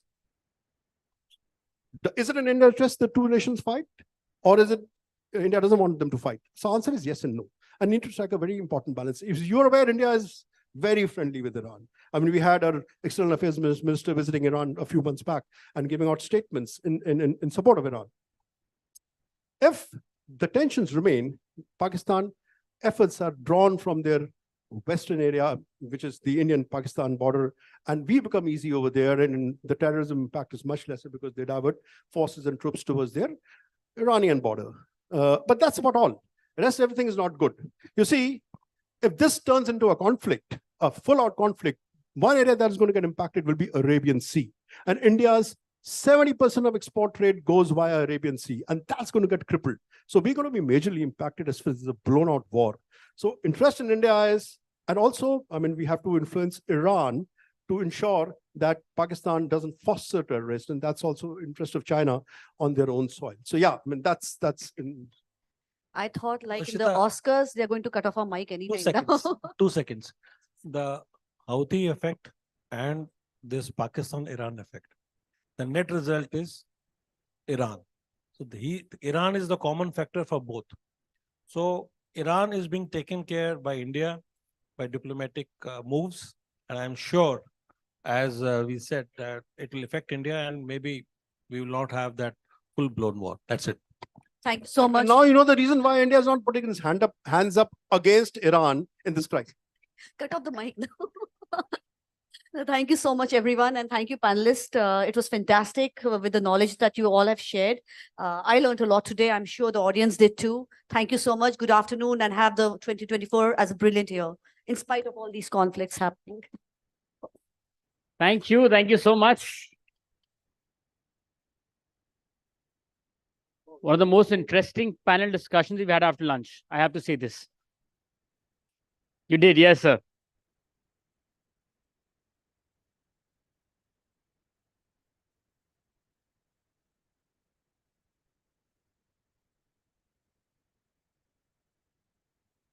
Thank you. Thank you so much. Thank you. And thank you, ma'am, for moderating that.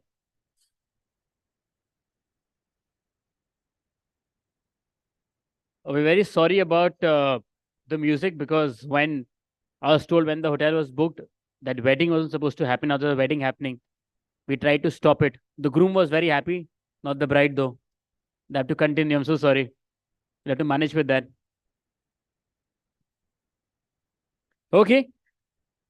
To our next keynote session, standalone. It's on physical security perspectives in a data connected world. And to talk on the same, please join me in welcoming on stage Colonel Arun Hariharan, VP and National Head Nodal Security and Safety, Bharti Airtel. I think let's just show some more love, no, while welcoming. Thank you. Thank you so much. Yeah, this is okay. We'll do. And this is the moving the flight. That's it. Oh, yeah. So good afternoon, ladies and gentlemen. Firstly, big thanks to BW Security World for inviting me to speak in front of this August audience. I'm indeed honored, and hence, like this, somebody said graveyard session. So I know it's the later part of the day and people have just come out of lunch. But the last session was really invigorating, and I think all of us, it's a topic which is of interest to all of us. And I think the panelists did a fantastic job of, bringing on a lot of facets, which a lot of us didn't know till now. So thank you for that. So coming to my topic today. So I'm sure all of you have, heard a lot about this and spoken a lot about this and read a lot about, data security. But what I'm going to speak today is not data security per se. Most of us here are physical security professionals. We've been speaking for a lot of time about the interface between physical security and cyber security. So I'm going to give a little slightly different perspective out of this because by virtue of where I work now, we hold a large repository of data. You're aware, as a telecom company as well as a data center company. So we are custodians of large data. And with the new laws, you're aware of the GDPR, then DPDP coming in and all, it has become all the more important to safeguard the data, not only from the customer, the reputational point of view, but also from the regulatory point of view. So this is a must now to do business, even do business in the market. So a lot of you have heard this thing, data is the new oil. Oil is getting passé now with the EVs coming in and people talking about sustainability, something which we never spoke. Can you hear me, please? Yeah. So something of which we never used to speak about 5 years back. Now you can see that people have started speaking about, getting sustainable and, world is moving away from oil. And data is the new oil. You know about so many companies, you keep hearing every day that, that company has been hacked. Their data is in the domain. Somebody is going for ransomware. things are happening. So, and more the complexity, anything. Let's talk about medieval ages, gold, whether you have to guard gold, whether you have to guard currency.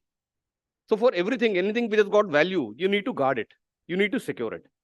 And something which is intangible, as intangible as data, which is as complex as data. Because data has to be stored somewhere, data has to flow somewhere, data has to be used. It is not something we can lock up in a vault and keep it. It is used every day. It's all around us. Even now, this talk must be streamed somewhere. It is going on YouTube somewhere. So it's everything is data. Everything is data. So if you realize that this is not a tangible asset which has to be guarded. So all the more difficult to guard something which is intangible, which is free flowing, which is required on a day-to-day basis. Just to give you an idea, I just thought this is only in the context of India. I called it the data tsunami. Let me start on the rightmost table, which I have. This data is from a Nokia report, which has come out last year. You can see how exponentially data per month usage of data per user. This is India. Per month usage of data is increasing. From 2018, where we were at 9.7 gigs, it is predicted to go to 46 gigs by 27. And this, if you compare here with 2015, you can see it was in megabytes. The data was actually in megabytes. It was not even in gigabytes, it was in megabytes. It went to 2 gigabytes, and now we talk about 46 gigabytes. So you can see the amount of. Can I have the hand mic? It's there somewhere. Yes, sorry. Yeah. Thank you. Can you hear me now? Yeah. So I'm better off like this. So just to show you certain trends, there has been 129% of data growth from 15 to 18, and you can see the growth continues going on and on. And there is a reason for that. The reason for that is India is one of the largest smartphone markets in the world. You can see the smartphone market here, that where we were in 2010, it was negligible. And now we are slated to hit 1.2 billion users by 2025. And you can also see the smartphone penetration in India is this year is around 70%. And we're looking at almost 100% penetration by 2039. So by this, I just want to show you the implications that what I mean by data tsunami. So this is going to be a huge thing which needs to be secured, because this is going to affect each and every one of us in our daily lives. Yeah. So we all talk about cybersecurity. I say that, you know, a company might have the best, you may have the best firewalls, you may have the best patches, you may have everything happening, you may have the best of the systems. But for a perpetuator, the easiest thing, please always understand, it's always the cheapest and easiest to compromise human beings rather than compromise tech. It's very difficult to compromise tech and sustain it. Whereas you can compromise human beings and you can sustain it at a fraction of the cost. So we have seen cyber attacks have become increasingly sophisticated. This is the easiest way to bring down organizations, to bring down governments, to leak data. You know, elections have been compromised by these means, by the leaking of emails. I don't want to go, because of interest of time, I don't want to start narrating instances where, you know, emails were leaked, and they were all very simple hacks. But that happened. And you know, social engineering, it is the easiest tool nowadays. I'm sure all of you have heard about social engineering. It is about convincing somebody, you know, to share the data willingly. That's what happens all the time in phishing. You know about Jamtara and Mewat and all, because we deal with it on a daily basis. The kind of innovations these fraudsters come up with is really phenomenal. And it is very low tech. There is nothing. He's just sitting with a mobile phone somewhere and he's just doing it. Nothing, no tech is required, nothing is required. It is just human ingenuity in the wrong direction. And in India, as of date, we are reporting at least one cyber crime every minute in India. And there are 10 which go unreported. I'm talking of only what is being reported. So how do you safeguard data? In my company, we have hyperscale data centers, we have switch centers, we have cable landing stations. So you can see the amount of data which is flowing in, flowing out, which is being stored, which is being used. It is really, really phenomenal. So this needs to be safeguarded physically. So this data doesn't just exist in the ether. It is held in physical servers. It is held in physical places. There are physical stations which guard this, where we have the data centers, we have the switch centers.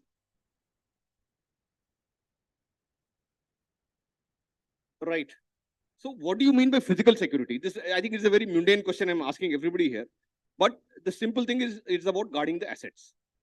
So assets could be people, it could be resources, it could be your facilities, and it also includes data. I just wanted to bring out this point that it also includes data. The assets also include data. So therefore, it is very much part of physical security. If somebody says data security is not part of physical security, it is very much part of it. It's part of your assets.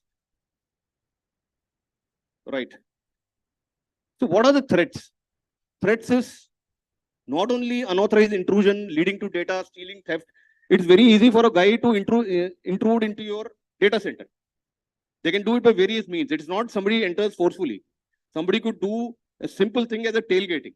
You know, we all talk about tailgating in organization. Tailgating is a very, very important point which we tend to oversee. Somebody says, "मैं आज अपना card नहीं लाया हूँ." Somebody is standing just outside and you waiting for you to come. And you know, in good faith, you swipe that guy in. You never know who he is. He's going inside, what he is going to do. So that is again social engineering. It is part of social engineering. So unauthorized intrusion, access, leading to data theft or stealing. They could completely bring down your whole system. It could have long-term ramifications on the company. Apart from the legal and the regulatory aspects, reputation loss, your customers shifting to your competitors, and it takes decades for a data breach to happen, a big data breach in the company. It takes decades for you to, for people to start forgetting it. Theft of expensive hardware cards.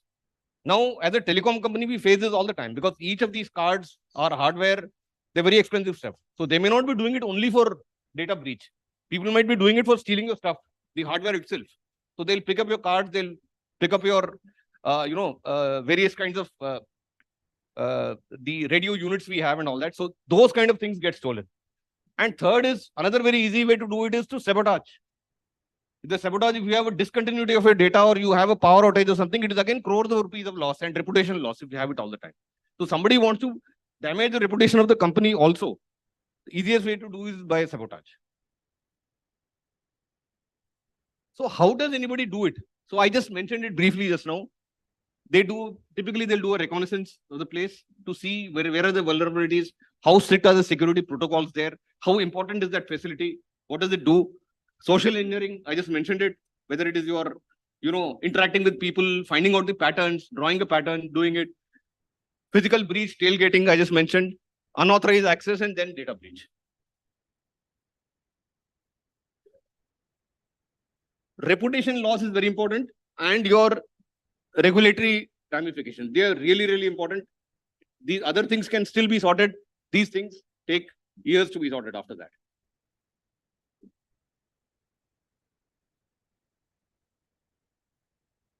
I'm sure all of you have heard of these 5 Ds. Deter, detect, deny, delay, defend. In interest of time, I will not go too much into detail. But what sufficient to say that we have to have a proper security plan. We need to have a proper security plan, do a risk assessment, see what is important, have a proper plan around it, and implement the plan. Right. So we have both active and passive measures. Goes without saying again that you have to have active and passive measures. Active measures are all, whether you use technology, you use man guarding, you use various techniques, you do penetration testing. There's so many ways of doing it. This is a simple, another thing which, some of you might have heard of is crime prevention through environmental design. This is something I'm going to talk. We do this I'm going to briefly cover this in the end of my talk because this is important. In our data center business, we have been typically doing this all our new data centers which are coming up. We have definitely been following CPTED. It has been yielding results. Let me talk about it sometime later. So you have physical barriers, man guarding, surveillance, access controls, employees, and penetration testing. Now, employees. I am not going to cover the others. You all know about it. What I mean by employees. In a company, you might have, your facility, you might have 10 security guards, but you might have 300 employees. Each one is our eyes and ears. If everybody is aware, if everybody is able to see any non-conformity, if everybody is able to see some unpredictable thing happening within the premises, that is what CPTED is all about. I'll come to that. But sufficient to say that employees are our biggest assets.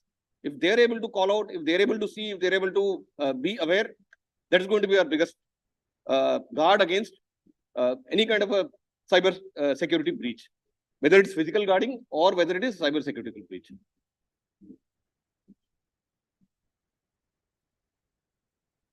So I'll just skip this. Let me go here. Yeah. So how does the security of a typical data center look like? So we talk about 7 layers of security. I've written 6 here. The 7th is the last one. I'll talk about it. So you can see this, that data center which guards. So a lot of it goes into it. So to guard data, so this is the final data, what you can see right in the center. That's where the data lies. But it has got a ring of 6 layers there. And the 7th layer is basically the kind of access control or the lock we have at the rack. So it has got 7 layers of a security, any data center. So you can see it starts from the perimeter wall. Then we have the security gate, we have the reception, we have the guarded floor entrance, we have a man trap, then we have two-factor access. The aim of this 7 layers is that a person gets authenticated at least 3 times. If you see in this, a person will get authenticated at least 3 times before he reaches there. So that is what is very important. Yes, now coming to CPTED. This is a very, interesting strategic approach where we use the environment. Like it says, crime prevention through environmental design. So environment could be the human environment could be the physical environment. So how do you ensure, and there is no additional investment in this. It is just a concept which we're talking about, where we firstly, we utilize our employees, focus on positive use of space and natural elements to maintain a desirable quality of life for intended users. So you have neat and clean working spaces. You have clearly demarcated working spaces. You have natural barriers. You have a hedge, you have a fence, you have a road going there, you have a water body going there. And you also have large glass spaces through which everything is visible. Anybody who's going there can see what is happening out. If something is abnormal or something is happening out, he can call out. If there's somebody is moving, somebody is not supposed. So there is no hiding place for anybody. Or somebody can sneak in, or those things are not there. And secondly, the second point is, yes, create an environment with a sense of ownership where abnormal behavior is detected. So that is the people part. So by the people part, what I mean, that all our employees are aware. They've got clear-cut, demarcated spaces. They know this particular space, this what activity is done. These are the people who come. These are the people who come every day. These are the timings. So if they watch anything abnormal at that particular point of time, or they see people, some unknown person coming there, or there is some, out of the normal activity which is taking place there, they call it out. So it is as simple as that. And good companies which build up these cultures, CPTED is the way forward. People are doing it. Our company is doing it. We are trying to do this. So this is basically the CPTED design principles. So when you design your facility also, it is recommended that you go by these principles so that you get the maximum out of the environment, maximum out of the building, and you get maximum out of your people. So to conclude, sorry. So to conclude, I think I'm well on time. Thank you. To conclude, what do you do? The best of procedures and increased awareness. You may have the best of procedures. I'll take a little time on this. You may have the best of procedures, but if your guard standing on ground is not aware of those, he's not aware of what to do, he's not aware how to react, he's not aware of the routine every day, it's no point. So you should have the best of procedures and increased awareness. You have a well-trained security manpower. So the person who's there, he should know what his job is, what he should do, what is the escalation matrix, how he is supposed to react, he should be aware. Third is surveillance and access control equipment. So this equipment should be functional, you should be able to use technology in it, whether you have high definition cameras, you use analytics in them, should have surveillance and access control equipment. Employee awareness. The employee should be aware whether what is the security protocol. They should know that they are not supposed to breach it. They're not supposed to let anybody breach it. So that is when your whole system will come together and you will have a safe and a secure premises where your data is safe. So I think I've finished. If anybody's got any questions around this, I'd be happy to take that on.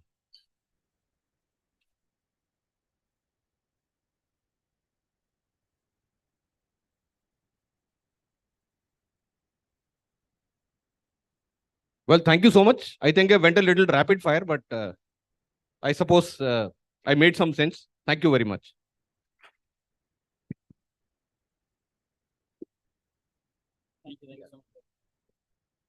Thank you. Thank you so much, sir. Well in time.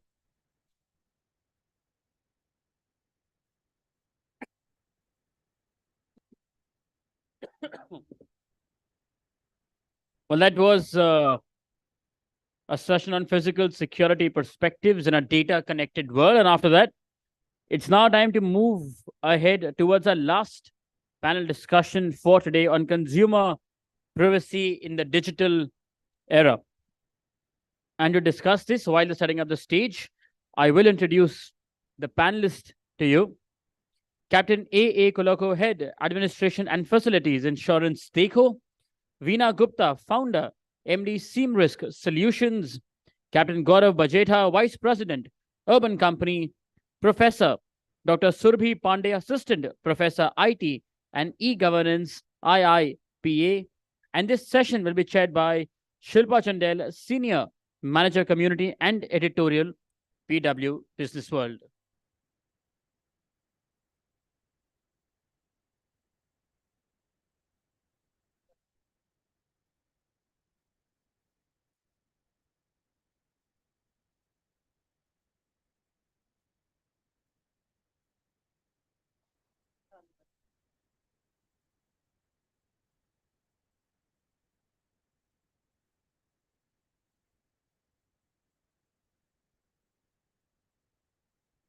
Well, after this, we'll have our last keynote and then the inaugural edition of PW Security World 40 Under 40 Awards ceremony.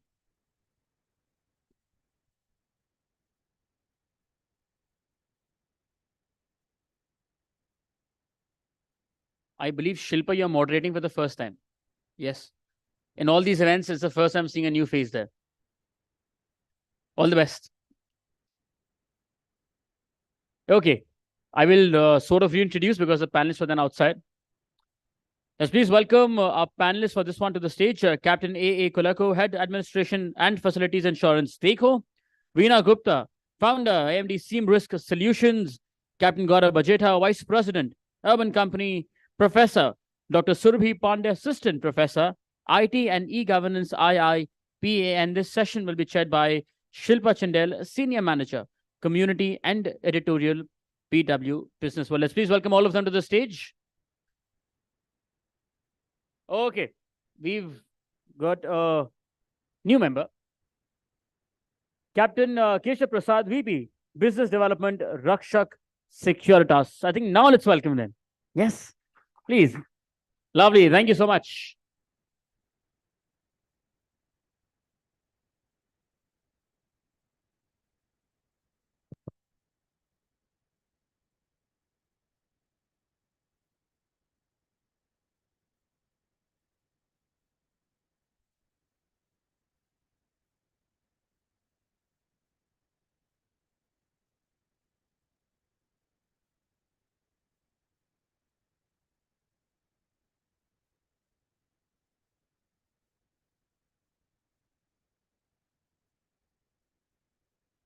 Thank you everyone for joining us. I would like to begin this panel, first of all, by saying that I will be sitting here as a student today to learn from all of you stalwarts, and I'm extremely privileged to be a part of this panel. Firstly, I would like all of my co-panelists to please introduce themselves. Thank you, Shilpa, and I think we all are the learner in this process. I'm Dr. Surbhi Pandey, representing here Indian Institute of Public Administration, heading the area of data analytics and cyber security, and in this field from last 18 years. Thank you. Good evening, everybody. And I am Captain Colasso, and I head the administration facilities of Insurance Dekho, based out of Gurgaon. Thank you.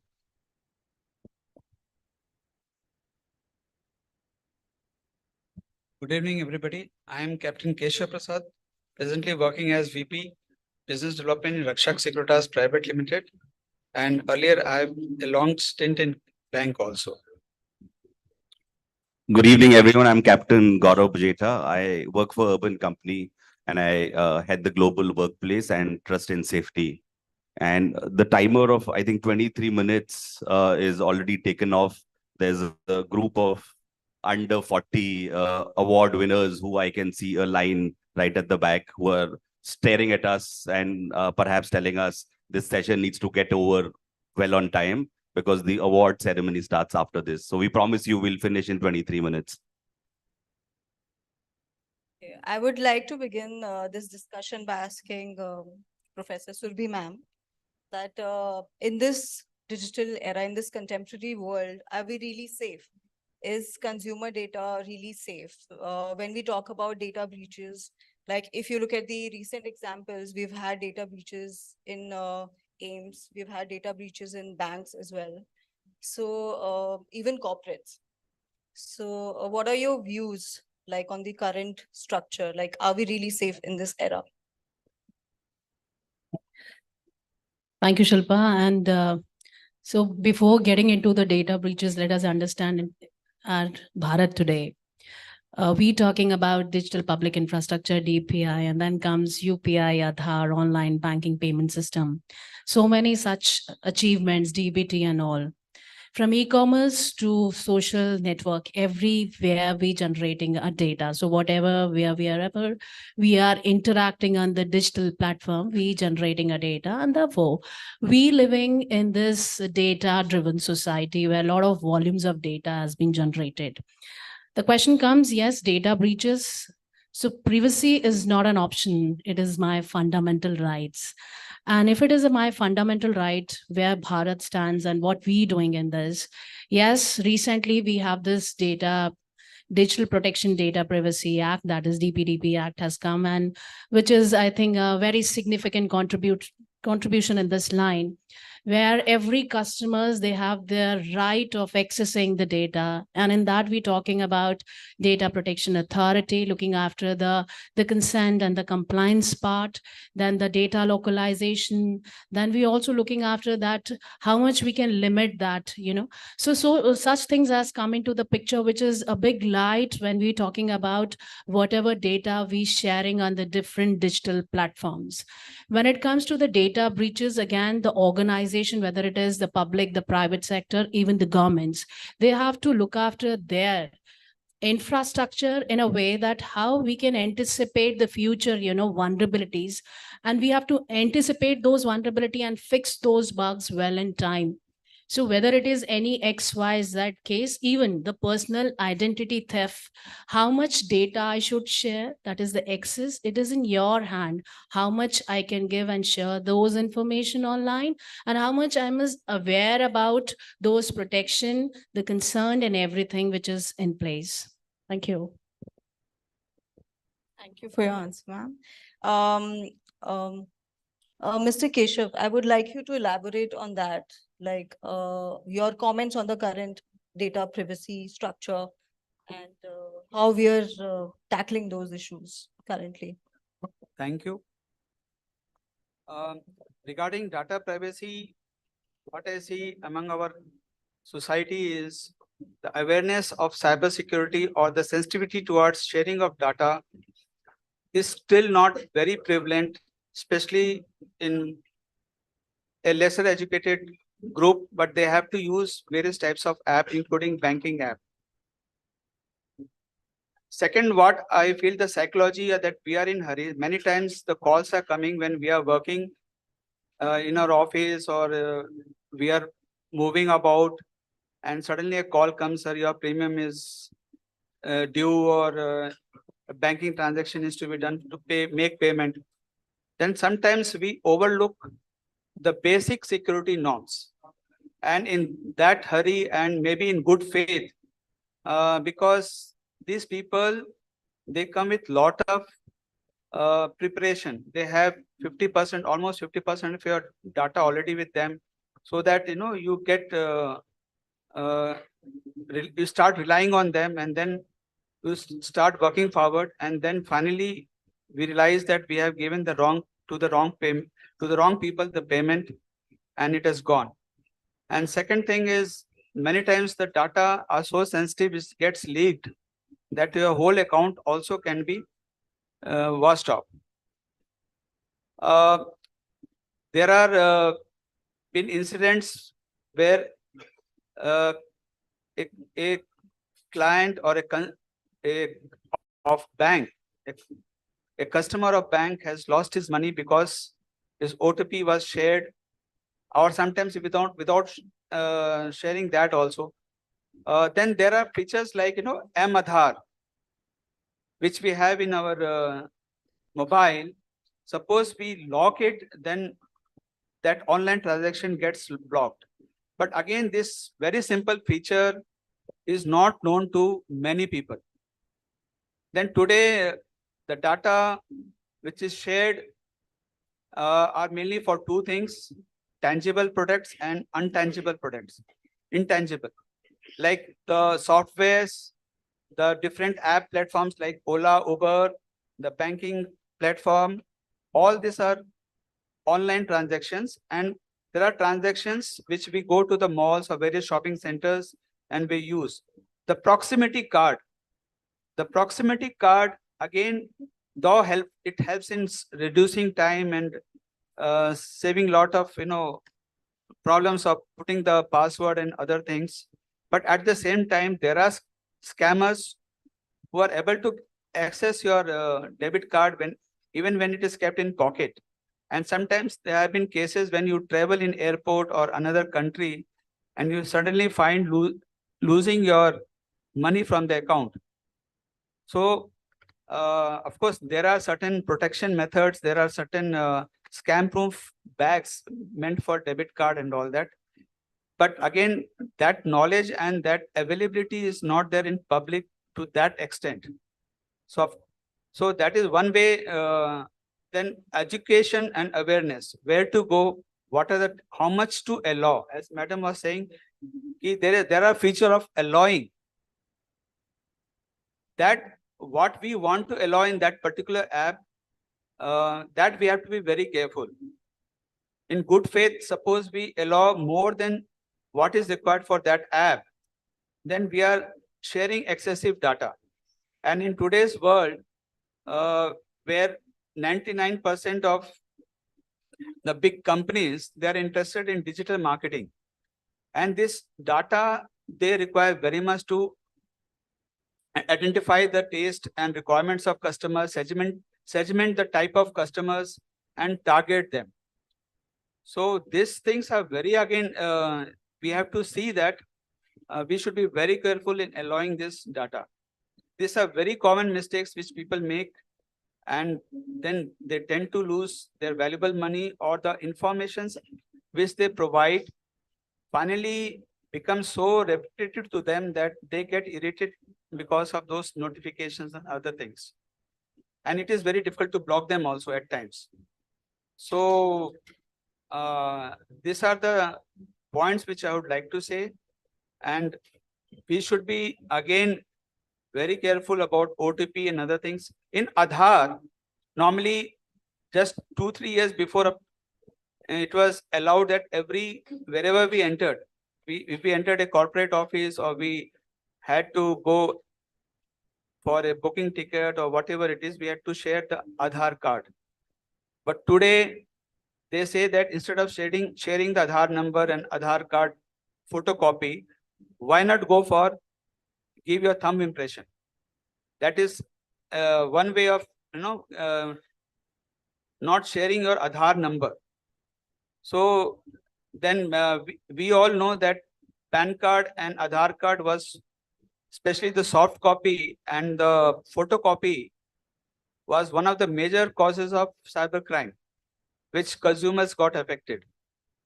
Slowly, this has been stopped, and now this has been almost controlled. So these are few awarenesses which I would say that we have to incorporate with our day-to-day life and to our friends and colleagues, and avoid this sort of situations. Thank you. Thank you, sir. I believe with more awareness, people will be more educated on how to protect their data. Captain Bajeta, I would like to ask you that you work in Urban Company, which is a new age tech organization. And definitely you handle a lot of operational issues, the challenges that you face. So how are you, looking after, how are you managing those issues operational per se? So I work for Urban Company, and we have around 50 lakh customers. I hope everybody sitting in this room is part of that 50 lakhs. it's important for us to collect consumer data to start giving services, because the services we provide, the partner has to go into the house of the customer and provide.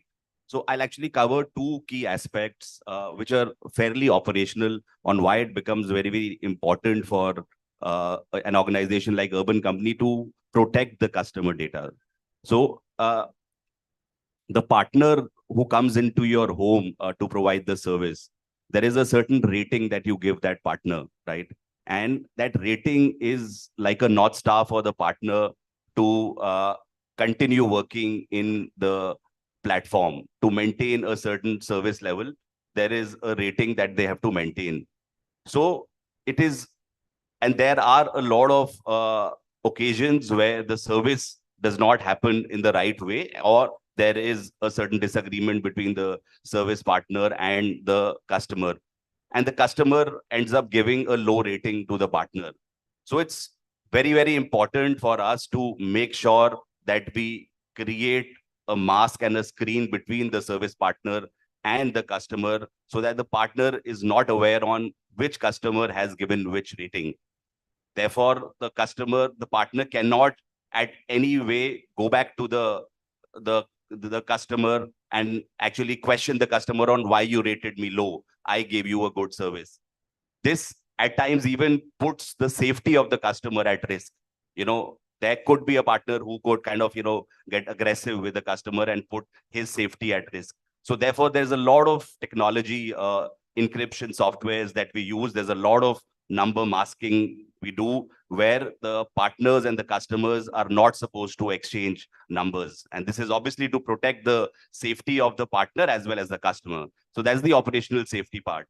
The other aspect is obviously an important aspect for us as a business. So we are a platform which connects the partner to the customer, and therefore all the engagement between these two parties happens through the platform. So at any time, if a partner would want to take a direct number of the customer, it is a direct revenue loss for us as an organization. We call it disintermediation.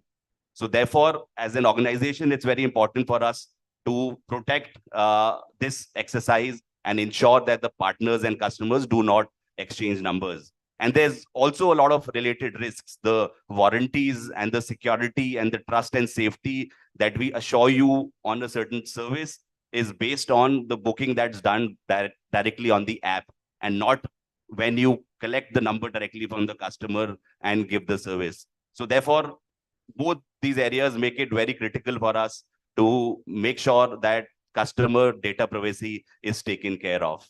Thank you. Thank you, Mr. Bajeta.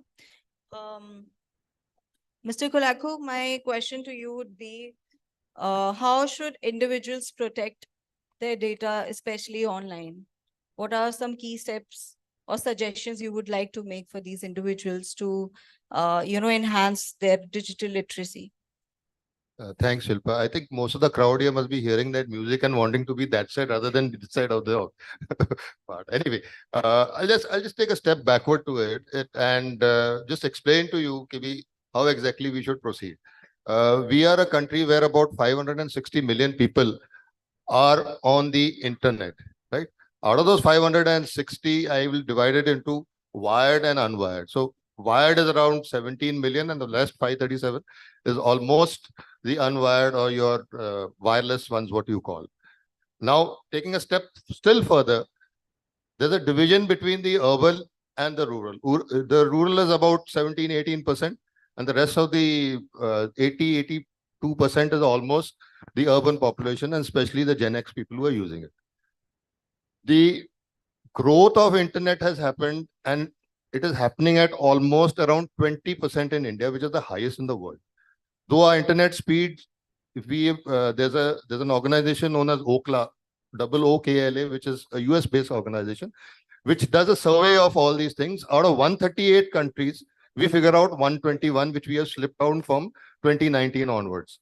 There's a gradual slip that is happening. Countries like Sri Lanka, Bangladesh, Pakistan, and even Bhutan are much ahead of us in terms of the speed, internet speed. Now, a lot of things have been covered by my co-panelists.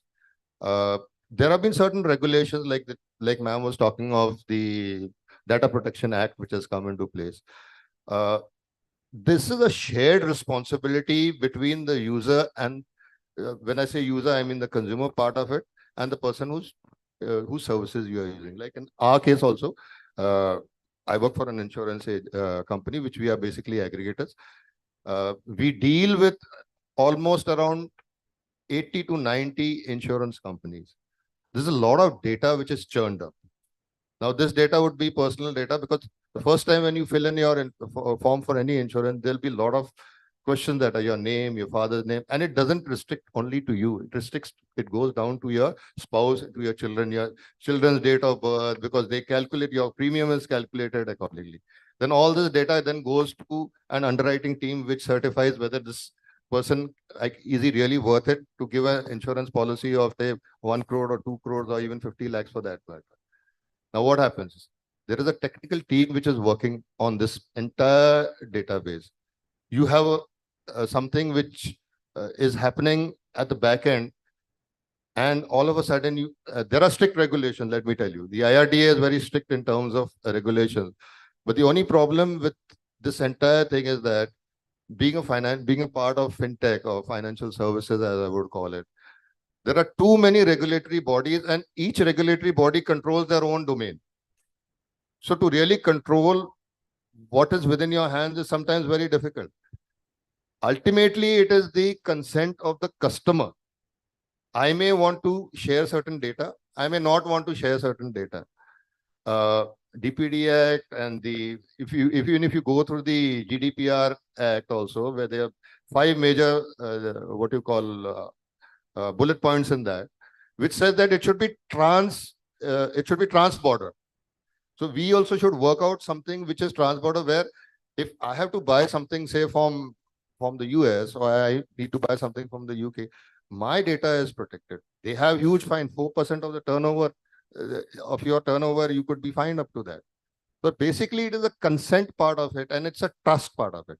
So until you have a trustworthy partner, I have somebody whom I really am able to share my data with, and I have, as an organization, I have certain steps within the system, so that if I have to share data, I share only that particular data which is supposed to be known to that person. So it becomes difficult for us, and with the new regulations coming up, the onus is not on. It is not going to be only on the particular person. It is going to be on the data processors. It is going to be on the person who's on the server also. So all these consents are really very important for us, so that as individuals, our rights are protected. Like ma'am rightly said, privacy is our right. I can demand anything in terms of privacy if my data is being, it's being shared by a number of people, and it's being compromised by someone. So that compromise portion has to be taken care of by us. Of course, there is a responsibility, there is a higher responsibility to whom you are sharing with. So we have to be careful where, when. So I would say that you have to authenticate your data. First of all, you must try and authenticate whatever data you're giving. Do I really need to share it with that particular organization? Then who is the authority that is going to be using that data? It's important for us to understand that who's using that data. And last of all, it is the authority. Whose authority, under whose signatures it is going. So these are a few points that I thought I would make. Thank you so much, sir.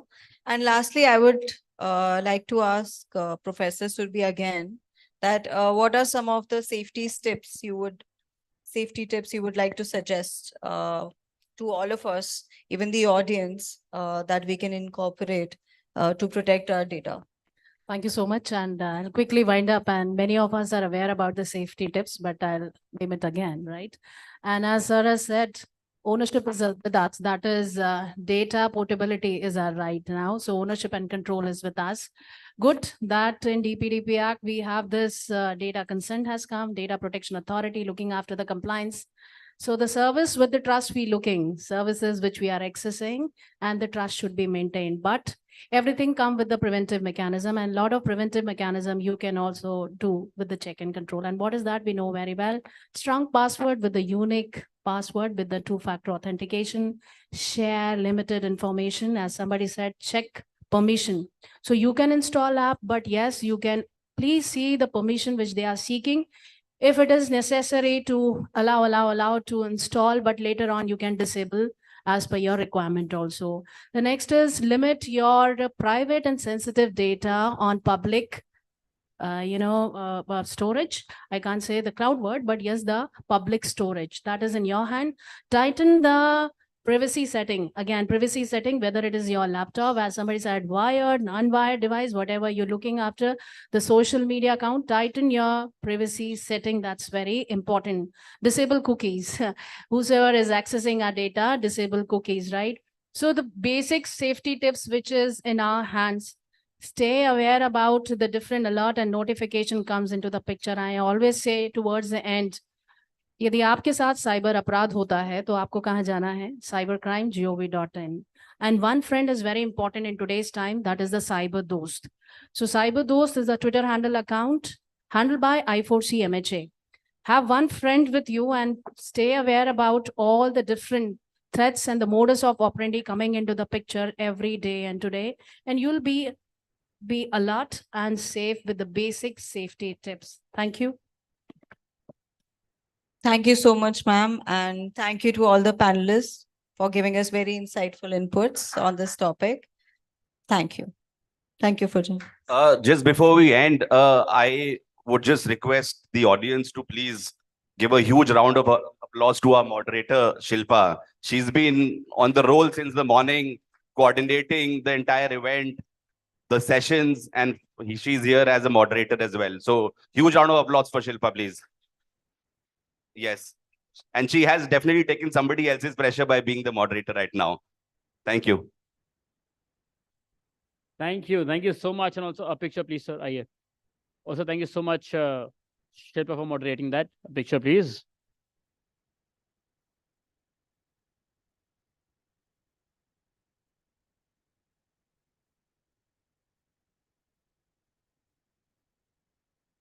Thank you.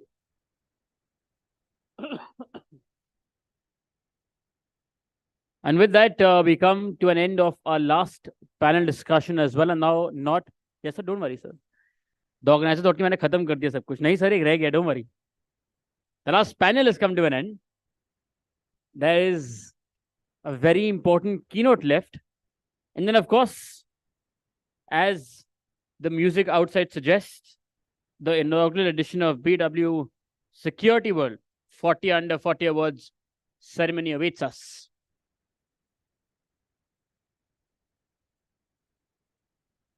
Okay. We've spoken about what has been happening. It began with is crowd management a challenge in the country? And of course, Mr. Vardhan took that up. Then we sort of discussed how will it all happen in the data connected world? What more do we need? Will technology be helping and use of AI and whatnot?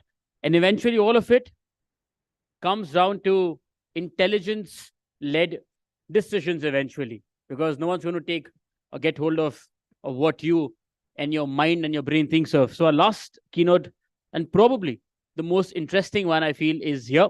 It's on intelligence-led decision-making for public safety.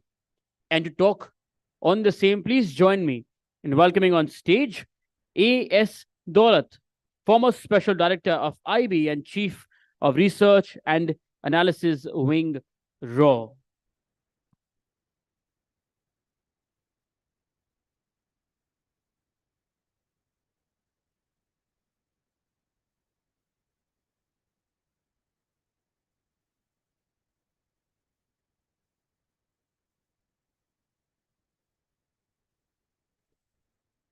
Give you some tips. I'm learning a lot here today.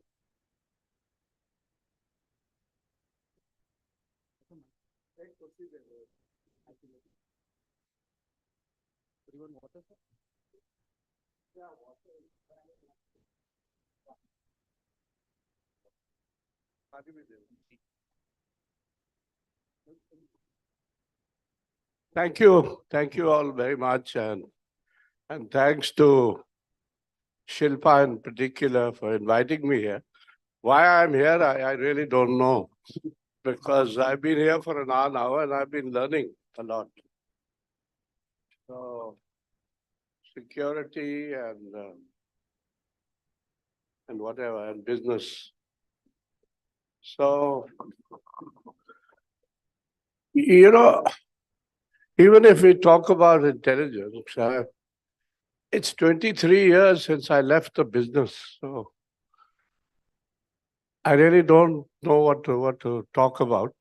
But let me tell you something, because I heard some very interesting things. And one is that just remember, earlier in the panel before this, I think it was Colonel Hariharan who was talking about physical security, and it took me back to the days when I first joined intelligence. Because physical security is very important. But intelligence is as old as the hills, It's always been there. Every government, every king, every kingdom, everybody has required intelligence. It goes back to the time of Chanakya and his Arthashastra. So some people have made more use of it and some people have made less use of it. I mean, if I were to tell you that amongst our prime ministers, nobody took more interest in intelligence than Rajiv Gandhi did. He was fascinated by intelligence because he was new. He had become prime minister after being an airlines pilot. So this whole lot of information coming to him in the form of intelligence fascinated him. And there have been prime ministers, I can mention Narasimha Rao, for instance, who knew too much. And he didn't need too much intelligence because he himself was a very intelligent person. He knew all the languages, he knew what was happening where. And so somebody like that thinks that intelligence is mostly chugli-khori, as we call it. But I had the privilege to work for the last 5.5 years of my service with Prime Minister Vajpayee. And it was a great education because I think he was one of our finest prime ministers. If I might stick my neck out, I would say second only to Pandit Jawaharlal Nehru. And one learned a lot from Atalji. He was a poet, he was a philosopher, but most of all, he was also Chanakya. He was a very smart politician. So it's a crazy kind of field, intelligence and security. They're both interlinked. And I'd like to remind you that there is no such thing as either foolproof security or foolproof intelligence. Otherwise, we would not have had assassinations all over the world. We've lost 2 prime ministers who were assassinated. And if we had the intelligence and the security, they would not have lost their lives. And every time something goes wrong, it's attributed to intelligence failure. And we are blamed. But all the good work that intelligence agencies do doesn't get known because it's not supposed to be known. Even I don't know what I'm talking about, what I'm talking, because you want me to talk. And likewise, when we talk about intelligence failures, I mean, Pearl Harbor, 9/11, 26/11, Pulwama, and I think the biggest of all, on the 7th of October, what happened to the Israelis, it was their biggest intelligence failure. And Mossad actually prides itself to be the top of the lot, that they are the best. Who is the best and who is the worst is another matter, another subject for discussion. But I would like to assure you that that we are pretty good. We are pretty good. We are all the time comparing ourselves with Pakistan because we seem to think that our main problem is Pakistan. And if it is Pakistan, then I will say that we are as good as Pakistan, possibly better. I don't know how many of you know, I wrote a book with a Pakistani retired ISI general. And he said to me, he said, you know, you people are smarter than us. I said, how are you saying that, General? He said, because you are professionals, you spend a lifetime in intelligence. In Pakistan, we are all Fauji's. We come, we go, and so we lack professionalism. They lack professionalism, possibly, but they have much more authority than we have. They have much more autonomy than we have. We are all the time overseen from the top. And when we talk of great prime ministers, like we have a great man now, you can be sure that he must be getting the best intelligence. You know? So he would be thankful for that intelligence. And I've attended one or two intelligence prize distributions at which Modi ji has spoken, and he's spoken in glowing terms of our intelligence agencies. So we are pretty good, I would say. And governments do depend a lot on intelligence. And when there's a failure, you need to admit, yes, there was a failure. Otherwise, Pulwama would not have happened. Otherwise, 26/11 would not have happened. Otherwise, so many things would not have happened. So there will be failures even in the future. I don't know how many of you have followed what happened to the Israelis on the 7th of October. And now Israel is in a sort of full-fledged war in Gaza. And as far as the Hamas is concerned, which attacked Israel on the 7th of October, they're quite happy because this whole thing ultimately, no matter how many people die, and if you are familiar with the Palestinian problem or the Palestinian, you know, there is Gaza and there's the West Bank. And now, as I see it in the future, more and more people from the West Bank will be joining Hamas, because that is the kind of thing. And I think the Israelis are stuck in Gaza.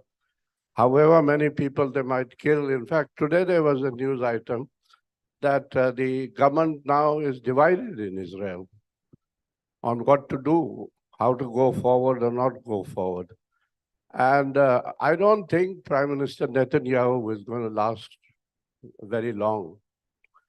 His days are numbered. And it will also affect, to my way of thinking, President Biden's re-election, if he hopes to get elected, because he's also emerged as a confused kind of person, supporting the Israelis when the rest of the world is critical of what is happening in Gaza. So there are things like that. I heard a panel discussion earlier where there was talk about Balochistan, and you know what has been happening recently between Iran and Pakistan, that they fired at each other or whatever. I mean, you know, in our world, in the intelligence world, I think one of the first things that comes to mind is that could it be a collaborative move? Could it be that they both fired for the same reason and in the same interest? So I'm not saying that what I'm suggesting is true or something, but that's the way intelligence people look at things. It's a lot of it is completely bonkers or out of the box, as we call it sometimes. So intelligence is like that. I've spent most of my career in counterterrorism and in counterintelligence, if you understand what counterintelligence is. But counterterrorism means that dealing with insurgencies, militancy, terrorism, and I've dealt with it over a long period of time, and I still watch it in Kashmir. Now, in Kashmir, for instance, since August 2019, when Article 370 was abrogated, what we refer to loosely as militancy has come down because of our muscular policy. And when I say militancy has come down, what it means is that strikes, hartals, stone pelting, and even our boys, Kashmiri boys, getting involved in militancy has gone down. There's no doubt about it. But terrorism has not. And therefore, we have the army stuck in Poonch and Rajouri. And if you sort out Poonch and Rajouri, they'll take you to Kokarnag. And if you sort out Kokarnag, they will take you to Kupwara. Because Pakistan has the capability to do that. And therefore, right through while dealing with counterterrorism, I have strongly advocated engagement. I still believe that we need to engage with Pakistan. Unless we engage with Pakistan, the point about engaging with Pakistan is that Pakistan says Kashmir is our core issue. That core issue is gone. The Kashmiri doesn't give a damn about Pakistan now. But we say we want to discuss terror. So that's exactly what I'm suggesting today, that if we talk to Pakistan, then we could talk about terrorism. But these things, are for politicians to decide. And they must be thinking about all that. As I said, the earlier panel mentioned that we have a good relationship with Iran. I'm glad that we have a good relationship with Iran, because Iran is a very powerful country. It's been there for ages. And there's also a very powerful axis which has developed, whether we notice it or we don't notice it, between Iran, Russia, and China. It's a very powerful axis. We are all the time worried about China and Pakistan, but the more powerful axis is Iran, Russia, and China. And that is what we need to take note of. The answer again, we have a problem with China now. We have this problem since 2020, more seriously in Eastern Ladakh. Again, my view clearly is that we don't want to go to war with China, so we need to engage with China. We need to talk to China. And then you might find an answer. And there's nobody in the world really today who wants war. The Russians invaded Ukraine, and they've been blamed for invading Ukraine. I'm not saying that what the Russians did was right, but the fact is that the Russians were pushed to a corner. I heard a Russian journalist who was clearly anti-establishment, a gentleman by the name of Posner, talk at the University of Yale, And he spoke for about 40 minutes, and he said, he told the Americans that everything that you have done is responsible for the way that Russia is headed. If you now say that we have a Hitler in Russia, you're right. But you created that Hitler. When Putin wanted to join the European Union, you denied him that position. When Putin wanted to join NATO, you denied him that thing. So you pushed him to war. So, you know, that's what happens in geopolitics in the global world today. Somebody mentioned about elections. Yeah, this year there are going to be more elections. And I think more democracy is more at stake today than it has ever been, because there are elections everywhere, including our own elections are due in another few months. So, and somebody also talked about, I think, artificial intelligence. Now, this is something which is developing. It's in the development stage. Don't take it for granted. I can assure you that the politicians are using it.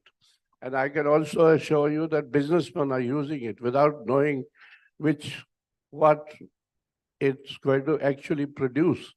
Today, in fact, I was reading, and I was quite amused, that artificial intelligence can be used to find out what is happening in the animal world. How elephants think, how bats think. You know, it's that kind of thing. But it's a new thing. Basically, intelligence in our world, in the old world, is either from satellites or what we call technical intelligence. And lastly, which I think is the most important form of intelligence, is human intelligence. Now, I'm speaking here. If somebody is recording me, he'll have what I've said. But so many people hearing me, if they go and report on me, then that is human. And a former Mossad chief spoke recently in a long interview to Karan Thapar, and he said, the reason for the intelligence failure in Israel on the 7th of October was lacking in human. That Mossad did not have human from Hamas. So human is the most crucial thing in intelligence. Just remember that. I also mentioned counterintelligence, which I spent quite a lot of time on. Now, counterintelligence is watching what others are doing in your country. And we are obsessed with Pakistan. Of course, what Pakistan is doing in India is important. But it's also important what the Americans are doing, what the Russians are doing, what the Chinese are doing, what the Israelis are doing. And when I started by saying that Rajiv Gandhi was fascinated by intelligence, nothing fascinated him more than to get from his intelligence chief every evening which diplomat was doing what in Delhi. I know my time's up. The very fact that you come and stood here, I hate to do this. So I have a feeling. I wrote a book recently. I've become very absent-minded. I haven't come here to advertise my book, but those who are interested in intelligence, there's a large chapter on intelligence in my last book called The Life in the Shadows. You could have a look at that. But I have a feeling, and I mentioned a sentence there in that chapter, that I think possibly at this point of time, because we have too many friends in the world, that I think we are not paying enough attention to counterintelligence. Thank you very, very much. If there's any question, actually I should have asked for questions rather than going on jabbering. Thank you. Thank you. Thank you so much, sir. If we will take one question, if you have, sir. Can we have the mic, sir, please? So it's just for the.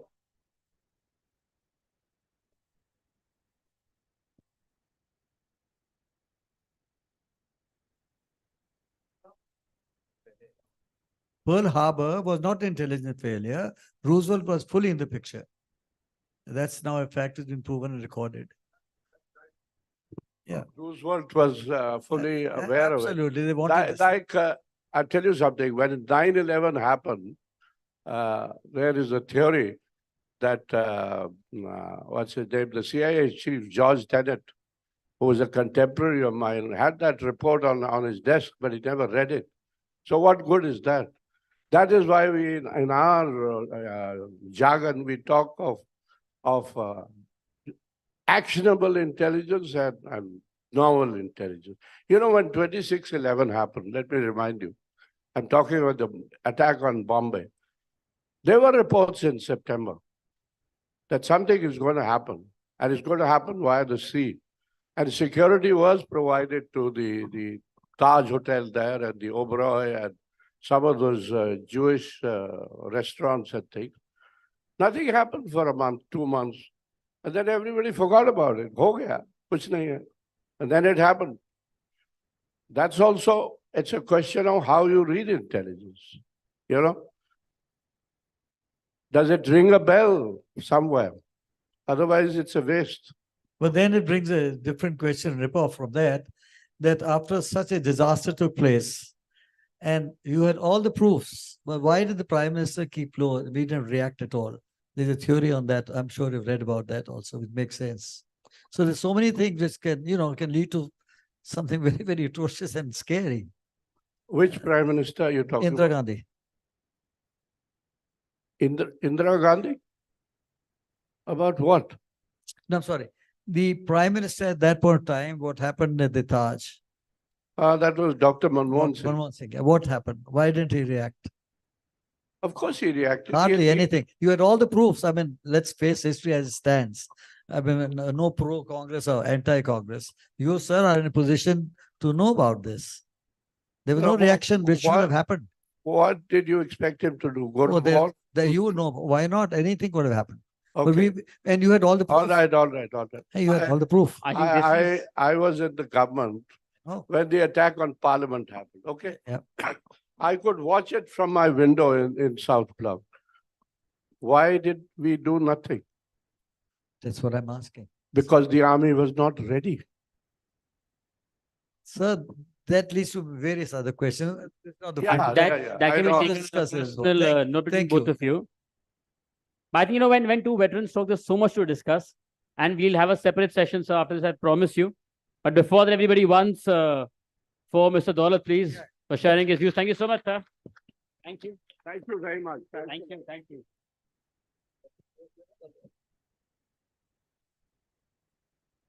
Also, thank you so much, sir, for asking those questions. Thank you. You can take the mic from sir and also have the table removed. Okay, and from that, and also with that, we come to an end of our first half for today. And now from those compelling discussions, it's time to move towards the evening's celebrations. My name is Aditya Malik, and once again, it's an honor and a pleasure to welcome all of you to the inaugural edition of BW Security World 40 Under 40 Awards. Today and together, we gather here to recognize and celebrate the exceptional achievements of all of you young security professionals who are under the age of 40 and have made a significant contribution in the security sector. These prestigious BW Security World 40 Under 40 Awards acknowledge the contributions of talented security professionals in India's private security sector, including the officials from cybersecurity, physical security, IT security, and more. And once again, I take this moment to thank our partners for today. Our knowledge partners, GACS and Security Link India, organized by BW Businessworld, and our event partners are Joy Travels Private Limited, Pantrum, Beanley Coffee, The Thick Shake Factory, Reality Plus, Exchange for Media, IWM Buzz, Impact.com, and Pitch. And of course, I will also be inviting Dr. Batra to sort of speak with all of you and also welcome all of you to an open the award ceremony. We'll also talk about the jury process. But before that, we have a jury AV, and we really want to showcase and take you through the journey that when stalwarts like you apply for such awards, it becomes really difficult for all of them to kisko chune, because all of you are already doing exceptional and amazing work in whatever that you are doing. Now, how do they arrive at that list? What really happened in that process? All that more, and how did you finally arrive to this winner list that's just been handed over to me? For that, let's please have a look at the jury AV.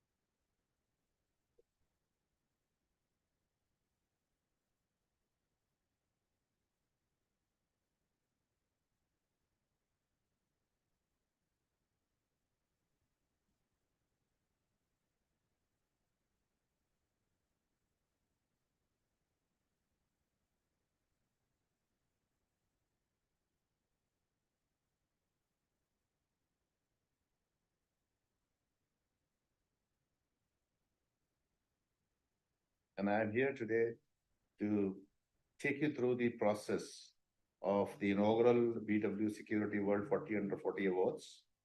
And as a jury, it's not always easy to decide who the right winner is, but the process which was followed by the Business World Security for selecting the nominations and selecting the final winner was very transparent, process-driven, meticulous, and all the jury members' opinion was considered, discussed, and then we came to conclusion who the right winner will be in each of those categories.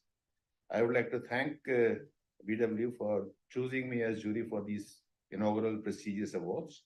And I must congratulate BW for getting very high quality of nominations during the entire process and doing a very good job by launching these inaugural awards. And I congratulate all the winners for doing splendid work in their respective fields. 40 under 40 security. What a beautiful subject. Very difficult subject. I must first of all congratulate Dr. Batra for choosing such a difficult subject. I should know because for last 2 decades, I was on the advisory board of G4S. And I know how difficult it was to run a security company. And here these youngsters of 40 under 40, it's a very, very difficult subject. But we had very good reaction. We had various people coming in, trying this thing. And it'll take some more time. But the very fact that Anurag brought this subject out is a subject and so many entries, I think it was something which was definitely worth appreciating. A lot of effort was put in by all the contestants, and I wish them all the best. And once again, Business World, excellent work done. Dr. Batra, kudos to you. Thank you.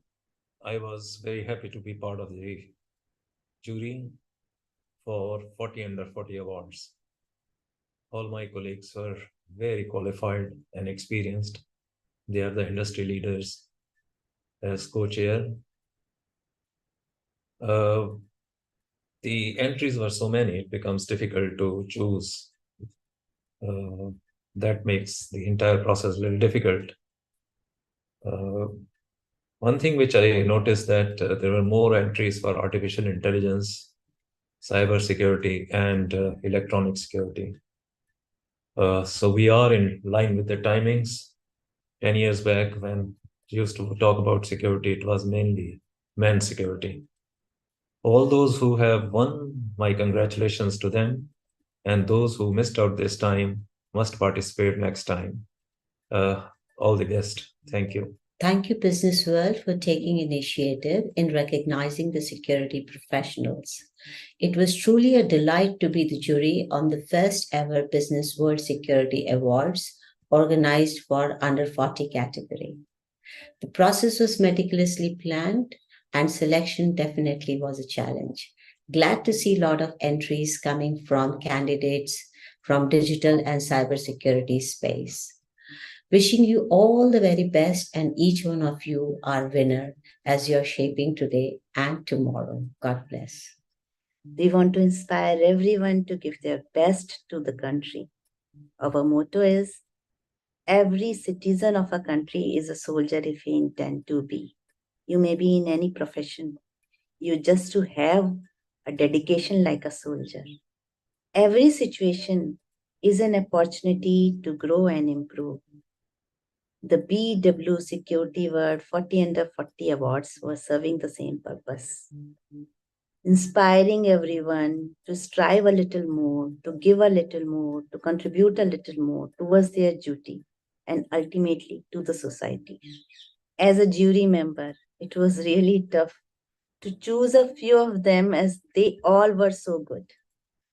My heartiest congratulations to all the winners and best wishes to the BW team. We require more of these events to keep motivating and inspiring the youth of our country.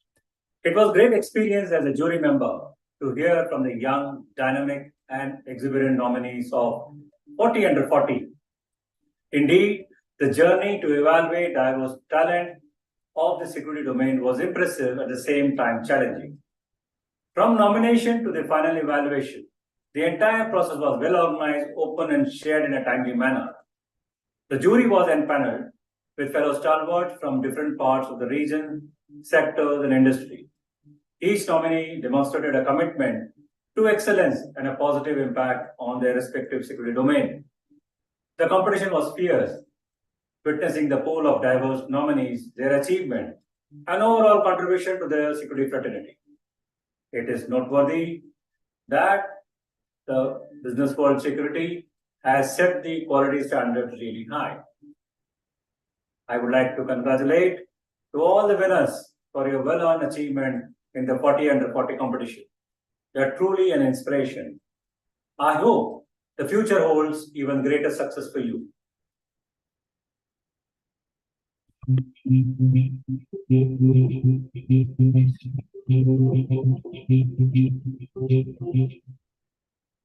I think let's please have a big round of applause for all our jury members and the entire process of how we've arrived to this list today.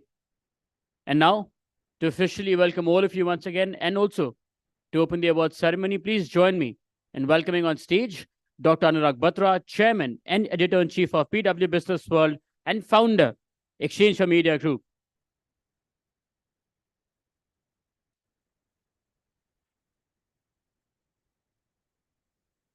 Good evening. It's my honor and privilege to be at the inaugural edition of the BW Security World 40 Under 40. First of all, thank you for making time and being here. Thank you to all the jury members for being here. My journey of the security industry, I've shared this story before, but I'll share it for people who are new in the audience, and I do see some new faces. And the winners are here. You saw the process, but my journey in 97, I met Harshji, which is 27 years back, and he became a friend. In 98, he introduced me to Dakshji, and since then, Dakshji has been my friend. And I was a young executive. I used to work in a company then. In 2000, I turned an entrepreneur. I started Exchange for Media. So my security industry knowledge started with these two gentlemen. And I'm glad they both are here today because they're very close to me and, beyond work and on a personal level. Around that time, one day, Harshji called me. I'd started Exchange for Media, and which year I don't remember the year. He would remember the year. And he said, you should go into the magazine, to the market and buy Businessworld magazine. I said, what happened? He said, I'm on the cover of the Businessworld magazine. And I remember Kuvar, he and Rupal Sunanji and he were on the cover and about 5-10 copies. And I sent it out to some friends. 2001, 2002. And that was the time when the Business World, as a cover story, did a story on the security industry. And, I read it. I'm an avid reader, and that's how my knowledge about anything I ever needed on security industry, I would go to him. I think in 2010, he introduced me to Kuvar Saab. I think I went to his office in 11 or 12. I can't be sure. And then I ended up acquiring Business World on 9th September 2013. I started running it from 1st Jan 2014. And then in 15, we discussed we must do a security editorial platform and build a security community. I said, Archie, let the time for it come. I'll do it, and explain to him my reasons. So when in 2022 we met and we started discussing, in 23, Harshji agreed to come and help us build that. And then he brought in Shilpa, It's really an event that Shilpa has curated. Dakshji was thanking me. You should be thanking Shilpa. She's and the other colleagues at BW put this together. I really get the credit, but my only contribution is that I say yes to whatever is proposed. So that's how our journey started. And this is our second initiative under the BW Security World banner. We did 2 other events in the security space in 22 and 23. And we no longer work with them. And I must say that we are second to none in the way we do awards. We do it through an honest process. All the winners you're here, nobody's ever approached you for any sponsorship, won't approach you. We won't ask you for money. We do it. We are known. We have a reputation for the last 20 years of doing awards absolutely honestly. In a world where my friends tell me our judiciary is like this, and media is like this, and many other things. Whatever I can do, I do it honestly.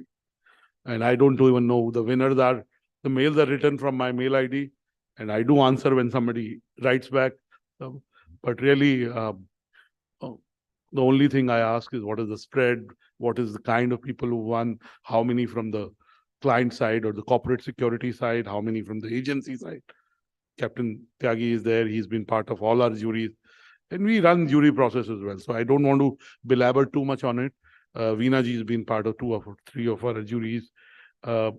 Harbinder Arora was the CEO of our healthcare and well-being community. We are launching pharma also, is here. I remember he's a friend of mine. He joined us 2 years back, and he asked me during the first jury meeting. I said, I have no view. Whoever you want to make win, follow. Just go with whatever is good. And I'm not an expert anyway on healthcare.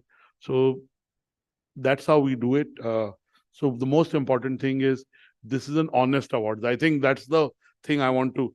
And, the people we partnered in the past are also very good. But I think we know it as well as I have done a JV in one of my business with a foreign institution. I mean, they have a colonial hangover. They have to get away from it, that they know things better than us, which may not be the case. Which is not the case. In fact, I remember our partner telling us we do awards in 14 countries. The way you do awards, I learned this and I learned this and I learned this. But anyway, we are doing this independently, and we'll build our ambition with Harshji to be able to build, and Shilpa and Mohit, is to be able to build India's most respected security community and give back, because we have to do content which has some value for you. You have to do data, insights, and then the community. So really, I just want to thank the jury members for your time, for your patronage, for lending your name. First of all, to Mr. Sharma, I wish he was here.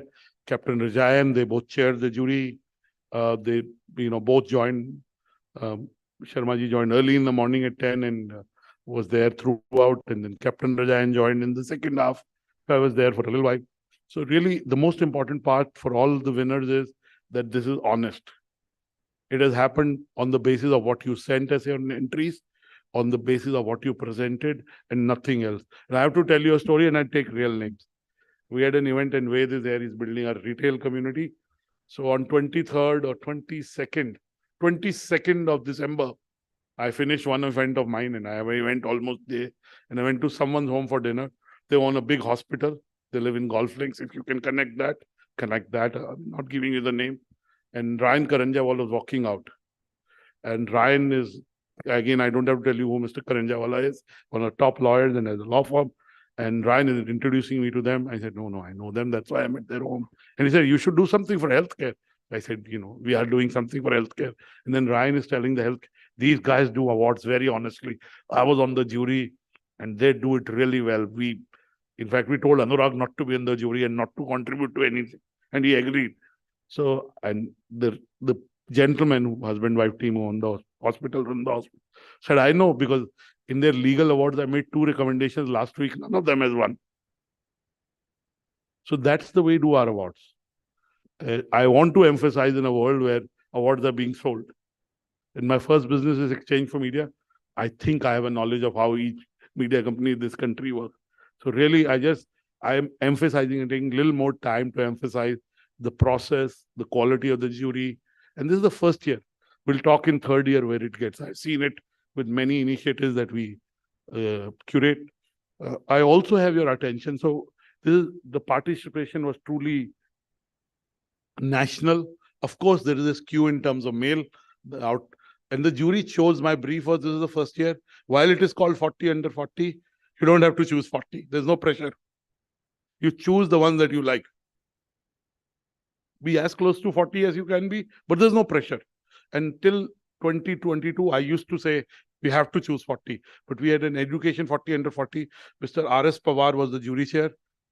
And he's just too good. I mean, I think I can tell people how to run juries and all. He added so much value. And he convinced me, Anurag, we will only give it to 24 or 26 people. And I was initially not okay with the idea. It was the third year of our education. But then I said, he's right. And that day I changed my view, right? And since then I tell the jury chair, you don't have to select 40. Select as many as you feel who are certain. I mean, the process of awards is elimination, it is. And I must say, I also share this story for the last 1 year. Very close husband-wife couple live in Hyderabad, run a very large company out of Hyderabad. And their son applied in a 30 under 30, didn't win. I know the boy personally is outstanding. He's now running the company, very large company, about 1,200, 1,500 crores turnover. His uncle and his father built it. Shall we call this guy on the stage? There's a guy in the behind who's talking, right? And I went to a social event after 15 days later, it was the 30, and they're asking me, "Wo event kab hai?" And I knew the event because they had not got any intimation because the boy hadn't won. So I knew, but I said, okay, I'll find out. And the next morning, I wrote them a long mail, which I shared with my colleagues. And the gist of the mail was that Rohit Sharma is a great cricketer. Virat Kohli is a great cricketer. But someday they get out on 10, 0, 20, and they don't perform well. So the boy's name is Akshat. He did very well, but that day he didn't bat well. So he's not in the list. I apologize. He's very young. He's only 27, so he can apply for 3 more years. And I'll make sure we shortlist him. And I'll coach him how to do it. I still can't promise he'll win. That's in the jury. I can't promise him. The only way I can make a contribution is, and I'm telling you real, I vote for him. Maybe there's a jury member like Harshi, and I'll tell Harshi, those are things we can do for people we believe in. So I'm again saying that you should be proud of the fact that it's an honest process. I'll leave it at that. The jury decided to select only 29. I'm told 25 or 26 are physically in the room. They braved the weather and the flights and are here. I did reply to some of your mail that said, I request you to come and you should come. So Somu's come from Bangalore. I just met him. I have your attention, and I was not here in the morning. I had a huge event in the evening. last night here, and I left it at 8:30. It was on till 10, the awards, because I was standing on the stage for 4.5 hours and I was feeling very tired, and I had to go for 2 social engagements, one alone, one with my wife and child. So I didn't come in the morning because I woke up at 9. Yesterday I woke up at 4:30 a.m. So I called up Harshji, who was already here at 9:15 or 9:16. I called up Shilpa, I called up Mohit, and I said, I feel like sleeping for 1 more hour. And I slept. I didn't come in the morning, and they are there, so I know. So I'm going to talk to you about 3 things I practice. Do you know the name of this guy? Does anybody know this guy? You know the guy, right? Tell us who the guy is, sir. Give him the mic, sir. He knows from his body language, I can say. Or you can shout out loud. Can we get him a mic? Is my event management team here? Prashant here? Yeah. Take the mic. Take the mic. Was about to reach the peak of Everest, Mount Everest. That's the same guy. And he's an Israeli. That's right. Both was named. Yes. Fantastic. And on the way, he found, near the Hillary step, he found another mountaineer. He was in a bad state, and he saved his life. And he gave up his chance to reach the peak. You're bang on. Thank you, sir. Yeah, so his name is Nadab Ben Yehuda. In 2012, he was about to reach the Mount Everest. One of his friends had died, and he encountered another friend of his just below the Mount Everest. So he had 2 choices: either to get fame, become the first Israeli to climb the Mount Everest, and fulfill his lifelong desire and ambition, or to save the life of a colleague. And as the gentleman shared, he chose to save the life of another colleague. We all, people who apply for awards are clearly very ambitious, and there's nothing wrong with that, as long as you do it the right way. There's nothing wrong with being ambitious, but you've got to do it the right way. But don't forget being kind to others. You got to be kind to yourself, but you also got to be kind to others. So I'm sure all of you will be. You are all kind. Dakshi has been very kind to me. Harshji has been very kind to me. And I have a long association with them of every kind. I call Dakshi. He's my neighbor. One day I had a fracture. First person I calling Dakshi. Meko bahut dard ho raha hai. Fracture ho gaya. Main kya karu? And then he, of course, gave me advice. I call Harshji also for various things. And so I just want to say is practice kindness. And sometimes I'm talking to Shilpa, I'm very aggressive at work, and I have a perfect vision in my mind. And she does fantastic work, but I'm pushing her to do more. And I tell her, please don't take it personally. I'm like this. I speak with lots of passion. So it doesn't mean that your work is not good. Just I'm pushing you to get to the next level faster. That's it. And I really mean it, because words matter. How you say, what you say. It can demotivate someone or motivate someone. And you can be misunderstood. So I'm a little careful. Sometimes I get carried away, but I'm able to put the context. So be kind. In a competitive world, we want to be very me. The leaders have become very me. All of us have become me. I have become me. But I do also try to look outside myself as much as I can. So I'm sure you'll be able to do. Second is, so be kind. He's now become a rescue professional, photographer, speaker. He eventually climbed the Mount Annapurna, which is also tough. Second is, how many of you sleep less than 6 hours?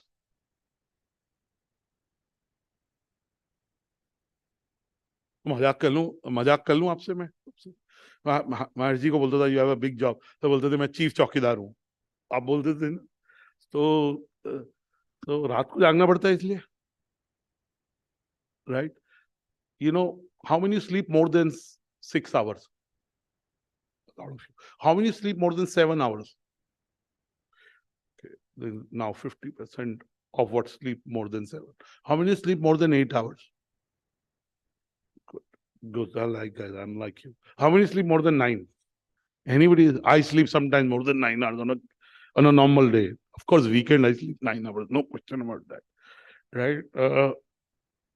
So sleep, I have to lose weight and I'm working towards that. I've been working, my wife and child say I've been working for a long time, but I'm pretty serious. But the most important thing for our health is sleep. I see a lot of senior executives, promoters of businesses, founders who built very big companies of 35 years old, 40 years old. CEOs, I meet a lot of them, maybe 20, 30 CEOs every week I end up meeting because of what we do. We have something in some part of our business almost every day. They sleep very little. I'm commissioning a 30,000 people India sleep study.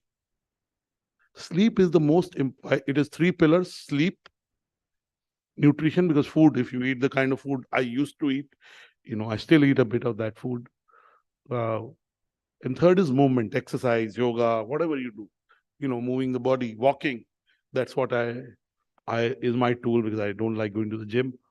So I sleep more than 8 hours most nights. Most nights. I can't say every.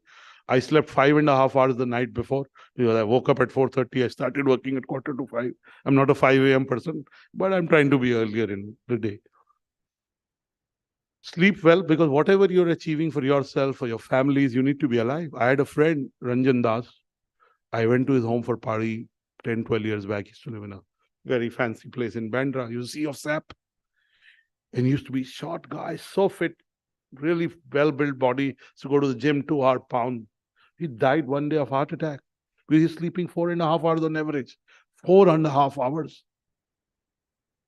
So your chances of disease, if you sleep less, will go up, and especially as you go. That's why I want to lose weight, because my chances of disease go up. So be kind to everyone, sleep more. And last thing, I don't want to stay between you and the awards. This is about sleep. This is the new edition of the book.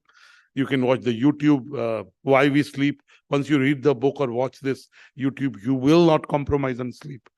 You'll be more conscious about your sleep. And I keep my phone away most days. 6 days a night, my phone is in a different room from where I sleep.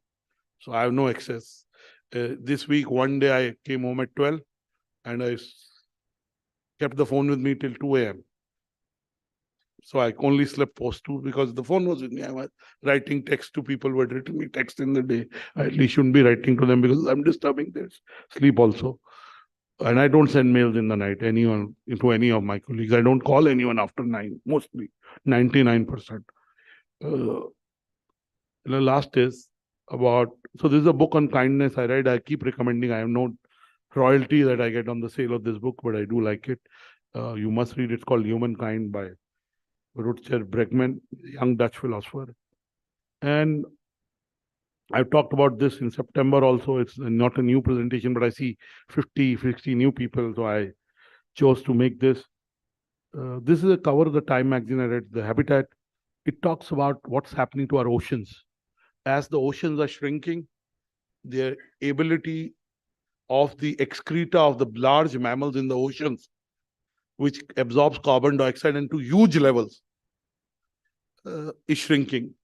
And carbon, footprint is increasing because of industrial activity. We were talking of blockchain mining. You can imagine the amount of resources. Now we are talking of artificial intelligence. You talked about the winner and quantum. And, I'm a student of artificial intelligence. I'm starting a new podcast in February every week on AI. So I'm studying a lot. I'm meeting people.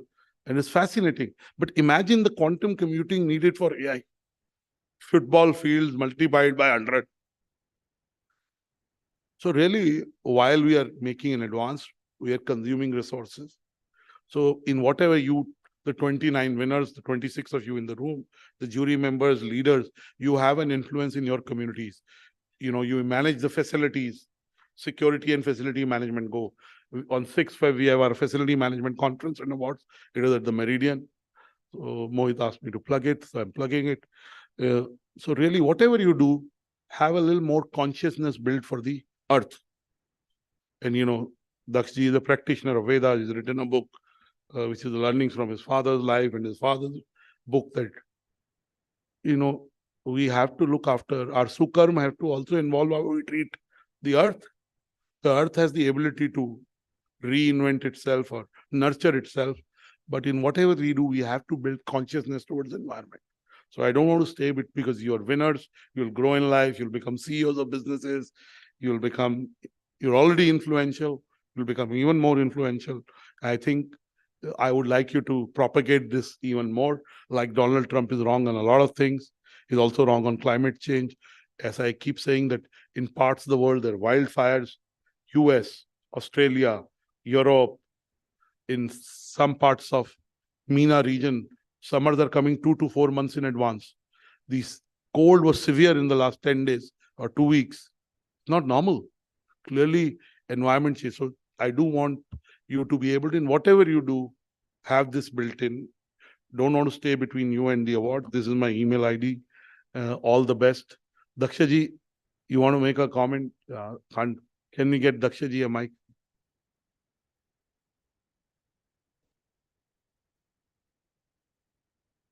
Just one comment about sleep. You know, do you know why night is called Ratri in Sanskrit? बता दीजिए sir. No.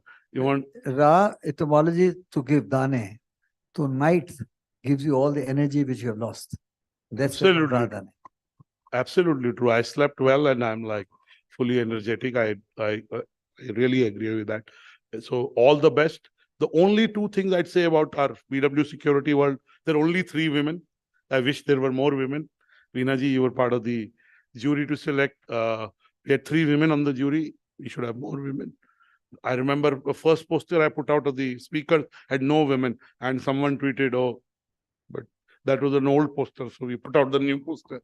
So, and the second thing is the importance of physical security is still important, but we have lots of winners from the risk management domain, from the cyber security domain.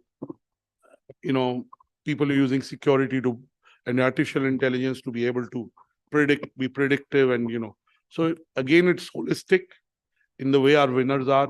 You saw the spread. We have gentlemen from Coimbatore, from Dubai. We have people from Hyderabad, Cochin, Bangalore, of course, Mumbai, Delhi. So really, it is a national one. And by third year, the numbers that come in grow. I've seen it with over the last 20 years in multiple initiatives. If you do it the right way and every year add layers, that kind of evolve the initiative. So thank you so much. Don't want to stand between you and the winners who come all the way, and you may have flights. So please give the jury a big round of applause. God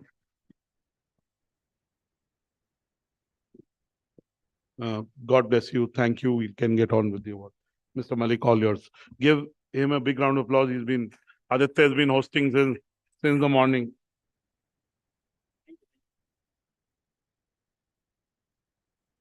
Thank you so much, sir. Just to add that today's award ceremony is being streamed live across all BW Businessworld platforms, including our social media channels and also on www.bwsecurityworld.com. Please join the celebrations of the evening by using the hashtag BWSecurity40under40 awards, where 40 is numeric.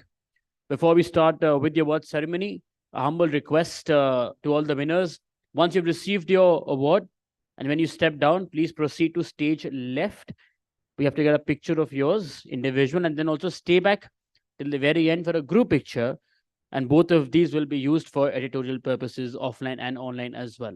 And I promise you and we don't want to miss out on any of that. Yes? Okay.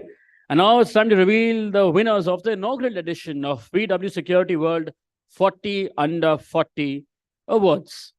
To present awards to our first set of winners, please join me in welcoming on stage Dr. Anurag Batra, Chairman and Editor-in-Chief BW Businessworld and Founder, Exchange Media Group. Joining Sir Harshvardhan, CEO, BW Security World, former Group MD, G4S, and CEO, Securitas. And joining them is Captain Professor S.B. Tyagi, Chief Counselor, ICSSM. Please, everybody for them.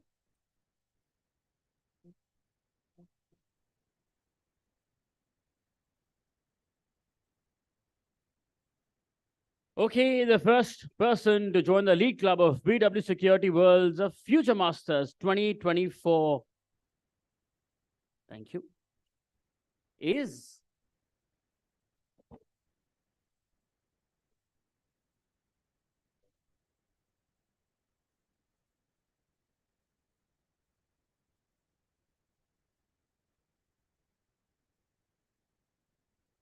Akshita Mathur, Regional Security Advisor, APAC.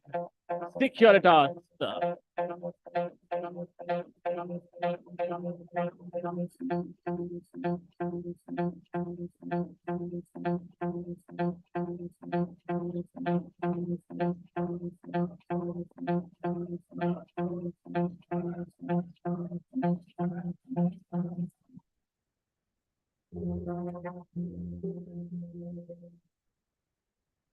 Everybody for Akshata, please.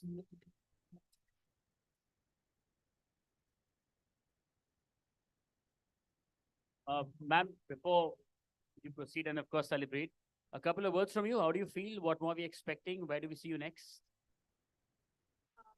Thank you so much, everyone. Thank you, sir. Thank you, all the jury members. It was a pleasure giving the interview as well. And I think, where do I see myself? That was your question. I think I see myself growing in the security field. And I think I want to keep inspiring all the women and everyone from different genders to be in leadership positions. Congratulations and all the very best. There is a magazine that hits the stands on the first edition of the BW Security World. The only reason we delayed it, not launched it today, it's absolutely ready, is we wanted to include today's winners in their interviews in that. Shilpa's done a fab job. When you say it's cut above anything that exists in the market, it's business world quality. It's the best editorial product that exists without talking about other products. So that will be out on the 3rd of Feb. So look out for that, okay? And you know, all the winners and what they're saying in your interviews or your profiles will be in it. Yeah. Okay. Thank you. I think now you should definitely not miss the picture. Yeah. The group one. Okay. The next person to join the League Club of BW Security World's Future Masters 2024, please.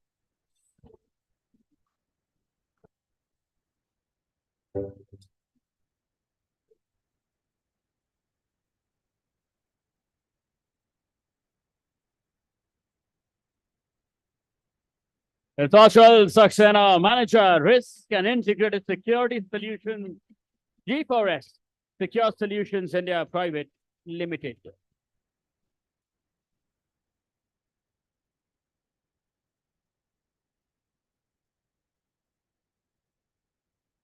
Everybody for Ashal, please.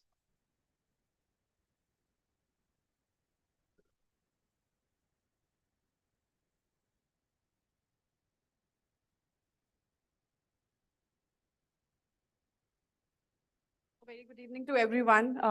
Thanks, Business World, and all the jury members for this prestigious award. It's very, very special. It's a young security professional getting motivated to work more and more and learn more and more. Very special thank you to Rajiv sir and the whole G4S team sitting over here and motivating me as always.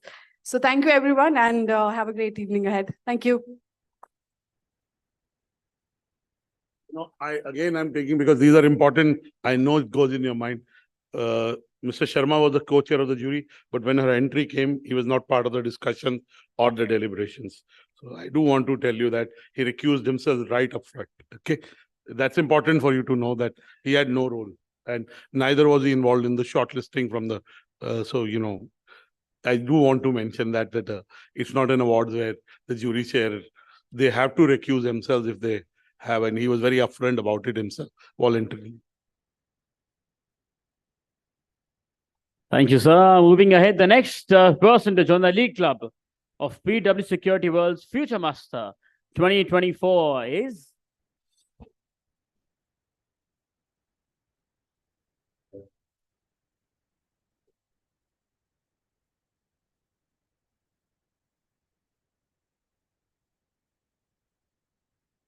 Ankur Sachdev, Managing Director, Peregrine Guarding.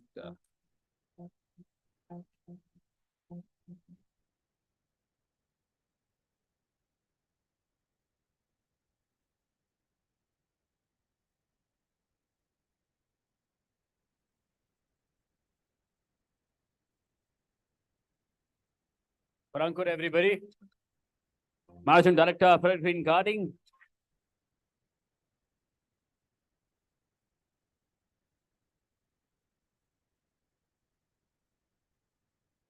Thank you very much. I've been attending these sessions for quite some time. And, as you say, under 40, I'm just 38. And as the designation said, they actually don't matter. You just told us that you have to keep on growing. And Peregrine, since 1995, I've been with them for the last 16 years now. And I've seen many forums. And this is one of the forums that I personally started liking, because there are two things that are very, very important, sir. The recognition and the way. Both are very, very important. Thank you very much.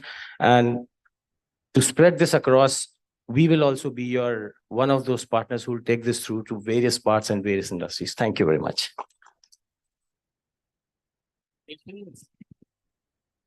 Congratulations and all the very best.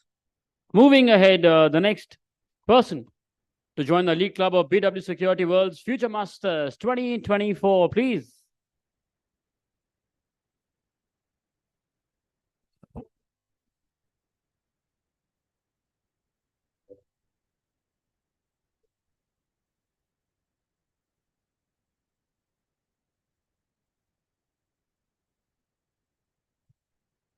Nikhil Sharma, Security Supervisor, Emirates Airlines.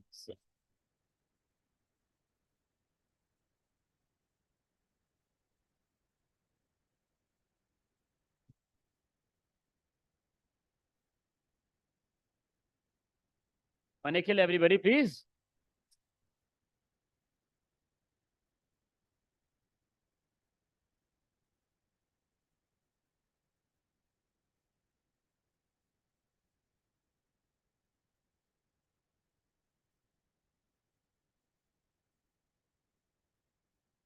Well, thank you very much to the jury members, to the BW Security World. And I would like to tell you this award means a lot to me. Just by letting you know that I flew in yesterday night, I'm traveling now on tonight's flight back to Dubai. Emirates. Yeah. And also one more thing that I wanted to point out here is very important. This wasn't said by anyone else, because now we only talk about cybersecurity, physical security. When I had to select the options, there was the seventh option that I selected, which was others. And I wanted to let people know that, even selecting others, which was not cybersecurity or artificial intelligence, and, able to get this award, it shows the honesty. It shows the process was, very honest. Even though I don't belong to cybersecurity, artificial intelligence or anything, I was still able to get this award. And hopefully I'll be able to motivate and inspire a lot of people in India and back in Dubai as well. Thank you very much. Congratulations. Well, thank you so much, Professor Tyagi, for helping us with the awards. Everybody, once for sir, please. You also delivered a keynote today. Thank you. Thank you. Thank you. I please request Daksha Bhardwaj, BIAC, AIIA Architect, Environment Planner, and Interior Designer Partner, Bhardwaj and Associates, Founder Trustee, Dr. Satyakam Bhardwaj, Vedic Research Foundation, to please join us. Everybody, once for sir, please. Okay, and the next person to join the League Club of BW Security World's Future Masters 2024, please.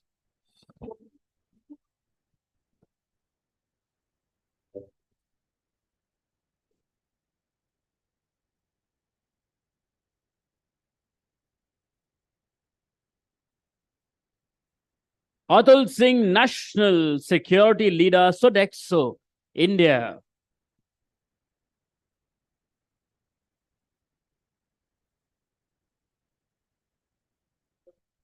Everybody for Atul, please.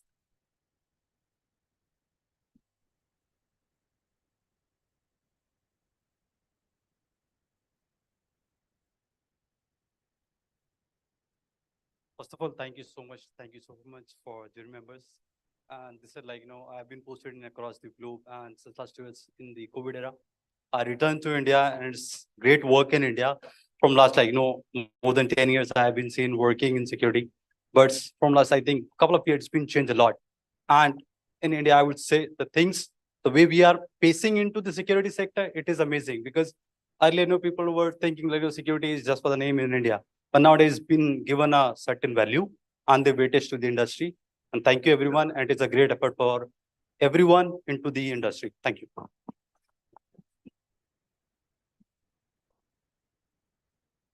Congratulations. Just a reminder, please don't forget your individual pictures and then also the group picture in the end. Moving ahead, the next person is on the League Club of BW Security World's Future Masters 2024, please.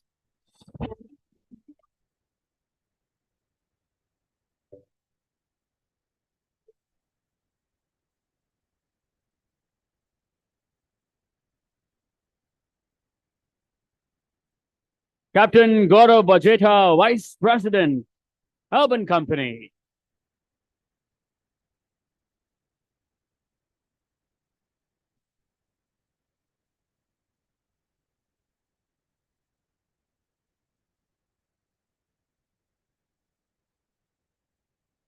For Captain, please, everybody.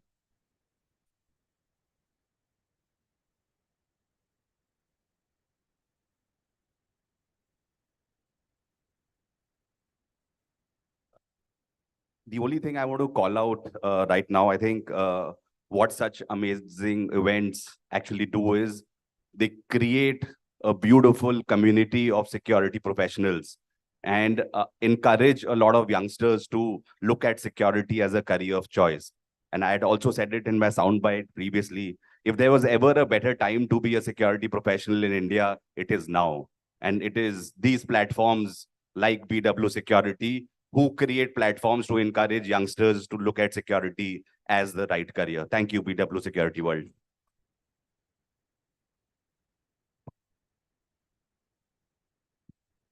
Congratulations. Moving ahead, the next person to join the League Club of BW Security World's Future Masters 2024, please.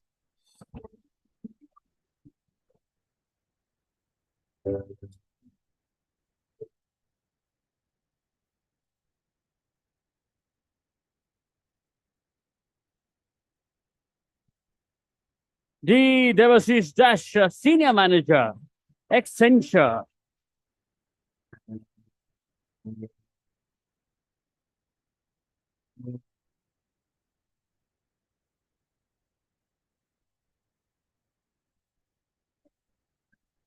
For our winners, please, everybody.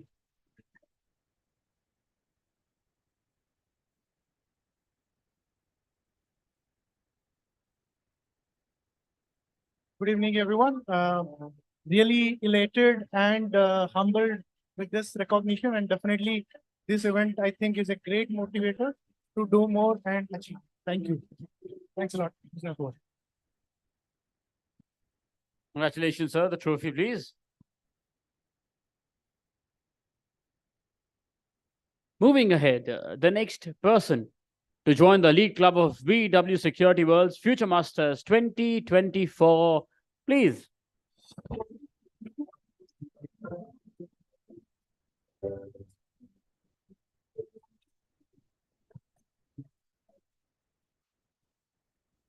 Kosek Haki, CISO, Chief Data Scientist, Resilience, Pinnacle.ai.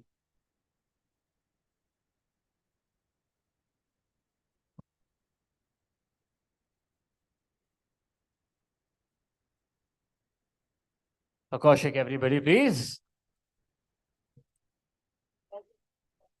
Oh, it's come from Coimbatore all the way from there. Any change in weather you feel? Just about 20 degrees. So, first of all, thank you very much. The one thing that I noticed in your talk, Batraji, is the gratitude you had for your friends and mentors. And I dedicate this award to my mentor, who believed in me when I was not believing in myself. It was he who encouraged me to come back to India and settle in India. He's Rangan Venkatraman. He's Forbes Council member and a senior entrepreneur. And in the last 1.5 years, I have done things that I have never imagined I would do. And I'm just growing every day. That, like the way you are telling, you are raising the bar for your employees. He is raising the bar for me. And I'm just thankful to all of you and to him. Thank you very much. One word, please. One word. Very nice for those mentors. No, I don't think so. You see, such a lovely person at heart. He only gives, he doesn't take. That is the reason. There are no mentors about it. It's a great honor to be with him as a friend. There's no doubt. Thank you. He's always kind. Thank you. Thank you so much, sir. Thank you. Congratulations, Kaushik. And with that, thank you so much, Daksha sir, for address of the awards. Thank you so much, sir. Thank you. Everybody once for sir, please. May I please request A.S. Dolaji, former Special Director of IB and Chief of Research and Analysis Wing, Raw, to please join us on stage, sir, and help us present awards to our young professionals. Please, everybody once for sir, please. Let's welcome him.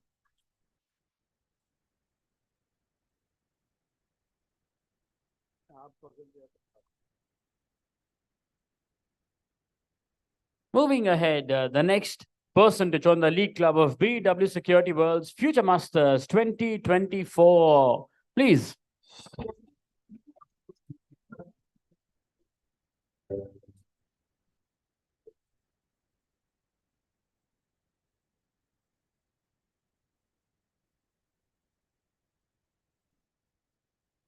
Dr. Shumo Methi, distinguished member of technical staff, Dell Technologies.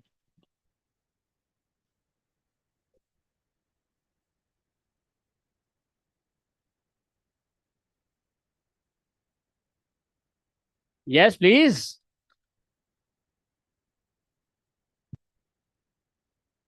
Sir.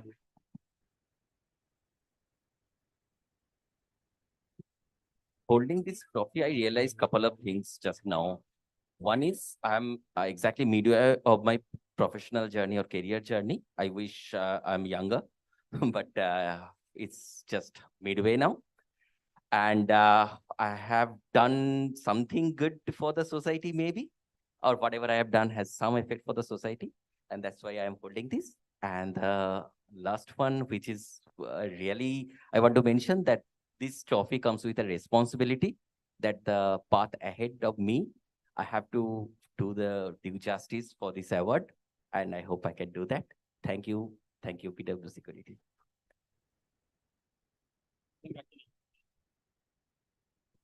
Congratulations. Yes, as you said, it also comes, of course, while you celebrate your win, it also comes with responsibility to even perform better. And of course, all of this acts as motivation for the upcoming members from the same domain. So congratulations. With that, moving ahead, the next member to join the League Club of BW Security World's Future Masters 2024. Please.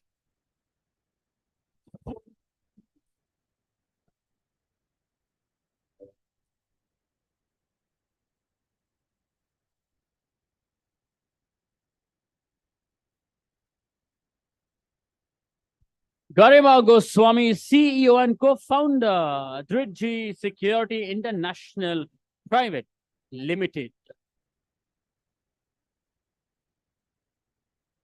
Garima, everybody, please.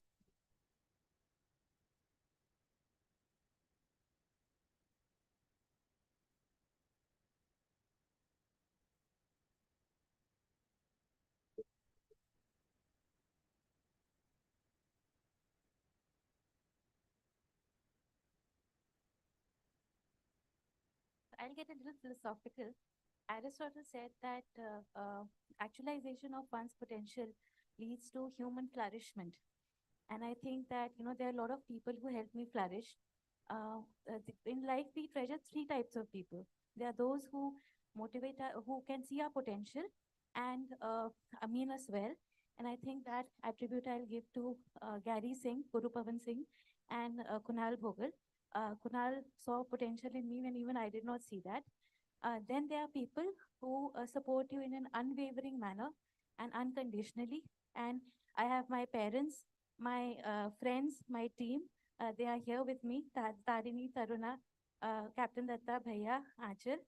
And then there are those who push you to, make sure that you give your very best. And that's my brother over there. He's my rock. Thank you, Bhaiya. I love you. And I think the jury comprises of all three kinds of people. So I thank the jury for this award. Thank you.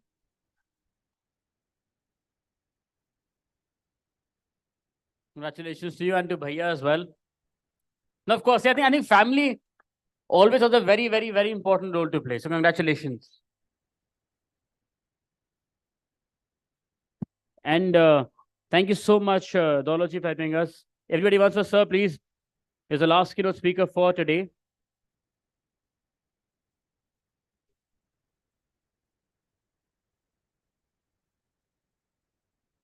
Thank you. And with that, may I please request Veena Gupta ji, founder, MD Seam Risk Solutions, to please join us on stage and help us present awards to our next set of winners. Aye, ma'am. Okay, the next member to join the Elite Club of BW Security World's Future Masters 2024, please.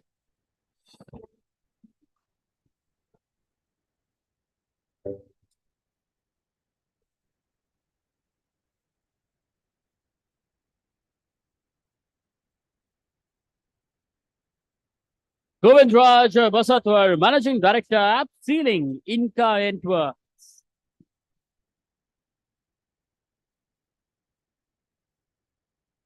Everybody for Govind Raj, please.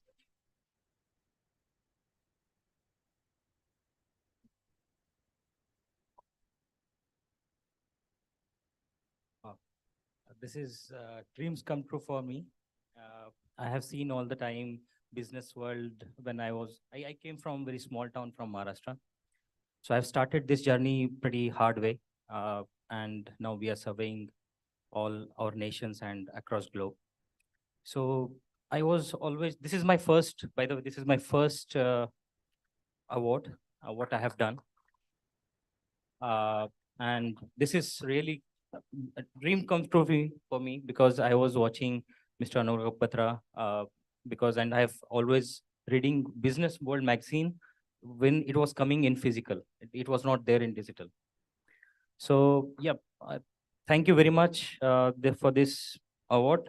This award goes to for my team who has worked with me for tirelessly sleep nights. We have done something great that because of my team, my family, my wife, my mother and father. So this award dedicated to them. Thank you very much, Business World.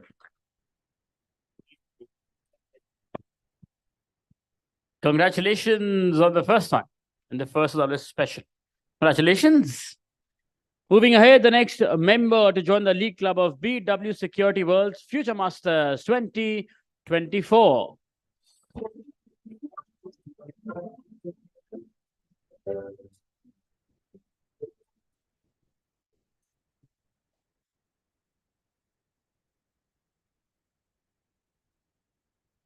John Joseph, Director, Cybersecurity, Calix.ai.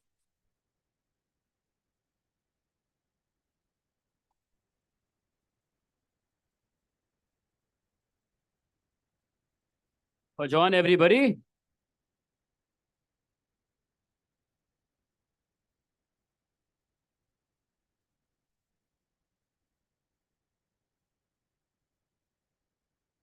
Well, first I wanted to thank the BW World.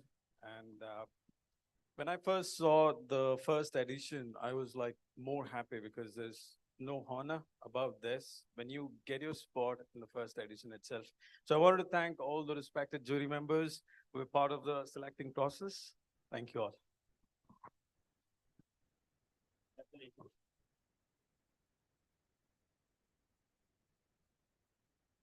Moving ahead, the next member to join the Elite Club of BW Security World's Future Masters 2024.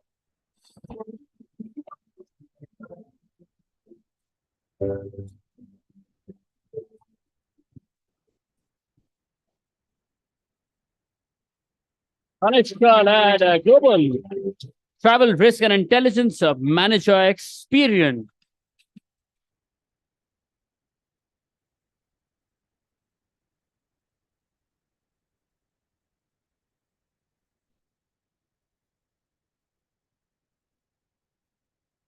Everybody for Kanishka, please.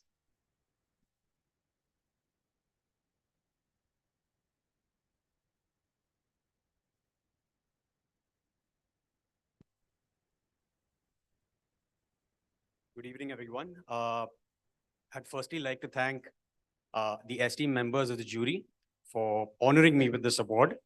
I would also like to thank my wife, my 5-month-old daughter, My parents, my in-laws were all in Mumbai, where we don't know what winters are. But when you arrive in the Rajdhani, that's when you know what winters are truly. I got to know that when I just landed today morning for the award ceremony. I would also like to thank all my professional mentors throughout my journey of around 10 years in the security sector, without whom this wouldn't have been possible, and for all the opportunities that they have provided me, and for just some unsolicited advice to all the budding security professionals out there, just people who are starting out in their career. Be creative, be proactive, be persistent, and think global. And if you do that, I'm sure all your goals will be achieved. Thank you so much.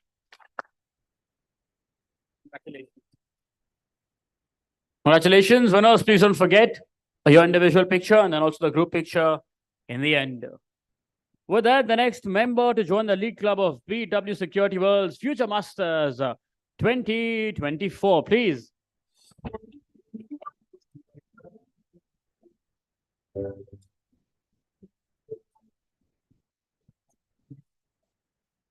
Lieutenant Commander Dr. Hussain Prakirwala, retired General Manager, Head of Security, Adani Electricity, Mumbai Limited.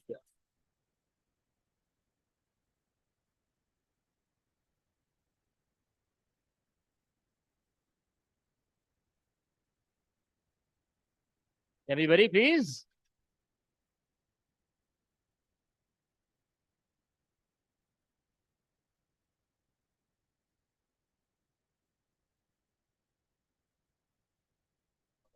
I would like to thank BW Security World for having me here. It is indeed an honor to be present amongst a fine audience like yourself. The role of the security guard has transformed over the years, right from where he started as a chowkidar, and now he's a tech man handling information security, data, and so forth. Also, one more fun fact, the number of private security professionals in India outnumber the number of police officers by a factor of 3.5, 4. And this factor is only going to grow.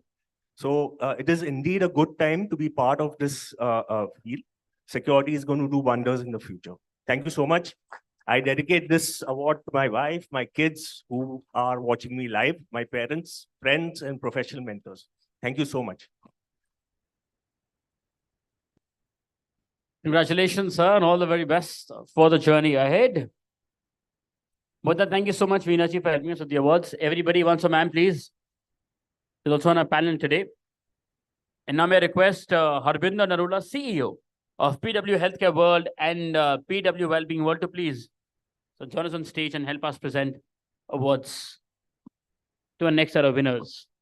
With that, the next member to join the elite club of BW Security World's Future Masters 2024.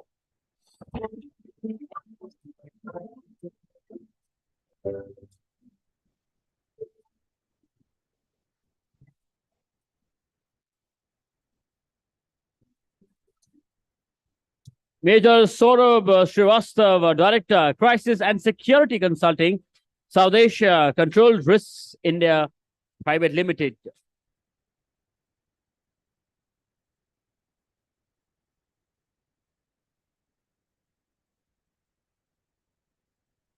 Anybody from Asia, please?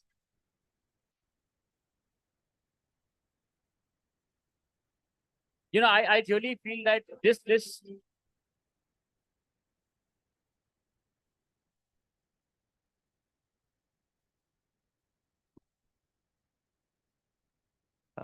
Thank you very much. Again, another big round of thanks to BW World and the jury members. I think a lot of words have already been said today, but something that I will quote from very close to my heart. As security professionals, you know, we're destined to take risk. And something that I took very early on was, you know, jump into an entrepreneurial journey at the age of 30. So I'm very grateful that, you know, before I turned 40, I got this as a great birthday gift, maybe. But something that I want to say out loud to everyone is push the limits. There's nothing that's going to stop you. Make mistakes because that's the only way you're going to grow. And I'm hoping that, a journey that started with contributing to the society continues with, mentoring our future leaders, and an initiative that's been taken forward here, continues for years together. So this is a great testament to, the hard work, integrity, loyalty, anything that you want to add to it in terms of a recognition at this stature. So thank you very much. Please do continue doing the good work, and we'll be more than happy to, support you in whatever way we can. Thank you, everyone, once again. Congratulations. Also, happy birthday if today it is, because you mentioned. Okay. The next member to join the lead club of BW Security World's Future Masters 2024, please.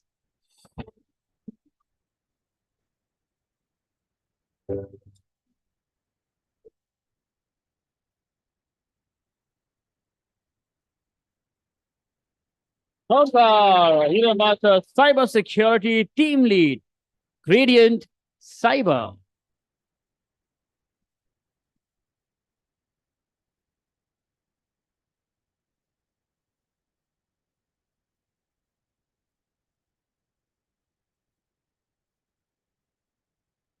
Everybody for Omkar, please. A bigger one.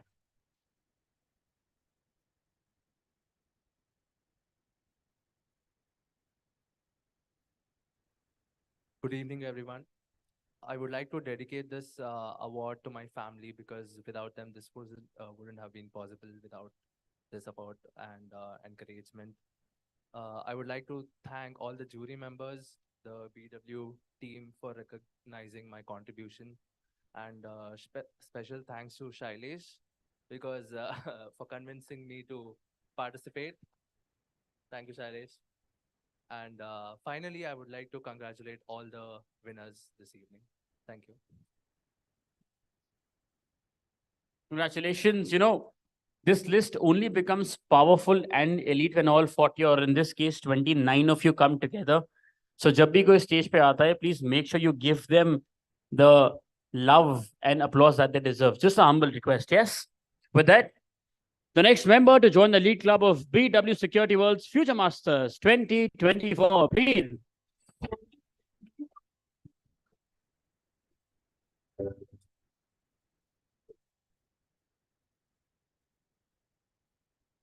Captain Prasan Focus. Head Security, Adani Realty North, Adani Realty.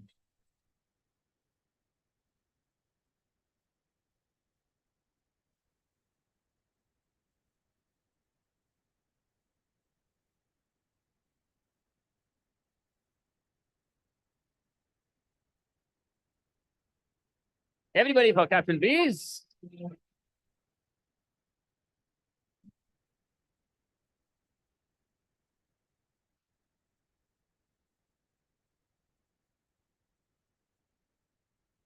I would like to thank the jury member for honoring me this award. And of course, I would like to dedicate this award to my family, my parents, my wife, my kids. And I would like to end with a quote. Woods are lovely, dark and deep, but I have promises to keep. Miles to go before I sleep and miles to go before I sleep. Thank you. Congratulations. Congratulations. And with that, thank you so much, Harbinder sir, for helping us with the awards. Everybody, once for sir, please.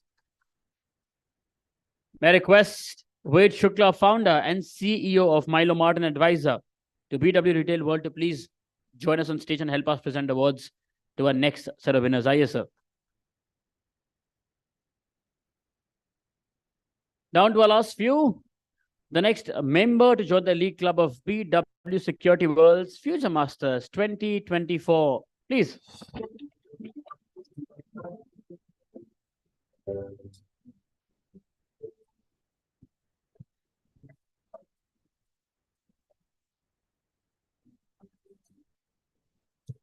Pushparaj Singh Tiwari, Marketing Manager, Asia Pacific, Retire LLP.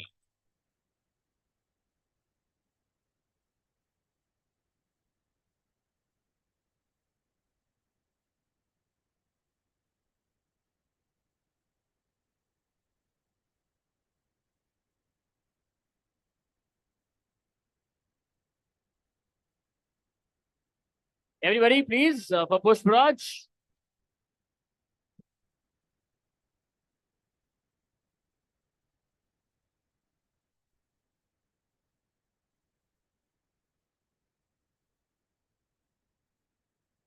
I don't know what to say, to be honest.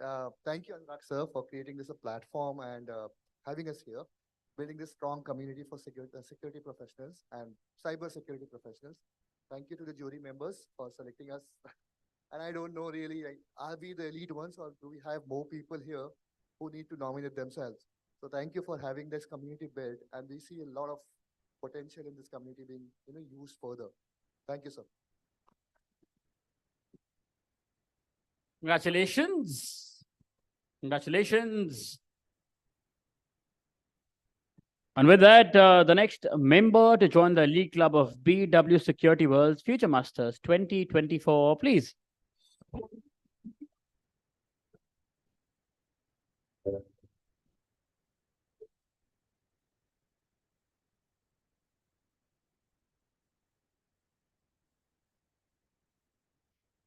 Shashank, CEO and co-founder of Credit Shields.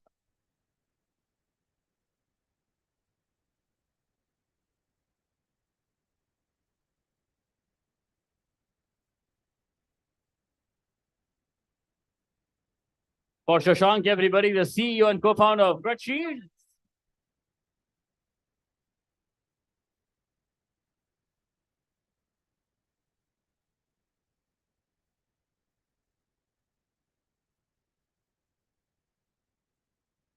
Thank you, BW team, and especially the jury members for considering me worthy for this award. I mean, if I want to talk about this event, it directly takes me back almost 11 years back. So I was 15 years old. I found a bug in Google and I was rewarded for that. And the payment for the reward came to my father's account because I didn't have a bank account. And my father was really worried that I'm doing some illicit activities. It's like I'm doing some fraudulent thing. And the only thing I realized, my journey in cybersecurity for almost 11 years now was, the lack of awareness. And that is the reason, it's like I still feel that India and even the entire world needs to have a lot of awareness about security. And there is a concept of ethical hacking. And with events like these and appreciations like this, which happen, it will bring more and more people in this, it's like to pursue this career. And for a fact, it's like the world needs more hackers, like more ethical hackers to outclass all these black hats and, the cyber criminals. And thank you everyone for that. Thank you so much.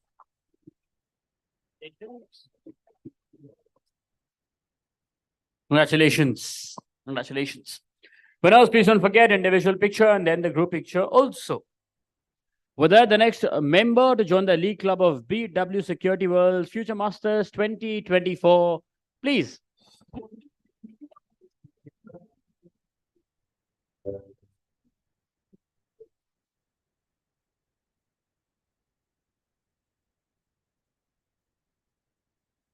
Gopal Tiwari, Head Security Intelligence and Vigilance, Vedanta Aluminium and Power, Jharsuguda.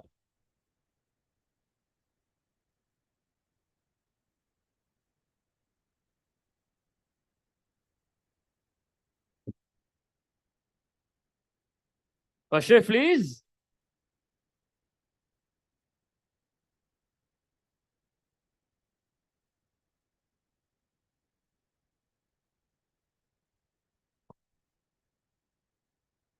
Good evening to everyone. First of all, would like to thank to BW Business Security World, due to which we all gathered here. And thank you very much to all the jury members also for recognizing me for such a prestigious award. And it means a lot to me, as during my armed forces tenure, I got few, but in corporate sector in last 7 years, it was the first award I'm getting. Apart from that, I would also like to thank Mr. Sumit Burman, a great mentor and leader, our Chief of Security of Vedanta Aluminium Jharsuguda. Also would like to thank and would like to appreciate and want to extend my gratitude to my wife and both the sons also for always encouraging me to keep moving. Thank you very much, BW team.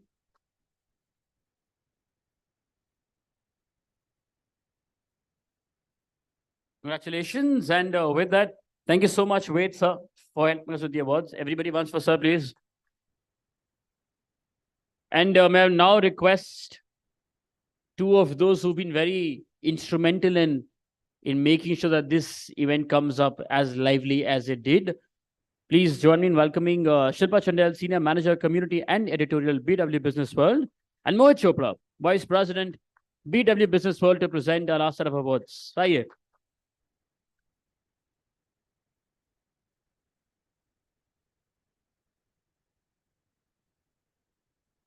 Moving ahead, the next member to join the League Club of BW Security World's Future Masters 2024. Please.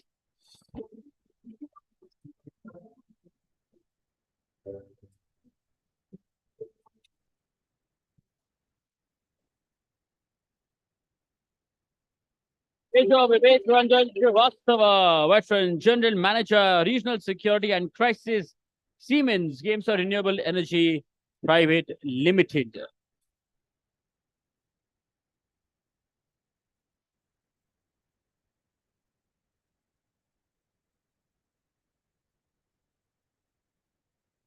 Everybody for Major, please.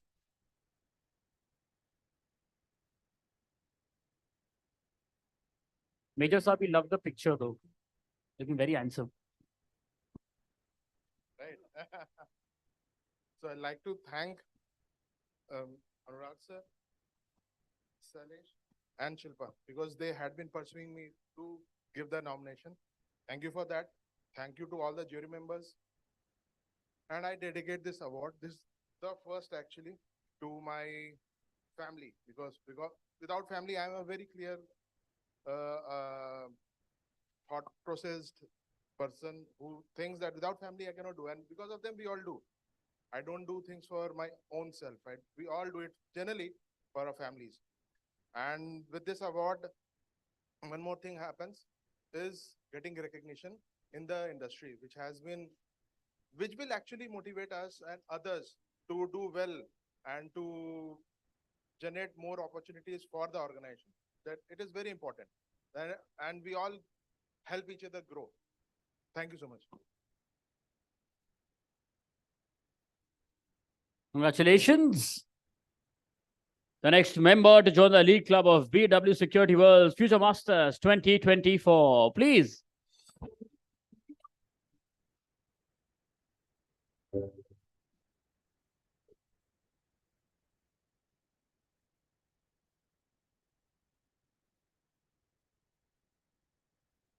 Subhash Kumar, Security Supervisor, the Oberoi, Gurgaon.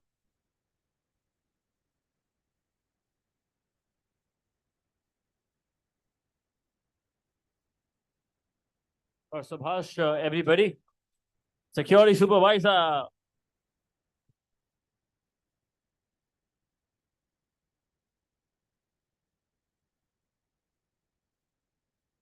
First of all, I would like to thank you, BW security team and my juries. Also, I would like to thank you, my mentor, Mr. Mohanty, and Mr. Sailes with Ms. Silpa. I really appreciate this organization to motivated people like us. Thank you. Thank you so much. Congratulations, sir. Congratulations. Moving ahead, the next member to join the League Club of BW Security World's Future Masters 2024. Please.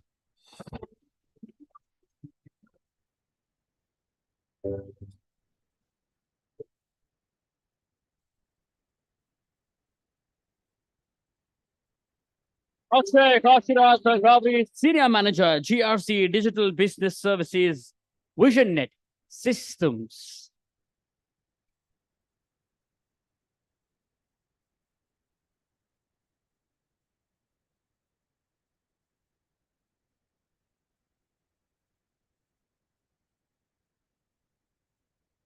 Akshay, everybody, please.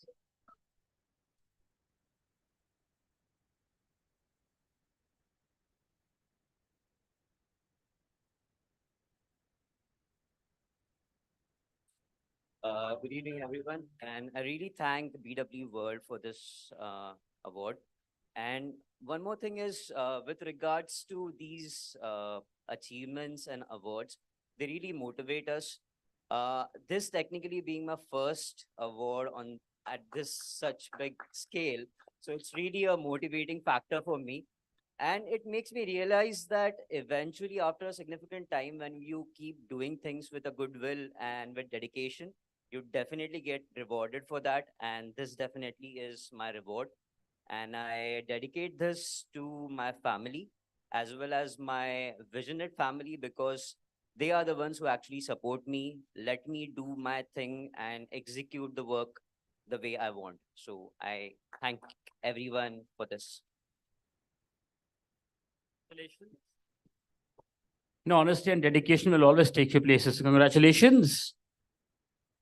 With that, the next member to join the League Club of BW Security World's Future Masters 2024, please.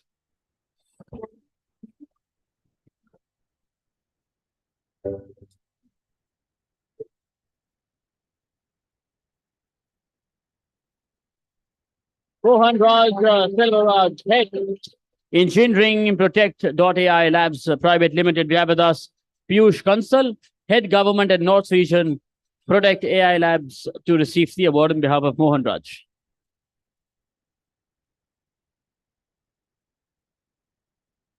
For Mohan Raj and also for Piyush, who's receiving the award. Everybody.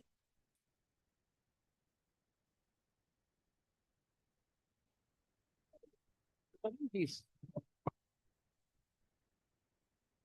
Good evening, all. Thank you on behalf of Mohan Raj to BW team, jury members, and all the people in here. We at Product I are a mobile threat defense company and helping people to secure mobile apps. And hence, thanks again on behalf to Businessworld on behalf of Product I. Congratulations, Mohan Raj, and also to you. And now to the last one. The next and the last member to join the League Club of BW Security World's Future Masters 2024, please.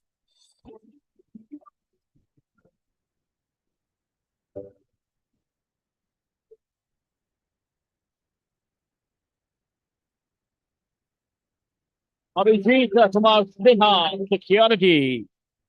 Today, we have Garima Goswami, CEO and co-founder, Dwidji Security International Private Limited, to receive the award on behalf of Abhijit.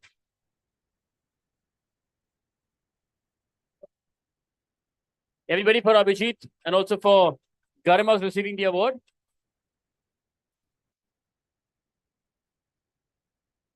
You have a winning speech. Did you or from him? I'll say it how Abhijit would say it. Sharing knowledge is is the key to success.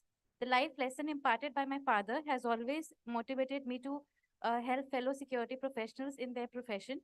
As security professionals, it's important to empower each other through knowledge sharing to build a safer and more secure world.